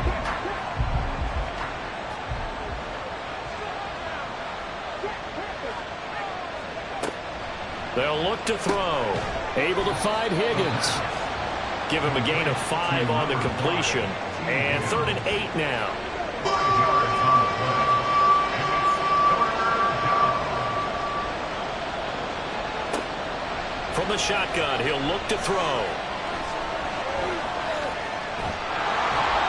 And he'll be corralled out across midfield down to the 45. A nice job there on the escape and scramble. A first down, a 16-yard gain. He really looked comfortable there, scanning the situation, analyzing things, feeling the pressure, and then stepping up right through the middle and sprinting for a first down. Operating out of Steeler territory now. Here's 1st and 10 at the 45-yard line. He'll look to throw. And this throw a bit late as he couldn't reach back for it. Well, they've been back on their heels a little bit here on this drive, but a chance to exhale just a little bit there with incompletion on first down. Now they have to gear up, try and get 2 more stops, and escape this drive. The throw over the middle, taken in. They get 6. That'll leave them with 3rd and 4. Complete to Jamar Chase. It's a gain of 6. And it's 3rd down. He'll look to throw. That is caught. And they're going to have themselves another first down as the tackle's made at the Steelers' 24-yard line. The Bengals passing game finding a rhythm. They've got another first. They'll stick with the passing game as he looks to throw. This will be caught once again by Brown. And he's brought down, but he has it down to the 12 on a pickup of 12. 1st and 10. From down at the 12, it's 1st and 10. They'll look to throw again. Over the middle, that's caught by Chase. That's good. The completion there for 7 yards, and it'll be 2nd down. A 7-yard pickup brings up 2nd and 3. At the Back to throw again. Flush to his right.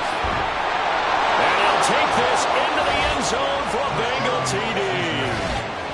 It's their quarterback. His 3rd touchdown of the game, his 8th on the year. And the Bengals are able to extend their lead.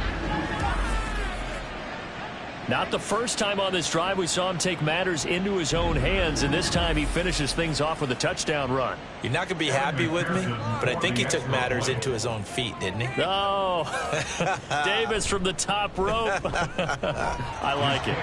Extra point by McPherson, up and good. And the lead now to 3 touchdowns at 21. After the touchdown, McPherson on to kick this one away. The return man down to a knee, and this will come out to the 25-yard line. And Pittsburgh getting set to take the field. As this offense comes back out here, Charles, they're trailing in this ball game, and they've been on the sideline for a while. They did score their last time out, but they just had to watch that long, sustained drive, so we'll see if they can shake the rust off. Yeah, and that's always a question that you have when you have to come off the bench after having sat there for a long time. Are you ready to go? Are you loosened up? But even more so, are you mentally alert and ready to put your best product out there? And down right around the 32-yard line, 4 yards on the pickup. The Steelers on third down. They've hit 2 for 4 thus far. This time it's 3rd and 3. Here's Ritter. It's a short one here, complete to his tight end. And he's going to be a yard short. A 2-yard pickup leads to 4th and 1. Well, it looks like they got what they wanted. They got the completion, but they weren't able to break any tackles or gain nearly enough yardage to pick up the first down. Now to be 4th and short. This is taken at the 18. A good return there. Call it 13 yards. And out will come the offense as they take over. So here are the Bengals set to take over. They were winners a week ago over the Bears, and they lead things here as well as they start this drive with a 1st and 10.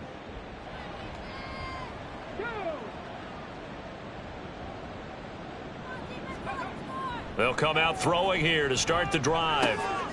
Open man is Higgins.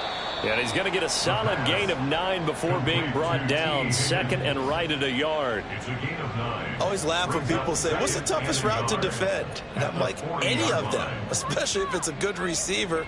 That makes things very difficult. But when you're running a drag route, something short, shallow, going through defenders, using guys almost as screens in order to get open, that makes things tough for guys trying to get to the football.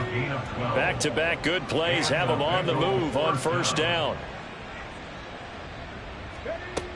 Now they'll throw here out of the gun. And that's going to be caught. T. Higgins. And they're able to work this to the 25 before it's all said and done. 23 yards on the play. Let's just call it what it is. This has been a flat-out struggle for this defense all game long. They've really had a hard time slowing them down.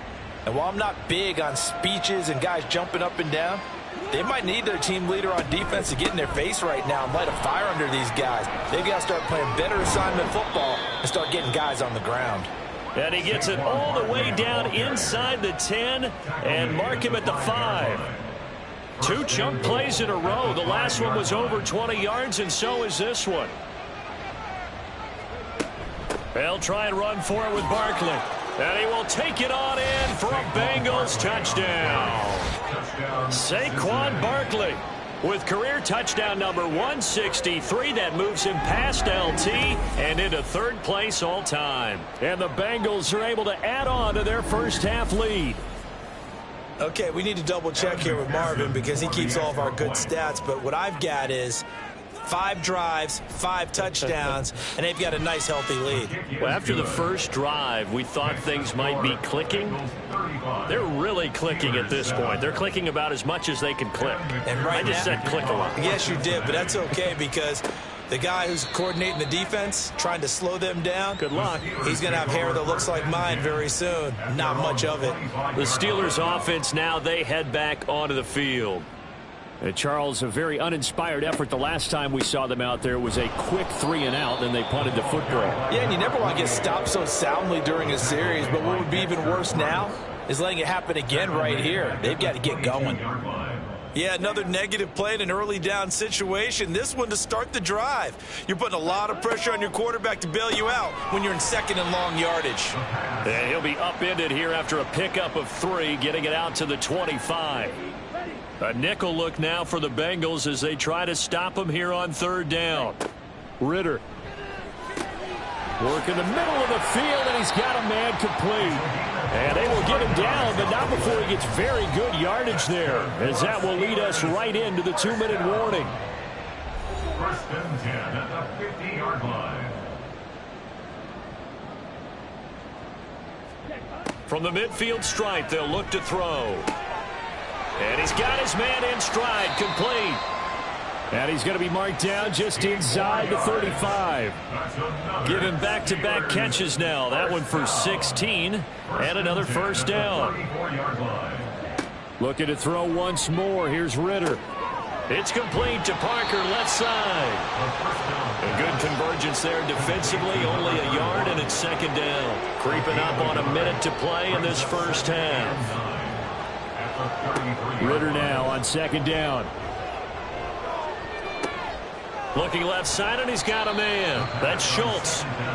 It'll be a gain of 5, and that'll bring us to a 3rd and 4.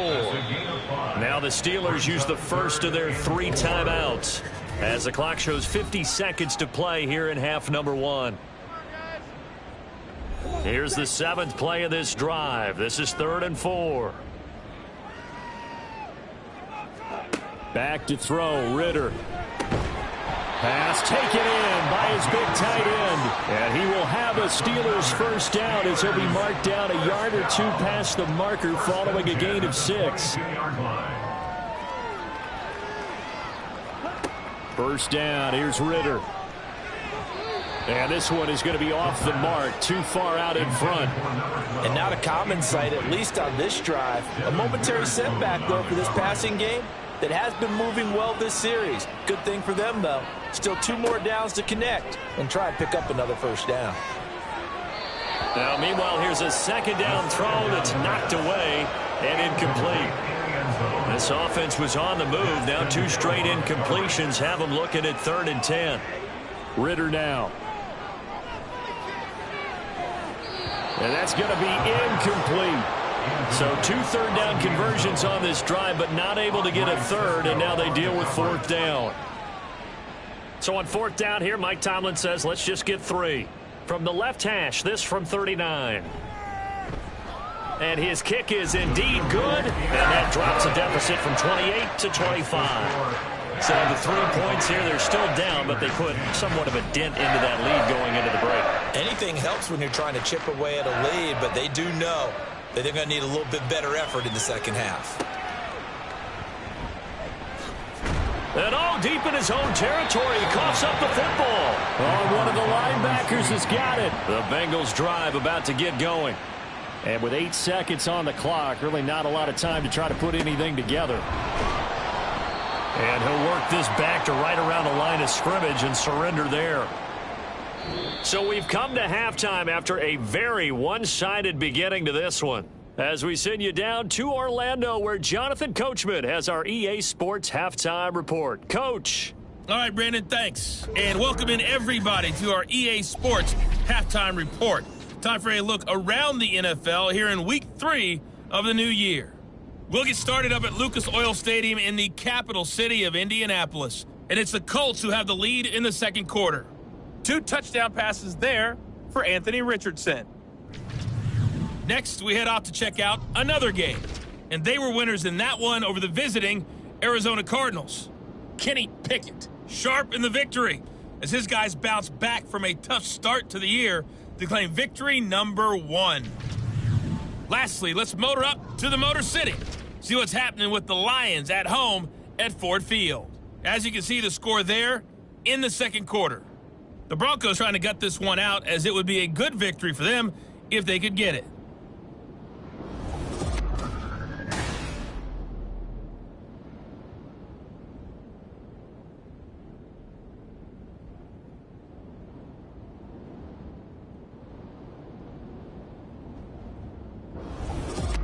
All right, Coach, thank you, and we welcome everyone back for quarter number 3.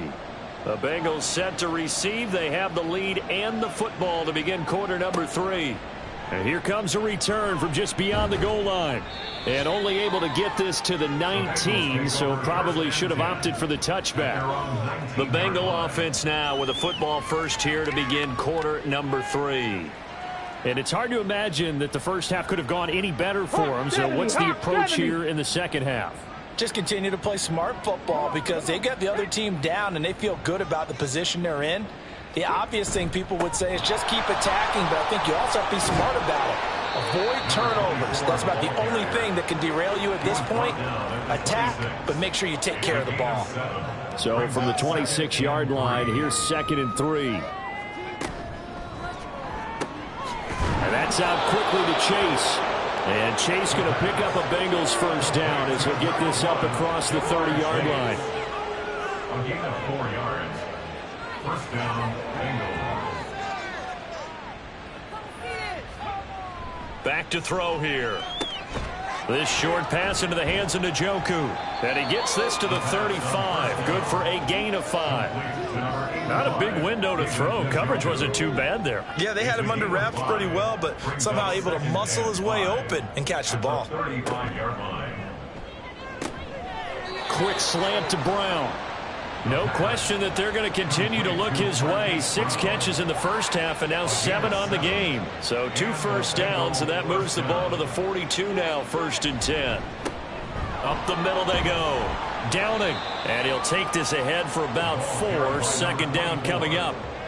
Well, on every play call, you realize it's not going to go for a touchdown. So a lot of your calls are setting things up for maybe later in the game, trying to establish the inside run with toughness now, hopefully get to the perimeter later. And let's face it, you could do worse than a 4-yard run on 1st down.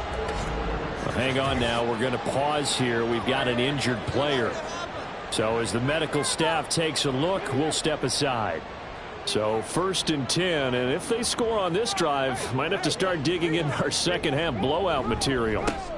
They'll run on 1st down. Downing. And he's going to take this ahead for right around 3 yards, but no more than that. 2nd down. Tackle made at the 44-yard line. A 3-yard pickup brings up 2nd and 7. He'll drop to throw. Over the middle, complete. It's Brown. These two have hooked up 9 times now this afternoon as they pick up the first. 1st down, Cincinnati.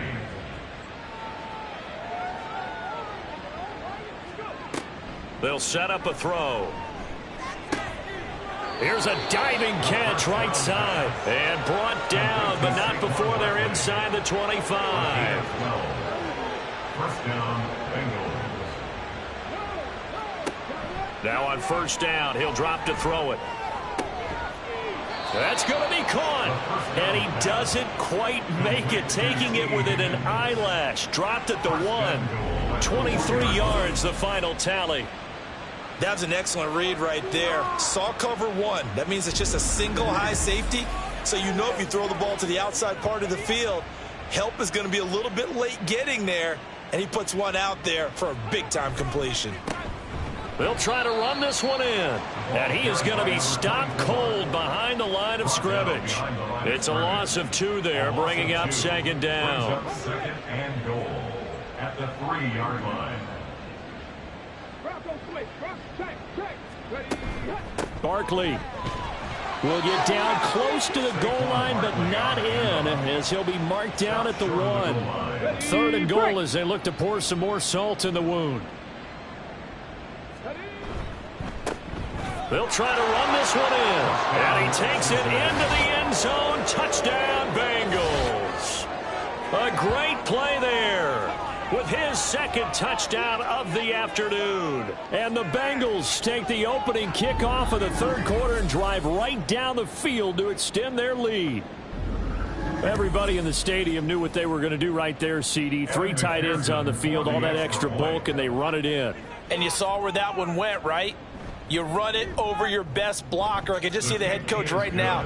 I want to run this one over the big boy. And they got it done.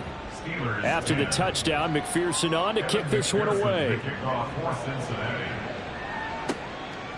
And no effort to bring this one out. It's a touchback. Time for the Steelers offense now to get set for their first possession of half number 2.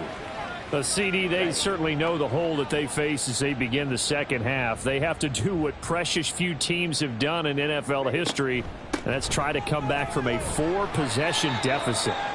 And, partner, you know as that team gathers, they're saying to each other, you never say never, right? Because if you're on an NFL roster, that's how you have to think. You can always come back and win a ball game. And let's face it, we saw a certain Super Bowl, a 25-point lead late, that wasn't enough to put someone away. But that being said, this task is near impossible. Let's face it. And bottom line is, it officially becomes impossible if this possession is an empty one. On 1st down, Ritter. Oh, he dropped it. And that's pretty indicative of the way this one's gone. Here's 2nd and 10.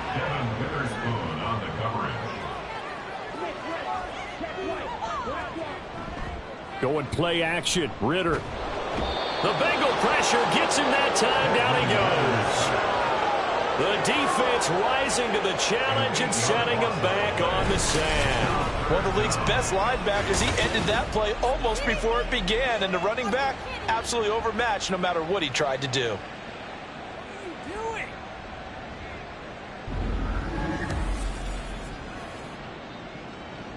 They need 18 yards here on 3rd down. Ritter will set up to throw it. 5 yards that time out of the scramble.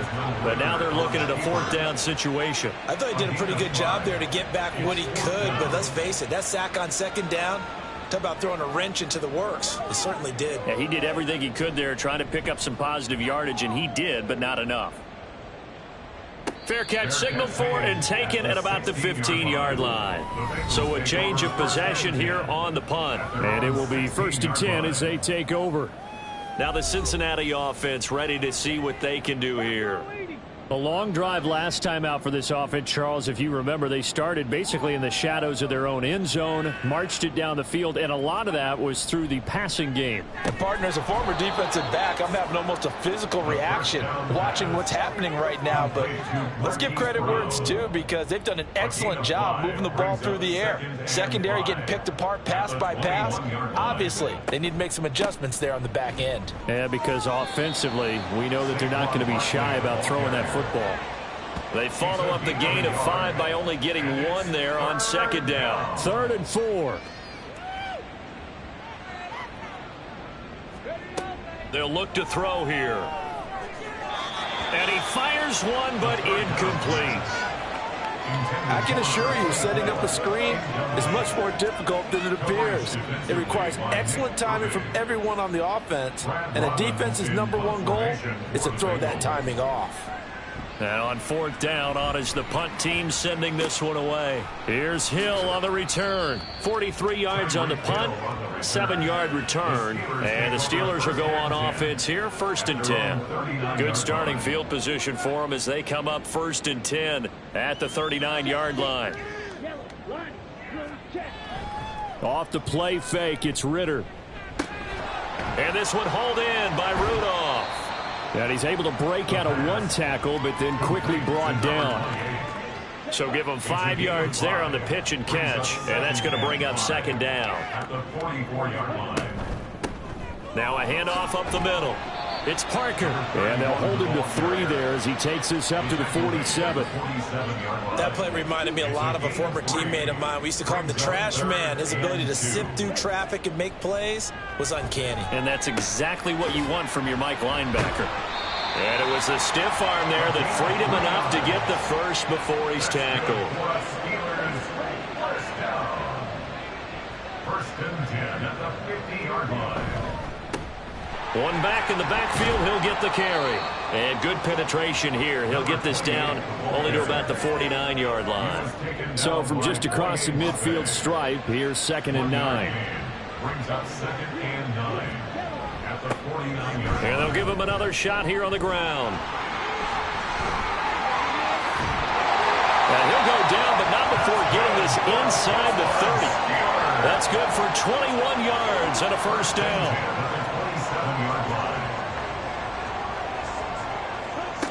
Ritter back to throw. And this will be incomplete. Physical play on the football there at 2nd down. It's 2nd down and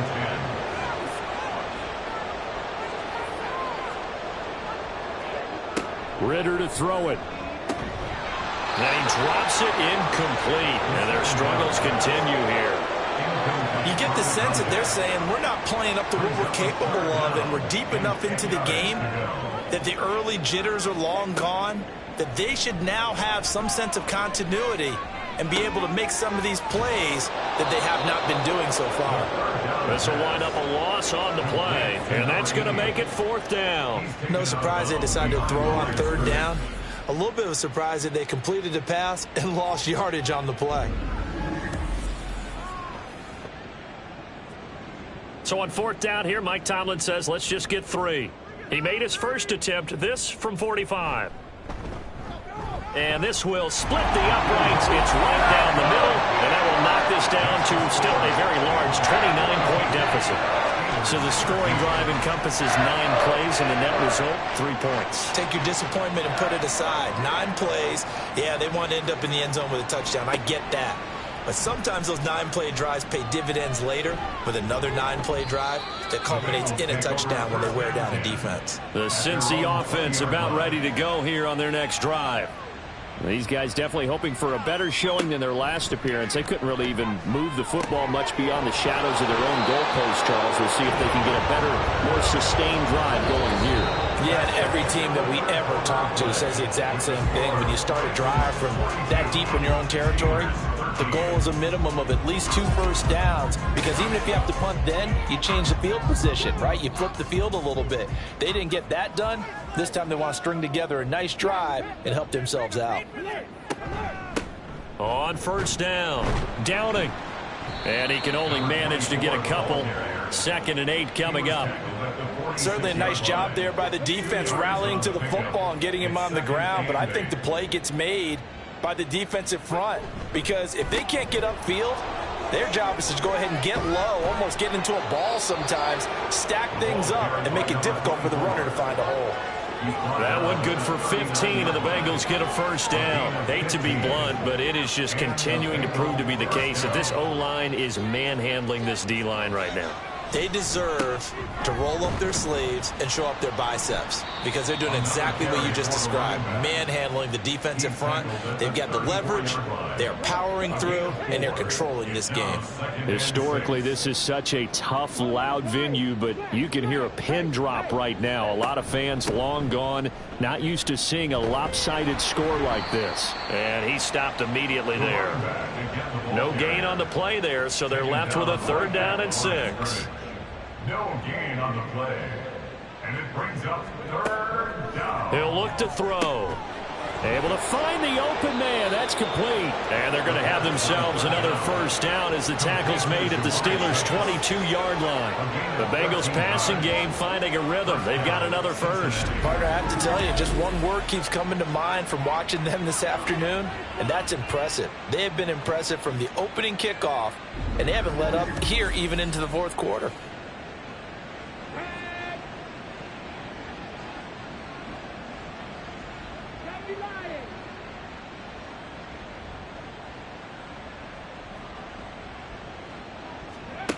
Back to throw now on 1st down. He's got Njoku over the middle. This will be stopped about 2 yards shy of the marker. 8-yard gain, 2nd and 2. 2nd and a couple. 2nd and 2 at the 14-yard line. Back to throw. And he's got it. Touchdown, Bengals. Marquise Brown. His 1st touchdown of the new season. And the Bengals start to open this lead even wider here in the 4th. So still throwing here in the 4th quarter with a pretty sizable lead, and now that lead even more sizable. And if nothing else here, CD, a chance to pile on some stats before this one wraps up, and he did just that. Brandon, convention tells us it's time for them to get off the gas a little bit, right? But you and I both know the receivers don't want them to, because, as you noted, this is their chance to pile on the stats. If they got their way, they try to get every single spot in the depth chart points before this game is over. After the touchdown, McPherson on to kick this one away. This taken in at the goal line. And run. Anderson loses the football. Oh, one of the linebackers has got it. So a teammate picking him up there, that was nearly disaster. And the way that you coach these things, you want to make sure you have eyes towards the return guy, because you want to make sure that the catch is secured. A lot of teams do that. They have at least one guy. Okay, you're responsible for making sure he secures the catch. He's not always the one that makes the recovery, but he can always sound out the alarm. Hey, ball's on the ground. We've got to get it back.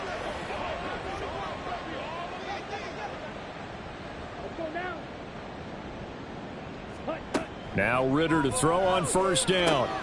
They'll try and set up the screen. It's complete. And he's going to get this one across the 30-yard line. Nice way to start the drive. A gain of 12 and a first down. At the 32-yard line. Looking to throw it here. Ritter. And that is incomplete. He couldn't hold on through the contact. Brings up second down. He was defended by Martin Emerson. Here's Ritter. And he's got his favorite target yet again. It's complete. They do get a yard there, but only a yard. Leaves them with 3rd and 9 looming. They'll come to the line here needing 9 yards to pick up the first. Ritter throwing on 3rd down. And that one to the right side and incomplete. Another pass attempt, another incompletion, and they're just a little over 100 yards passing here in this game, so defensively, pretty good job. Definitely, because they were never really able to get the ball in the hands of their playmakers, so a lot of credit to the defensive game plan and especially the execution. Now they go for it on 4th, but this one is going to wind up incomplete. The Steelers try it, but they come up empty on 4th down. And the Bengals are going to get it back in terrific field position. So the defense has to stay out and get one more stop. They were able to do it, forcing the incompletion. So on their record, that goes down as a successful play. Doesn't matter how they got there, how it happened. They got it done. They're the ones that are jubilant. And an excellent job of finding the opening as he's got this now all the way down to the 22. The running game continues to be a big part of their success here early in the 4th quarter. And with those types of runs, that tells you they feel very confident in their running game. They feel very strong at this stage of the contest, and they want to keep doing exactly what we saw there, running the ball down their throat. A good pickup there of 20 yards. Partner, I know we're still in the afternoon slate here, some primetime games still on the docket, but it's going to be tough to top this effort. What an offensive performance we have seen. They have been unstoppable from the moment we began this game, and they're not holding back. They're still throwing the football here in the 4th. They certainly are, and let me tell you something. If you're old school, you don't like this at all, but in today's football, you just go ahead and savor it. Watch a team execute at a high level. Doesn't matter what the scoreboard says. And they'll run again. And he'll take this into the end zone for a Bengal TD. A 3-yard touchdown run. And the Bengals continue to run up the score. They lead it big here in the 4th. What a game it's been for him in the backfield, Charles, as he pounds it into the end zone yet again. Yeah, and he hits the end zone one more time, and his blockers cleared all those lanes. Before the snap, they called for the heavy unit, right? 3 tight ends coming on the field, and they got the job done clearing the way. Extra point by McPherson, up and good. And this one was over a while ago as they just add on to that big lead. After the touchdown, McPherson on to kick this one away. From a couple yards deep, he'll bring it out of the end zone. And he'll be stopped right around where he would have been had he gone down to a knee, maybe a yard shy of there at the 24. And Pittsburgh getting set to take the field. Their mini 2-game win streak appears it might be going by the wayside unless they can pull a rabbit out of their hat. Ritter on 1st and 10. Pryor has it complete. Finding space at the 40. And all the way down to the 41-yard line. A big play there on the catch and run. 35 yards. So the big play gets him across midfield now for 1st and 10. Ritter. Quick hitter here. It's complete.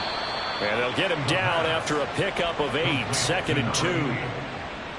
They gave up the completion there, but this is what zone defenses count on. Catching the ball and not much run after the catch. He's got his tight end. It's Tommy Tremble. First target, first catch, and a first down. And the Steelers first down. 1st and 10 at the 20. They'll run on first down. Parker, and he is brought down at the 22 after a gain of 2, and it brings up 2nd down.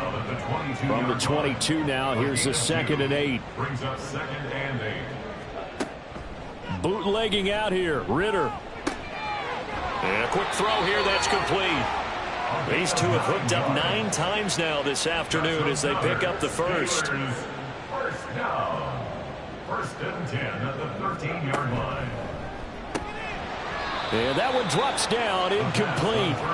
Good coverage there, forced the ball free, and it's second down. Jackson Hill on the coverage. Ritter now.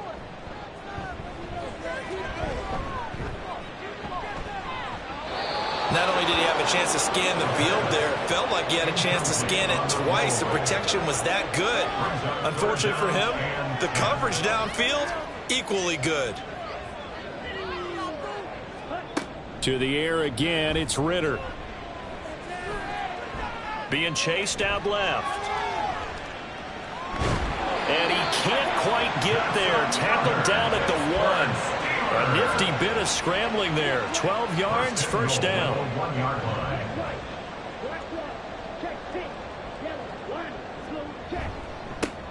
They'll try to run this one in. And he is met in his tracks behind the line of scrimmage. That sends him 2 yards in the wrong direction and leads to second down.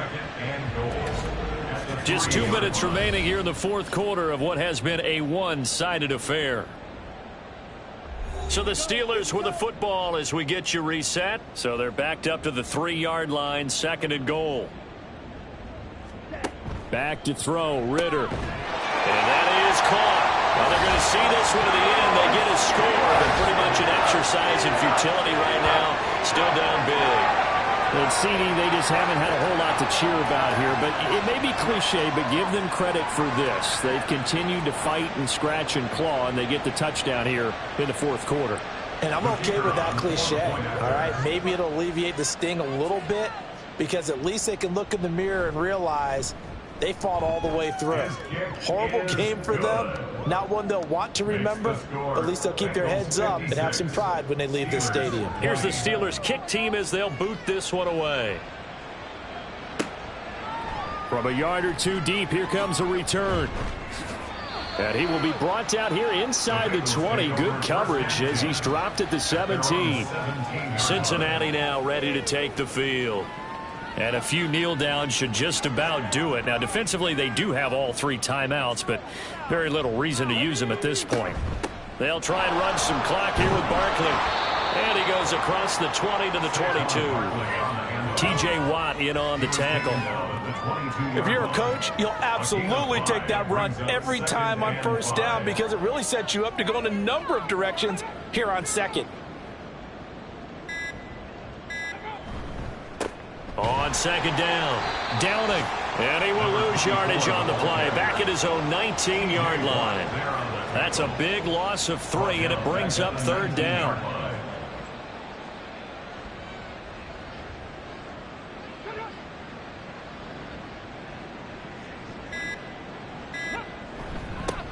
They'll keep it on the ground. Downing, and that's not nearly going to be enough. Stopped at the 22, and he needed plenty more. Just a gain of 2 there, and it's going to bring up a fourth down.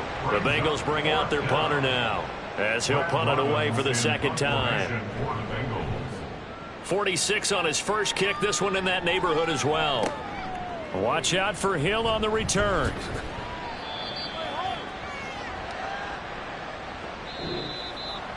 A higher scoring game, Charles, than we typically see in the National Football League, but fun to watch these offenses. They were really clicking. It seemed like everything that they dialed up worked. Yeah, it certainly was fun to watch from our perspective. How'd you like to be those defensive coaches, though? That wasn't a blast for them at all. And let's face it, they all game plan, they all scout, they all think they're prepared, but executing and stopping teams, that's another matter entirely. So for Cincinnati, it's back-to-back victories now after the Week 1 defeat as they move to 2-1. And they'll get another road test next week as they head to Jacksonville to take on the Jaguars. Meanwhile, for the Steelers, they too will exit with a 2-1 record. And they'll get a chance to redeem themselves at home next week. So for Charles Davis and our entire crew, I'm Brandon Gaudin. Next game, guess what? Charles and I will be here again. It's the NFL on EA Sports.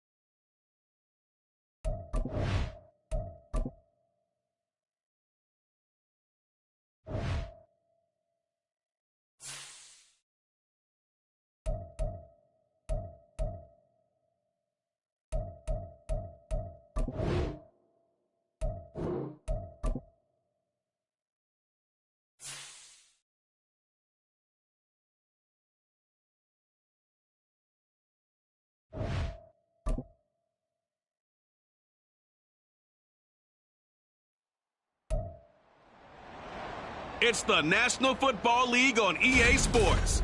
And we'll get a look here at Trey Lance. There were plenty of highlights for him in last week's game. Nearly 500 yards through the air. It's the Packers and the Ravens on Sunday night primetime. With Chesapeake Bay gleaming in the distance, we are inside M&T Bank Stadium near the Inner Harbor in Baltimore, Maryland. Tonight, we've got a great Sunday night matchup on tap, as it'll be the Green Bay Packers taking on the Baltimore Ravens. With Charles Davis, as always, I'm Brandon Gaudin. Charles, you talk about storylines in this one. I think it begins and ends with our two quarterbacks, certainly two of the best in the business. And nowadays, I don't think you can get by for long periods of time without a top-flight quarterback. The way the game is played, with all the responsibility he has and how the game flows through him, if he's not on the top of his game, your team's not going to benefit at all.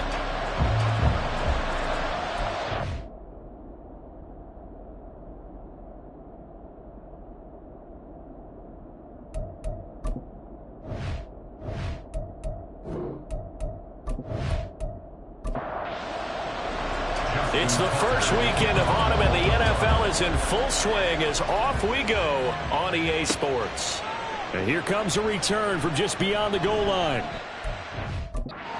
Able to get this to the 19, so probably should have opted for the touchback. So here comes the Packers offense now onto the field. They'll be led out by the former number 3 overall pick back in 2021. It's Trey Lance. And he's off to a fantastic start to the season. Already 8 touchdown passes in just his first 2 weeks of the year. Now, I don't think that's a pace he's going to be able to sustain, but at the very least, he's got this offense humming here to start things out. Meanwhile, Lance's throw brought in by Watson. A good gain of 9 before he's brought down at the 28.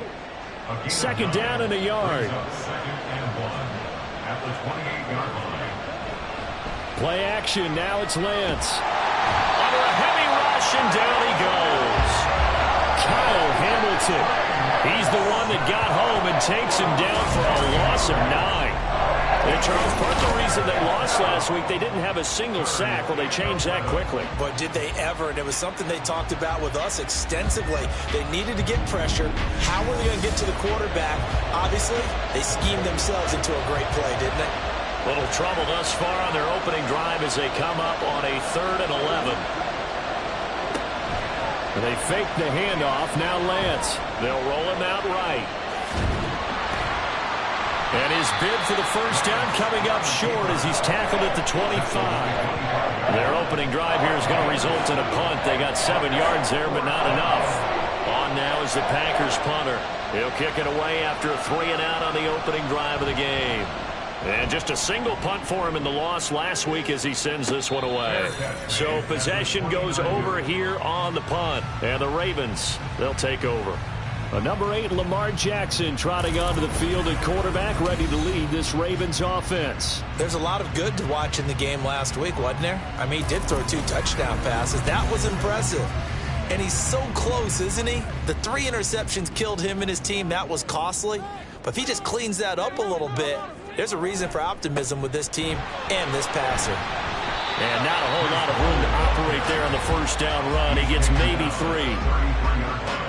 The numbers for Hall in last week's ball game.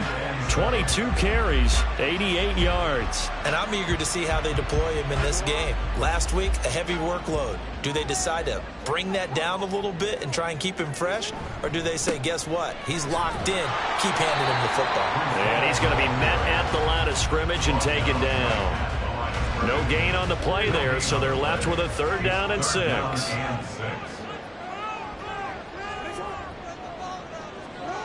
Now Jackson. He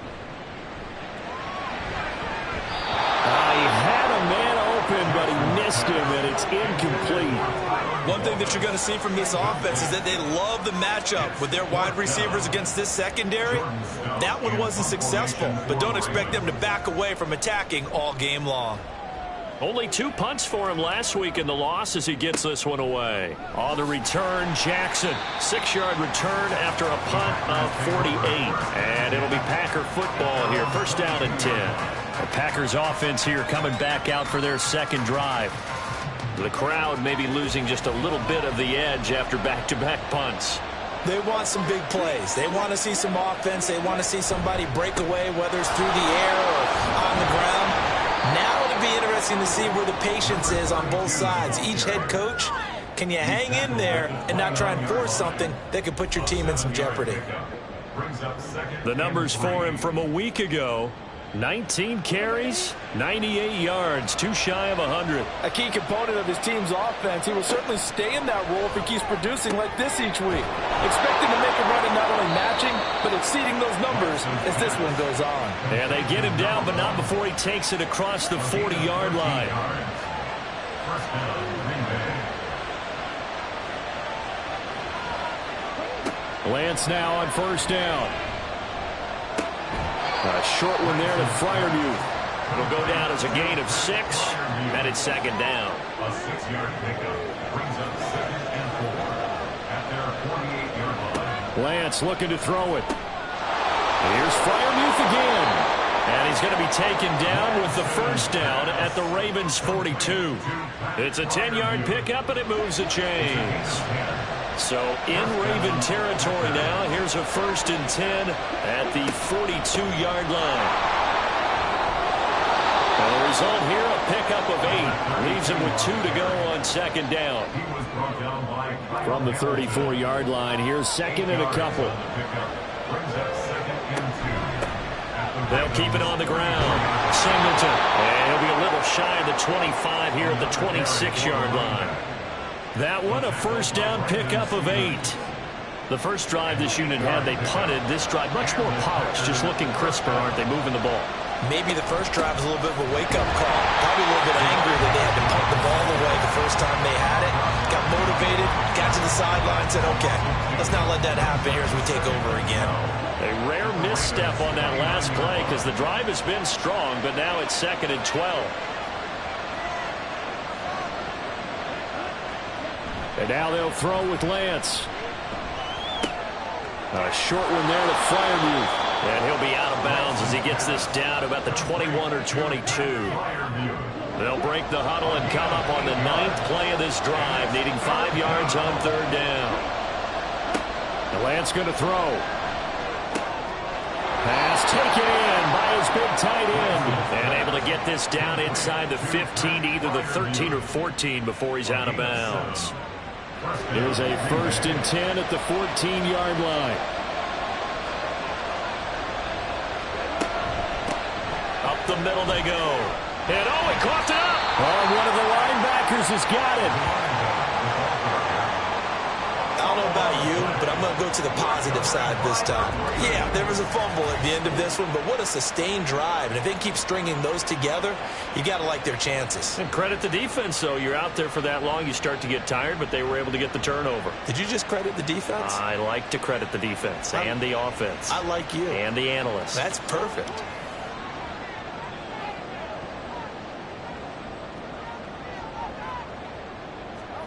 After the fumble recovery, it's Jackson. That's complete. It's Zay Flowers with it. And he'll get this up to the 30-yard line. They went 3 and out on their first drive. Things already looking better here. 1st and 10. 1st and 10 at the 30-yard line. On 1st and 10, it's Hall. And he'll be tackled just past the 35 at the 36. It's a 6-yard pickup, and it gets him to 2nd and 4. Brings up 2nd and 4. On 2nd down, a run with Hall. And space tough to come by there as he'll get maybe a yard to the 37. They'll come up now 3rd and 3. Brings up 3rd and 3. Play action. Now Jackson. He's got his target. That's complete. And this is going to result in another first down as the tackle's made at the Packers' 45-yard line. A big one there for the Ravens. It goes for 18.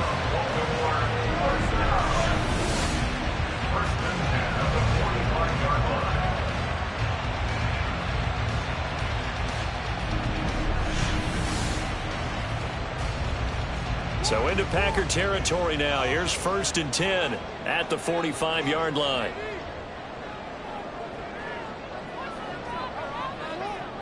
Throwing is Jackson. And that's going to be incomplete. Too tough to hold on to that one. It's 2nd down. Now a 2nd and 10.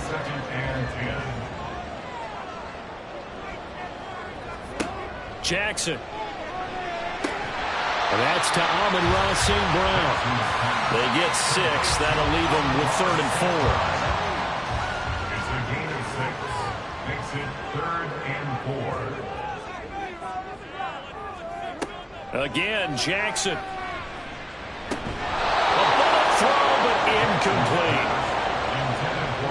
No coverage bust by the defense here. They did a nice job accounting for everybody, and that led to an incompletion. 4th down, and out comes Jordan Stout here to punt. And they won't try and pooch it. It's a fake. And this is caught. And the gamble pays off. They get the first. Defensively, a bit of a collapse, allowing the 4th down play to result in 23 yards. And they were right in that gray area on the edge of long field goal range, maybe too short to punt it. So the defense probably was expecting this was a possibility. They should have been, and in most cases, what you do on defense is you go to what they call punt safe. In other words, you leave your defense on the field, prepare for them to possibly go for it, and then you just have a little bit different responsibilities. You're not really trying to get a big return. You just want to make sure you get the ball back. But they fell asleep with the switch.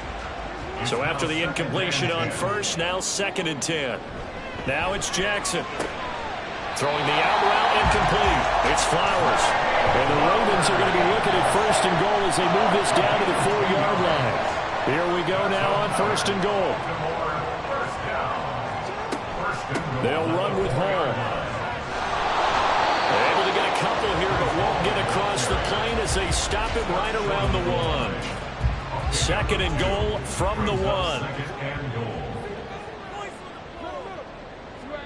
From the gun, it's Jackson. Looking end zone, but it's incomplete. Anytime he reads man coverage, I don't think it's going to be the only time he'll try and hit that route to the outside in this game. He'll test the perimeter, but that time, they were up. And he'll get in. Touchdown, Baltimore. Patrick Ricard, his first touchdown here of the new campaign. And the Ravens use the early turnover to get on the board first here in this one. Well, nothing complicated about that. That's old-school power football. And effective. And that's the key to everything, right? Sometimes we try and do too many things. Just hand it to the big guy and let him go forward.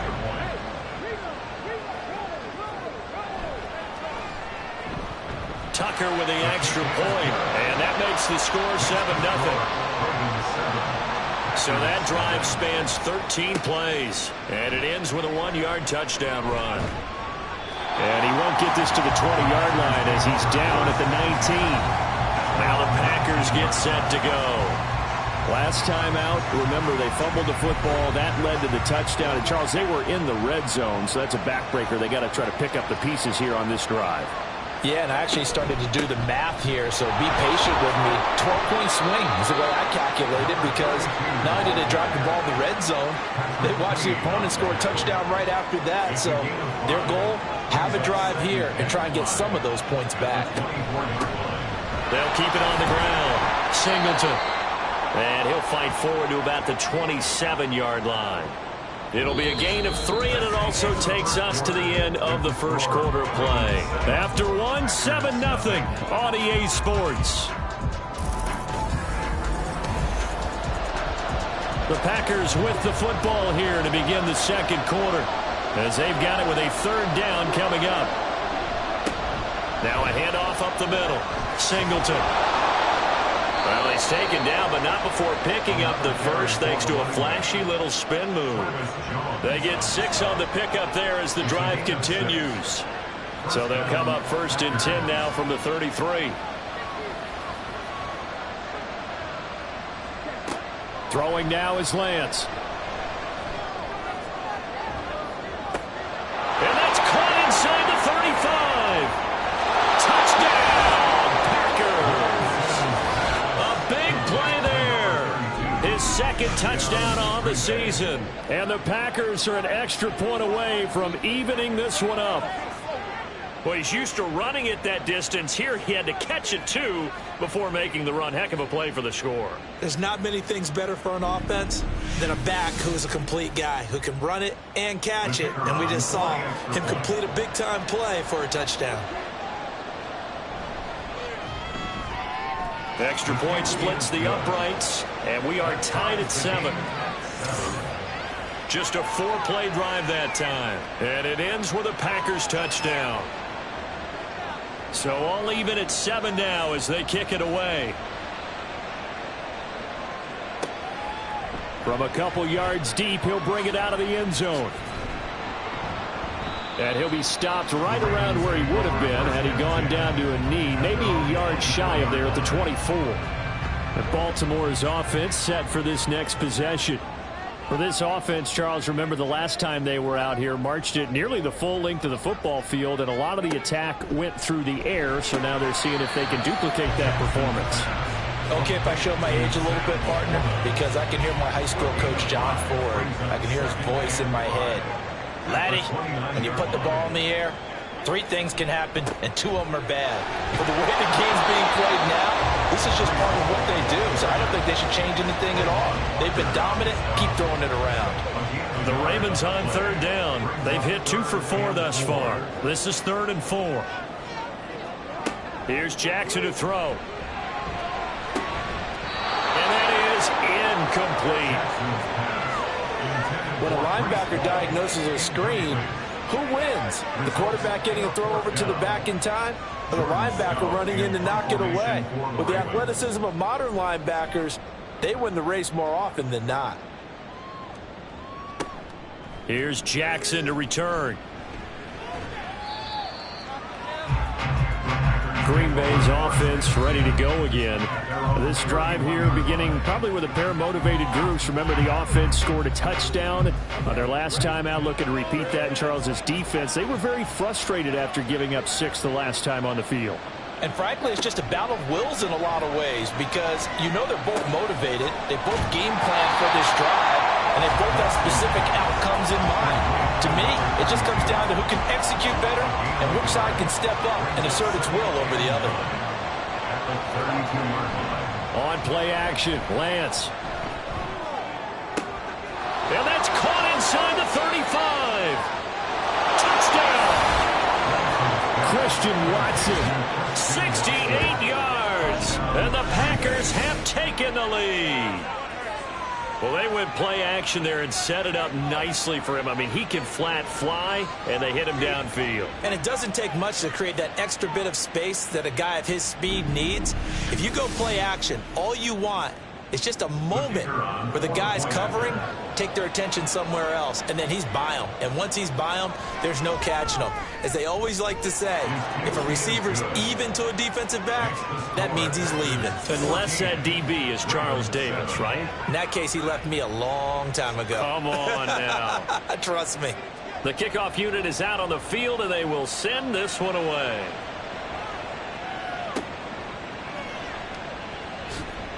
And they can't bring him down. And good coverage there on special teams as they'll get him down shy of the 20. The Ravens offense now, they get set to head back on the field. That 7-0 lead of theirs short-lived as they've now given up 2 straight touchdowns to fall behind by 7. Yeah, but no cause for discouragement here. Yeah, they've fallen behind, but haven't they proven that they can go down and score? So what was the formula that got them down there the first time? Get back to something close to that, and maybe they can get this game tied up. From the 20, here's 2nd and 9. Jackson now. That's caught. It's Flowers. And they're able to get this one across the 35. 63 yards receiving for him now. And that last catch good enough for a first down.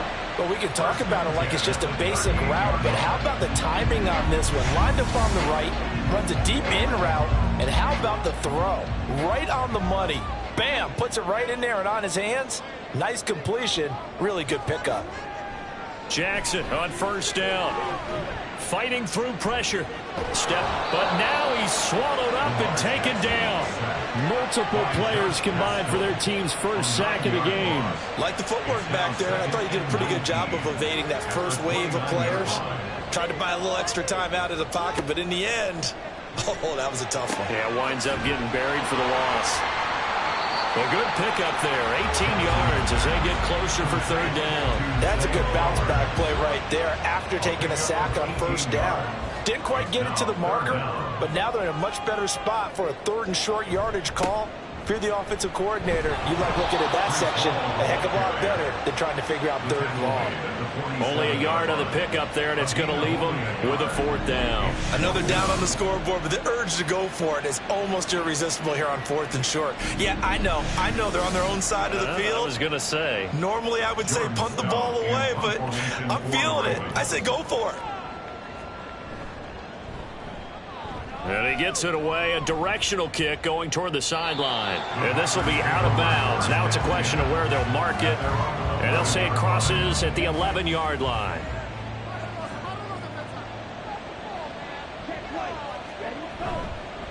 They'll start on the ground here on first down.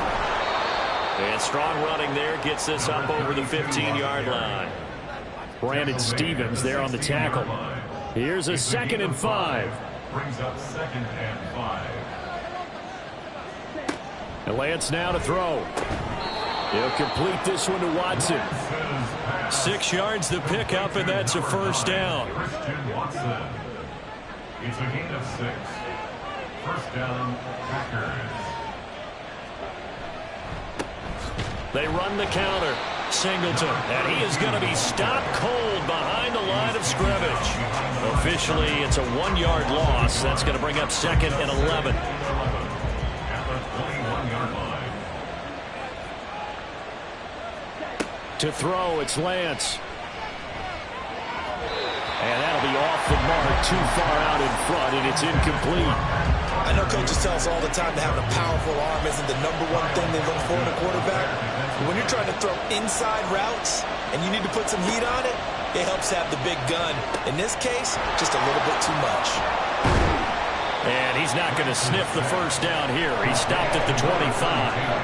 He did his best to just get 4 out of that, but not enough. And now fourth down. On now is the Packers punter as he'll kick it away for the 2nd time. His first punt, 45 yards. This looks good as well. That's pulled in at the 32. A 41-yard punt, 9 on the return. And they will take over 1st and 10. And now Baltimore gets set to take the field. Good starting field position for them here as they come up 1st and 10 at the 41-yard line. Now Hall to start the drive. And he'll manage to pick up about 4 at 2nd down. Well, at the end of all that hitting and hollering, it was a 4-yard run, so the offense is going to go back there and feel pretty good about themselves. Defensively, you have to feel okay because you didn't let it turn into a bigger run, but the goal, shut it down for 2 yards or less. That's when you start to feel good about yourselves. The throw over the middle taken in, and they'll get him down as he's inside the 40. He's exceeded his receiving yards from a week ago, and we're still in the first half. It's a first down. First and 10 at the 39-yard line.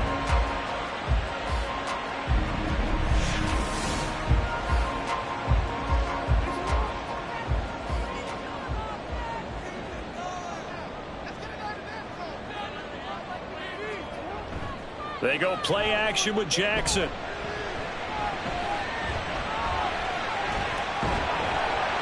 And he gets it down to the 32. The improv on the scramble there gets him 6, and it'll be 2nd down. You know what I like about that play? He didn't try to do too much on first down. He took what the defense gave him, put together a solid gain to bring up 2nd and manageable. Now they have a couple of plays to pick up just a few yards and a new set of downs. He's got the first down. He's got a big game going right now. Already over 100 yards receiving in this first half alone. To throw is Jackson.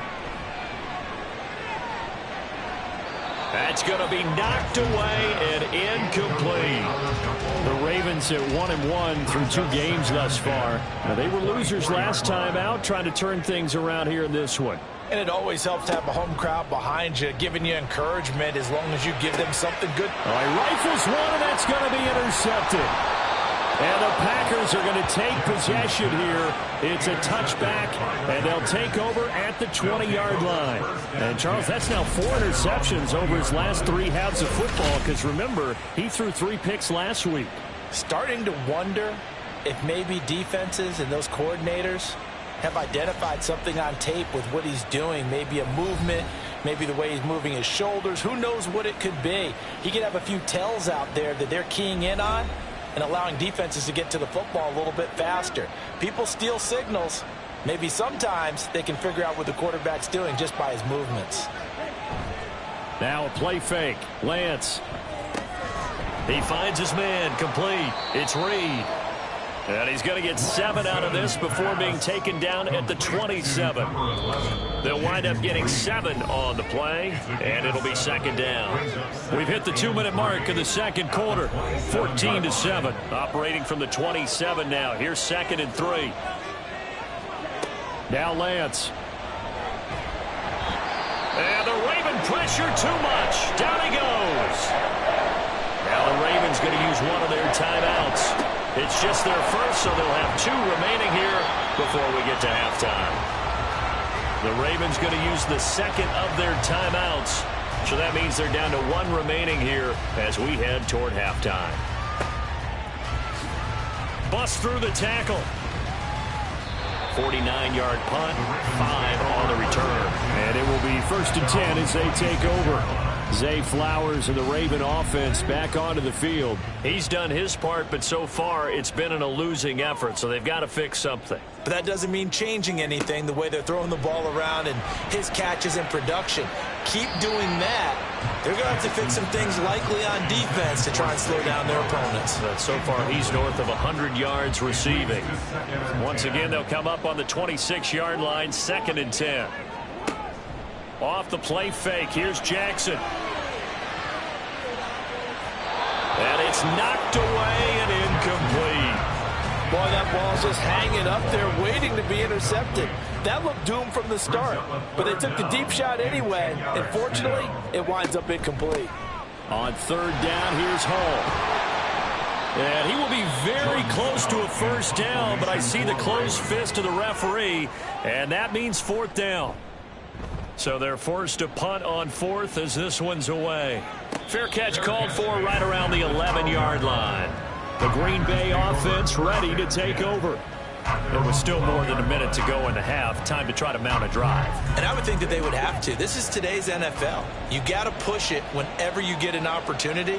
You can never have enough points with the high-powered offenses that you face. And analytics will tell you, try and score when given the opportunity.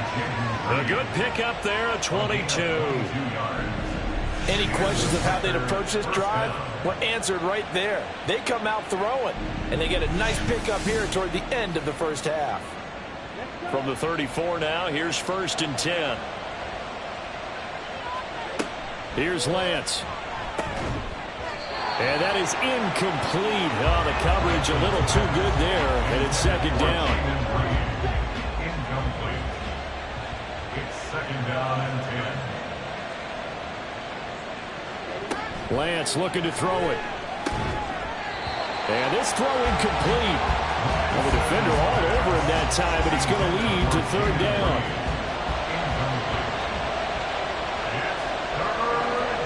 Now Lance again. And this pass broken up. Excellent coverage there on 3rd down, as that was not an easy one to hold on to. 1 first down here, and that's all, folks. Good work by this defense to hold things in check and force a punting situation. On 4th down, the punt team is on as this is sent away. He gets away from one, continuing to fight for more. Nice punt, but good work on the return to get back 11 yards. And out will come the offense as they take over. The Raven offense going to take over late in this first half. A slim deficit here in a one-possession game. Not much time left, obviously. We'll see if they can march this down the field, at least get 3 and take some momentum into the locker room. Now they work this well upfield across the 45. Ravens going to use their third and final timeout as they'll stop the clock with 26 seconds to go until halftime. And this will leave them a yard short. Nice pickup of 9 yards on first down. Now flags come in. I think one of the Ravens got going a little early. So they accept the penalty, of course, and push the offense backwards a bit.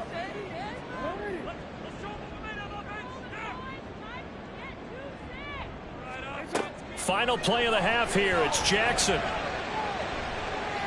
He's going to throw one up for the end zone. And that's going to wind up incomplete. However, we do have a flag down. That's interference. Let's check in with our referee. So they take a decent shot, CD, and the flag comes out for pass interference. Yeah, a little DPI, as they like to call it in the business, right? And the farther you get downfield, the more frenetic things get, and the more calm and control you have to remain as a defender. That was a little bit of a slip there, and the penalty will go against him. So we've come to halftime here with the visiting Packers out on top. As we'll send you down the coast now to Orlando, that's where we find Jonathan Coachman, ready with our EA Sports Halftime Report. Coach. All right, Brandon, thanks very much. We'll get back to you and Charles in a minute. But first, time to give the folks at home a look at what's going on around the NFL. We'll get started up at FedEx Field in our nation's capital, where it was the home team who were able to hold serve and get a victory in their stadium. Kenny Pickett, sharp in the victory, as his guys bounce back from a tough start to the year to claim victory number 1. From there, we head down south to Tampa to check on the Bucs at home at Raymond James Stadium. And they were winners in that one as they take care of the visiting Chicago Bears. P.J. Walker leading the way in the victory with 3 touchdown passes. And then lastly, the nation gets a good one on Monday night between the Philadelphia Eagles and the New York Giants.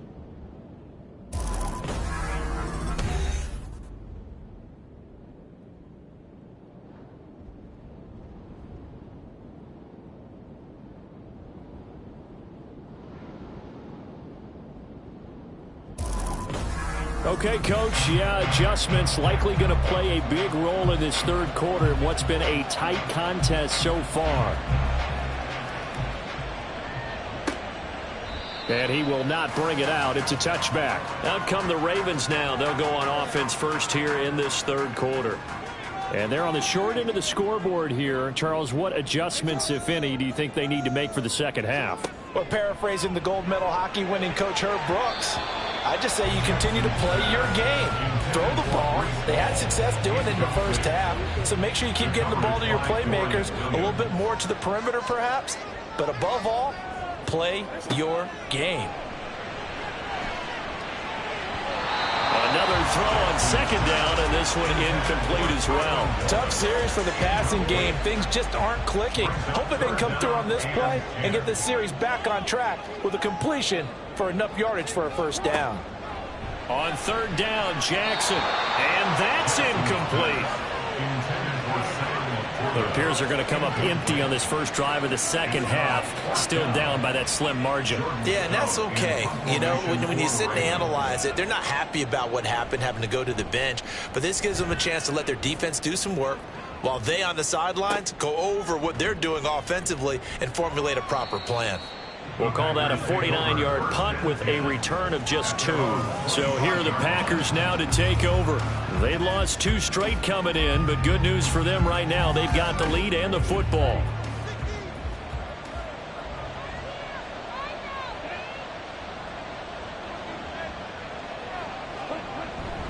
They'll start this drive out on the ground. And not much to speak of. Call it a 1-yard gain up to the 26. The last play got just a yard. Here's 2nd and 9 from the 26. Here's Lance to throw it. He finds his man, complete. That's Reed. They'll give him 4 yards there, and it brings up 3rd and 5 now.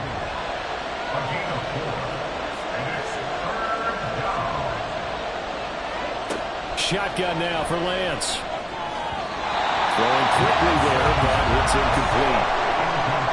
How about some applause for the defense there? They forced him to throw that one into coverage, and just like that, they're staring at a 4th down. Well done. On now is the Packers punter, as he'll come on for his 5th kick of the night. This will be fielded at the 17. A good return there, 17 yards. Now the Baltimore offense heading back out onto the field. And our game's hit a little bit of a lull here, a little bit of a snag. Punts on back-to-back drives. And old school coaches don't necessarily mind that. Didn't turn it over, right? Didn't create a big play for the other team. Right now what you're looking for. There he goes, left side.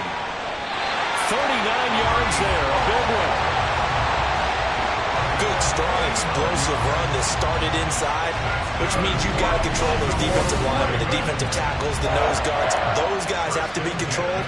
How about the offensive line, the job they just did? Yeah, key that A-gap usually on those runs, right? That's where it all starts, because everyone wants to kind of control that area. It disrupts things from the defensive side and the offensive side. As we just saw, it opens up possibilities. So now then, the big play has them all the way inside the 30 now, 1st and 10. They go play action now. Jackson. Wide open receiver complete. And he gets it all the way down inside the 10 and mark him at the 5. A good pickup there, 21 yards. And they'll try to pound it in with Ricard. And the hole closes quickly here. He can fight only to about the 4. It's a gain of a yard, and it'll set up 2nd and goal. Brings up 2nd and goal. Hall ought to give up the middle. And he gets halfway there from the 4 to the 2 on a gain of 2. 2 straight shots on the ground. Now on 3rd, do you go to the air? I think the possibility exists, and if you're doing it, you're probably going play action since you ran it twice. But I often think that 2nd down is the time you go play action and throw the ball. I say commit to the run and think about it being 4-down territory. It'll be called a gain of 2, and that'll leave them with some options here on 4th and inches. All right, ball at the 1-yard line, 4th down. What do you say? I say go, because if you can't get 1 yard, what's the old adage? If I can't get 1 yard, I don't deserve to win anyway. Tell your team it's that. And this time he is in. Breece Hall, his 5th rushing touchdown now on the year. And the Ravens have retaken a 3rd-quarter lead. No hesitation on the decision to go on 4th and goal from the 1, and they punch it in. And I do believe that field position factors in there, too, because even if they don't get in, you're going to force the other guys to go the full 99 yards. And to me, a good calculated risk, which actually paid off. Tucker able to connect on the extra point, and it's now 17-14. 17. Packers 14.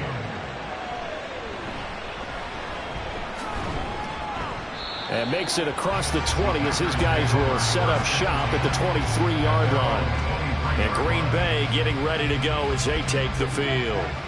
See if they can put this drive in the end zone, Charles, because it's been a little bit of a rough go at times. They've had to punt the football a ton in this ball game because of stalled-out drives. So are you saying that you're kind of tired of seeing the punter run out there and do this thing during this game? Is that what you're trying to say? Yeah. Well, I mean, I'm okay with it. I have a feeling that this offense, they don't want to see the punter again. And frankly, the punter doesn't want to run out there anymore himself. He would love to see his offense put together a drive and give his leg a rest. And the second wave of tacklers is going to get him as they stop him behind the line. It'll go as a loss of a yard, so now they deal with 3rd and 11. But backed up here, tough spot, needing 11 yards to pick up the 1st. Throwing is Lance on 3rd down. Incomplete, but a penalty flag is down in the backfield. Let's get the call.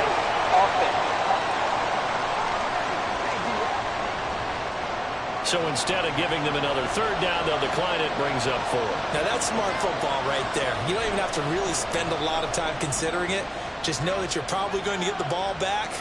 Good job declining that penalty. Fielded just inside the 30. Oh, he shifts past him. Good blocking there, nearly sprung him. As it is, it'll go as a 19-yard return. And the Ravens, they'll take over.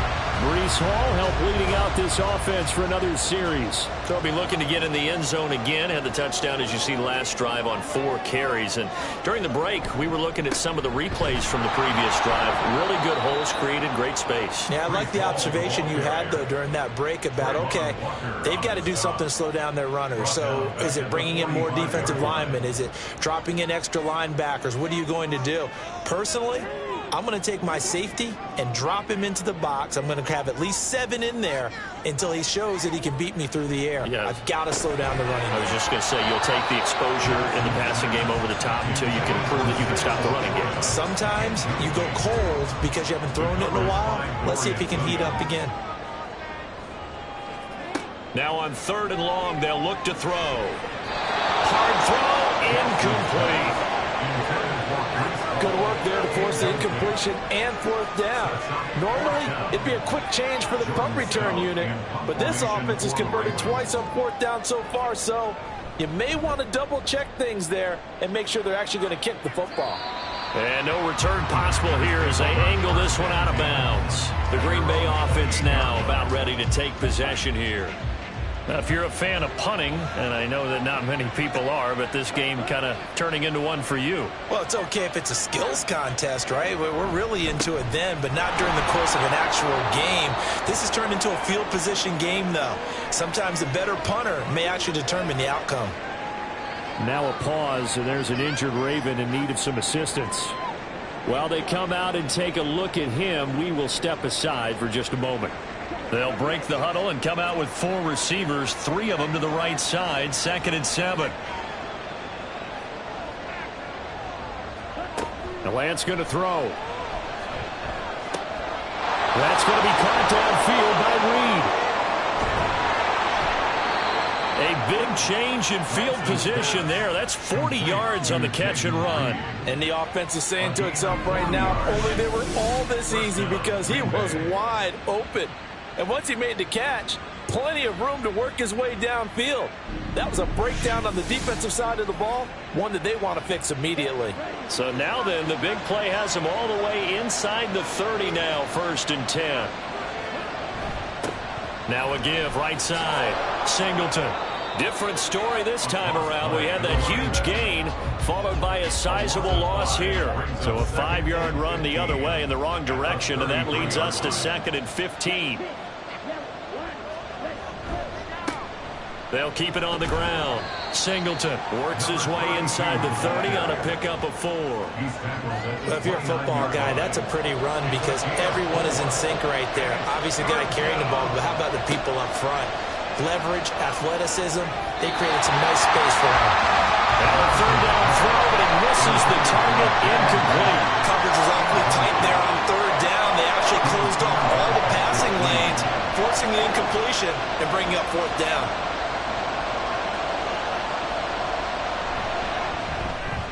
And this one is right down Broadway. And that will tie things at 17 all. So he splits the uprights and has to be a nice feeling. Right when it left his foot, knew it was good. Yeah, just like a good 3-point shooter in basketball, right? Release the ball, fall back on defense without even looking. You know it's going in the hoop. From a yard or 2 deep, here comes a return. And he returns this to the 22. Baltimore about ready to go on offense. Defense got the better of them last series, forcing a punt. See if they make a few changes in the game plan here and try to get points out of this drive. 1st and 10. They'll start on the ground. Hall escapes the defender. And he's taken down but able to slip across the 35. Hold on here, Chris, on that last run. It looks like we have a player who was shaken up. From all the way up at the 38 now after a good start to the drive.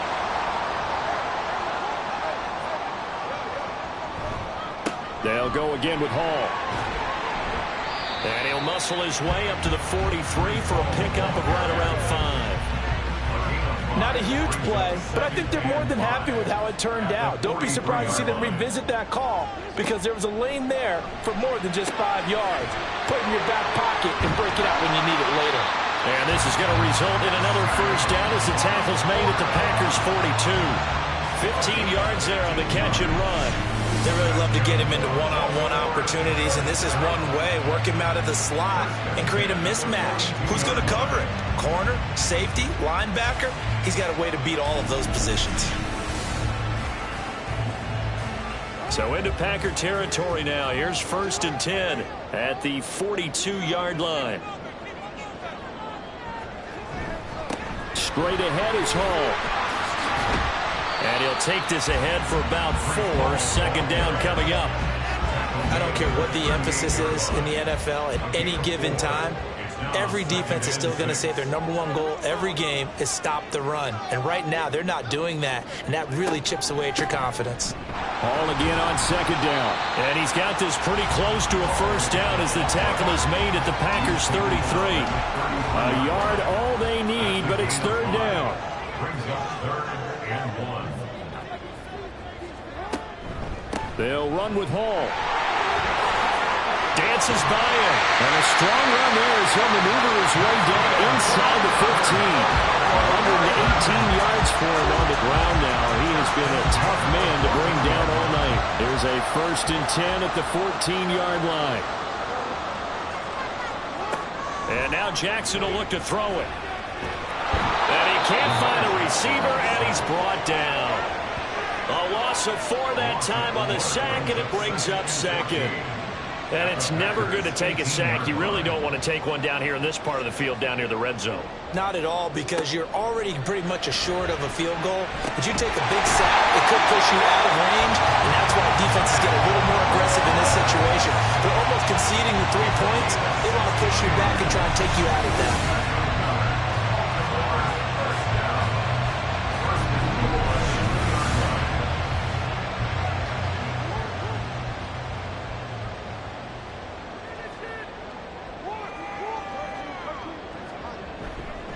They'll look to run with Hall. And he will take it in for a Ravens touchdown. Breece Hall with now his 2nd touchdown of this 3rd quarter. And the Ravens have taken the lead here in the final seconds of the 3rd quarter. And this is where you can't help but think about our friend, the coach, the late John Madden, because this was his kind of football right here.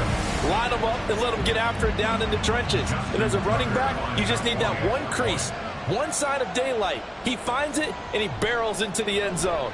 Touchdown, coach, just like you would draw it up. Tucker with the extra point, and they will take a 7-point lead. Tucker now to kick it away following the touchdown.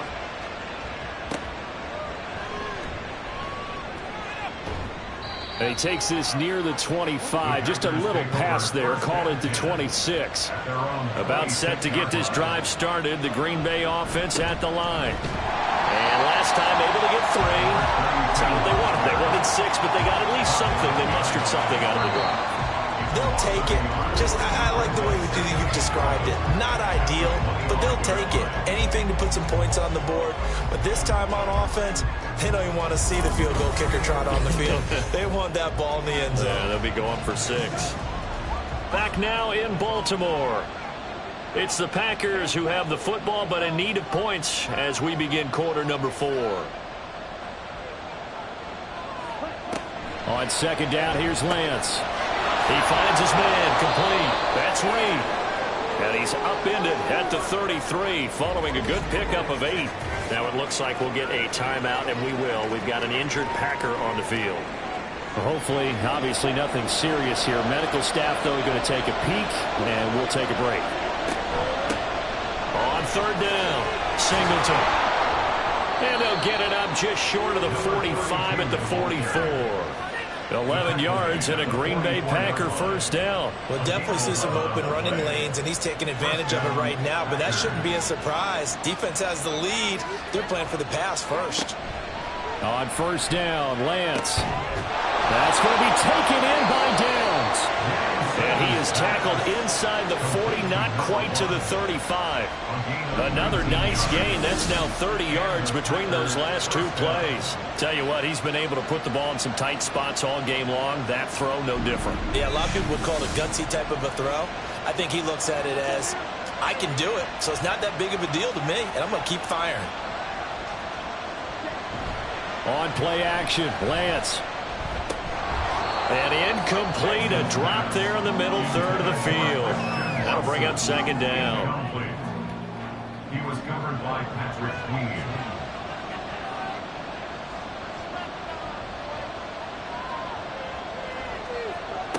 Throwing now is Lance. His throw incomplete. That ball was tipped in the air and while ultimately fell incomplete, it caused a few anxious moments for the guy slinging it. He's had quite a day.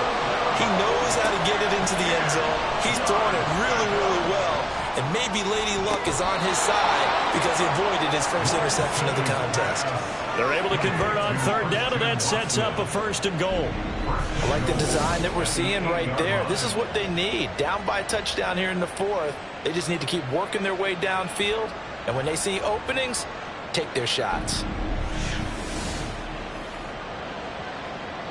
A looming decision to make on the conversion, down 7. But first things first, they need to score as they come up on 1st and goal. And they'll be driven back here, losing yardage to the 10-yard line. That's going to go as a loss of 2, and it'll be second down. Well, that was not what you would call straight line pursuit for a middle linebacker to make this play. He's got to work his way through the clutter to get to the ball carrier on the outside, and he does exactly that. That's called avoiding the trash. On 2nd and goal, they'll give it to him again.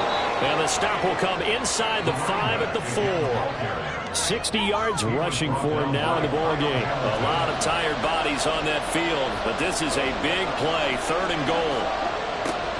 From the gun, it's Lance. That's to the pylon and incomplete. They converted twice on 3rd down that drive already, but couldn't make it at 3rd. We always talk about in-game adjustments. How about what the defense did there, able to shut them down on that attempt.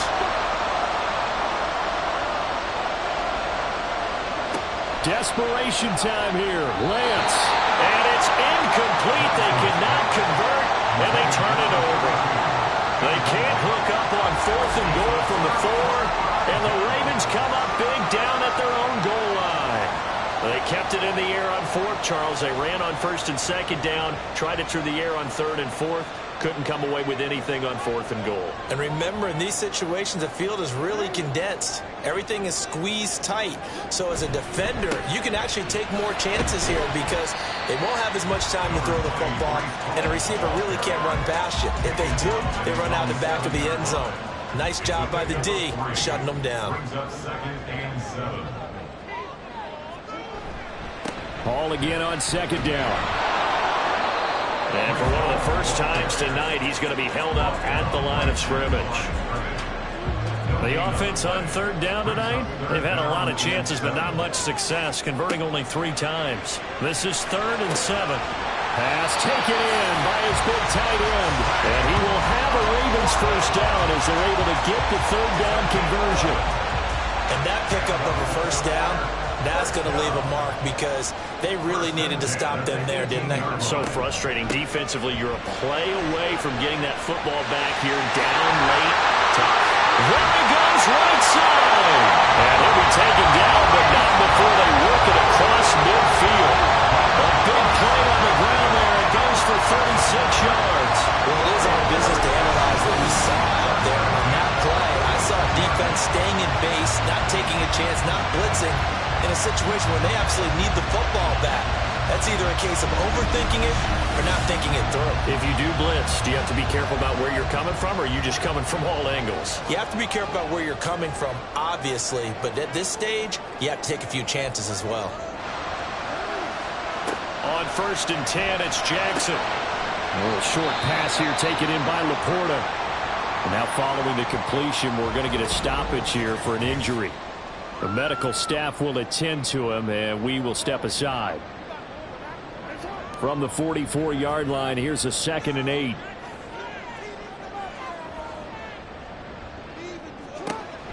the gun, Jackson. That is caught by Laporta. And this is going to result in another first down as the tackle's made at the Packers' 26. A big one there for the Ravens. It goes for 18. These guys certainly not hiding what their intention is. They're absolutely showing it. They're definitely not going to sit on this lead here in the fourth quarter. Throwing on first down, but this one winds up to be incomplete. Well, a momentary speed bump there with that throw, partner. The defense had other ideas, and they're trying to mount a small stand before this drive reaches the end zone. A second down pass play there, but it's incomplete. This drive, which was going so smoothly, all of a sudden it's a little bit of a roadblock here with 2 straight incompletions. Yeah, apparently this defense has had enough. Apparently they're saying, no more. We're making a stand right here, right now. But it is 3rd and 10. They've got to get after him one more time. He's got his target. That's complete. And they got it inside the 10 at the 8. They're able to convert on 3rd down, and that sets up a 1st and goal. I don't want to make a story where there's not one, but he threw the 3 interceptions last week. Looked a little uncomfortable. He looks much more comfortable today. Yeah, just 1 pick so far, and his team leads. So now they can play complementary football, meaning if he takes care of the ball and his offense, if they're humming along, the defense doesn't have to be out there as long. He's taking care of his guys on the other side of the ball. And he is into the end zone for a Baltimore touchdown. Lamar Jackson, an 8-yard touchdown run. And the Ravens look like they're going to get back in the win column as they extend their lead here in this 4th quarter.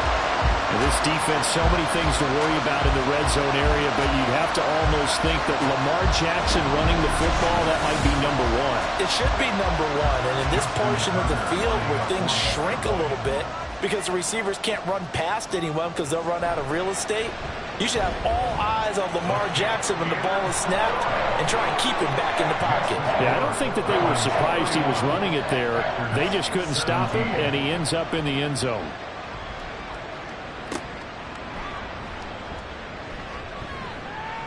And he'll be brought down right on the chalk of the 20. The Packer offense now ready to get back onto the field. And last time, they had it 4th and goal, rolled the dice, didn't get it. Now they've got to put that behind them, try to put together another drive. A simple tip of the cap, a nod of the head to the defense. Congratulations, you got us last time. But you didn't hold us the whole time. We got down to position. We were able to be in position to score. Let's go ahead and attack again. Continue to have that kind of confidence. Not worry about the one play that didn't allow them to get into the end zone. And this time they'll be trying to get it into the end zone. We'll see what they do. After the incompletion, they'll try once more from the 20-yard line on 2nd and 10.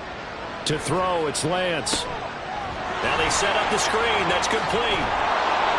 And he'll be brought down right at the 30 here. 9 yards, and that leaves him just short, so it'll be 3rd and less than a yard.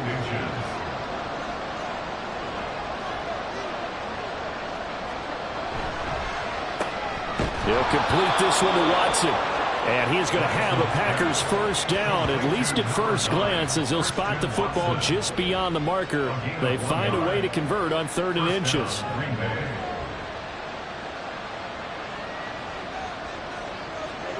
Again, it's Lance. Now they go screen. It's complete. They hold him to only 2 there on the screen. It's 2nd down. Good reactions there defensively. That screen was a little slow in developing, and they shut that one down with little gain. Here's Lance. And that falls to the ground, incomplete. A nice job of bodying him up defensively, and now it brings up 3rd down. Working from the gun, Lance. Oh, he had him. He was open, but he couldn't get it to him. It's incomplete. And they're indeed going to go for it here on 4th down. So trailing here in the last quarter, let's see how this plays out. Now they go for it on 4th, but this one is going to wind up incomplete. The Packers unable to pick up the 1st. And the Ravens get the football back and in great shape. So they really needed points here in a 2-score game. Could not come away with anything there on 4th. And while we know they're a little bit discouraged here, they can't check out of this game. You and I have called a good number of games over the course of our career where we've seen these types of situations. Teams get the ball back, and that miracle does occur. So they can't let that dream go just yet. They have to get stout on defense here. Yeah, right now really hoping for a turnover. A loss of a yard there to start out. That leads to a 2nd and 11. Flag comes in. This might be a free play. A short pass here taken in by Laporta.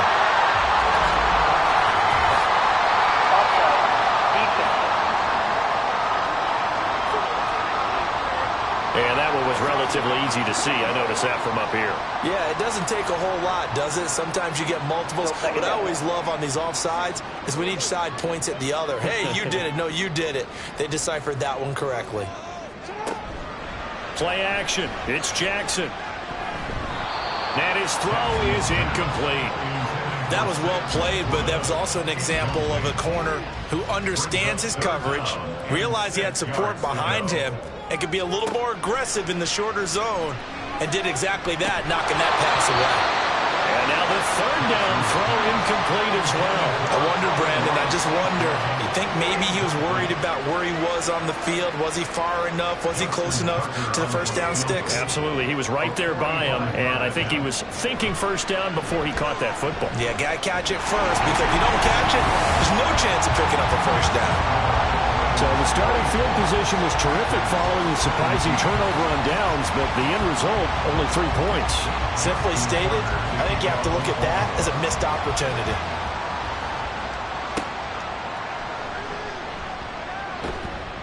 And he'll get it up just past the 20 as his guys will go to work at the 21-yard line. Now trotting out there, the Packers getting ready to go. And they unfortunately are staring at a mini losing streak developing, trailing here in the 4th quarter. This would be their 3rd straight defeat. Now Lance unable to escape, and down he goes.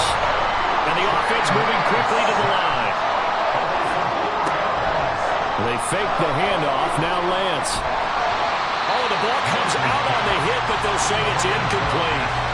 Tell you what, partner, after he ices down, he's going to be a nice long soak in a hot tub after this one. He's been under duress the entire game. And once again, hit as he throws. Fortunate that one wound up incomplete. Now the throw on 3rd down, knocked away and incomplete. I think this is what this game's become now. And just go deep, see if we can get something to go our way. Yeah, not the most creative or most inventive play call there, but not much has worked for them throughout this game. They're almost at a loss about what to dial up. And a fair catch called for and made just inside the 35-yard line. So a change of possession here on the punt. The Ravens offense now, they get set and head back onto the field. It's been a dominant performance to this point, Charles, and this is probably exactly how they scripted this and envisioned it. They got a 3-score lead, 4th quarter, and a chance if they want to continue to pour it on here. It is their call, isn't it? I mean, the way that they have taken on this game and the way that they have carried this game and have dominated this game, you're exactly right. Do what you want down the stretch. We are in the era of, hey, if you don't want us to do this to you, then you need to stop us. Their call to finish this one off. And this will be stopped at the 44. That one good for 7 yards. And hold on here, because on that last run, it looks like we have a player who was shaken up. Now, the medical staff is going to come out here and take a look, and we will take a short break. Hall again. Heck of a move.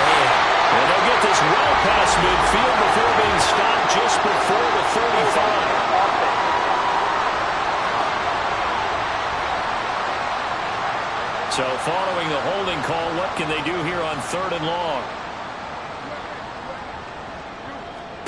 Jackson now. They'll set up the screen for Hall. And he'll be taken down well before the first at about the 36-yard line. 3 yards all they could muster there, and it'll bring up 4th down. So it's Raven football here as we welcome you back. They've got a 4th down here in a game that looks to have been decided already. And on 4th down, on is the punt team sending this one away. And he was looking for the checkup bounce, didn't get it. That scoots all the way into the end zone now for a touchback. The Packers offense set to go. Well, this game, it has had no shortage of offense. They've been able to put up a decent amount of points on this side, Charles. They just have not been able to keep pace with the other offense they're going against here. Yeah, that's a good way of pointing things out because now it's not a total loss because, as you said, they've scored some points, so there's some plays they can build on, moments where the game plan actually worked. But overall, though, they were just out-personnel. They were going up against a team that's playing at an elite level. And they're able to work this to the 25 before it's all said and done. Lance now on first down. And his throw's going to be incomplete. His back has been a dependable safety valve all game, so he went back to him when his first read was covered. Just unable to connect, so the play results in no gain. Back to the air on second down. It's Lance. Under pressure, and he'll go down back at the 26-yard line. They're going to need to get up and set in a hurry. Throwing his Lance on third down. Able to find the open man. That's complete. The Packers going to use one of their timeouts as they'll stop it with 40 seconds remaining in this fourth quarter.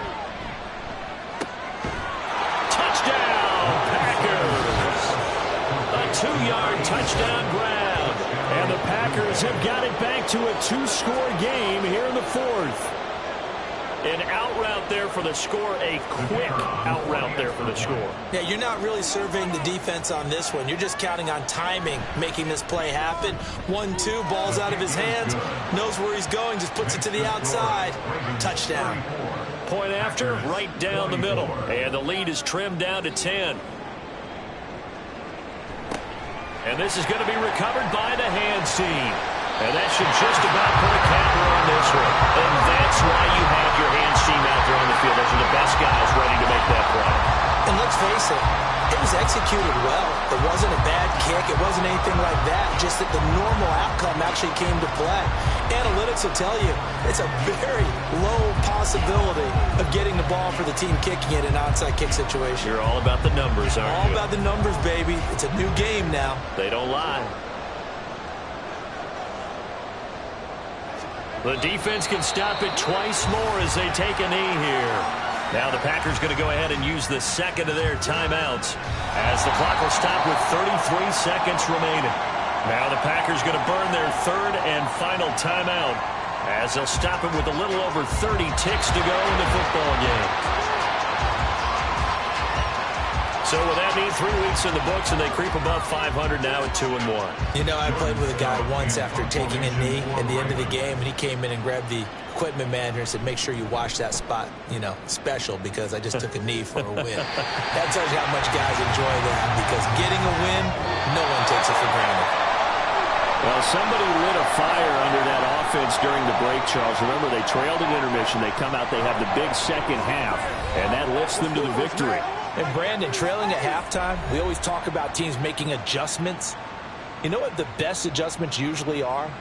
It's just executing better. Because the game plan you put in place at the beginning of the week often still holds. You don't have to make wholesale changes. You just have to do it a little bit better, a little cleaner. And they did that in the second half, and that led them to victory.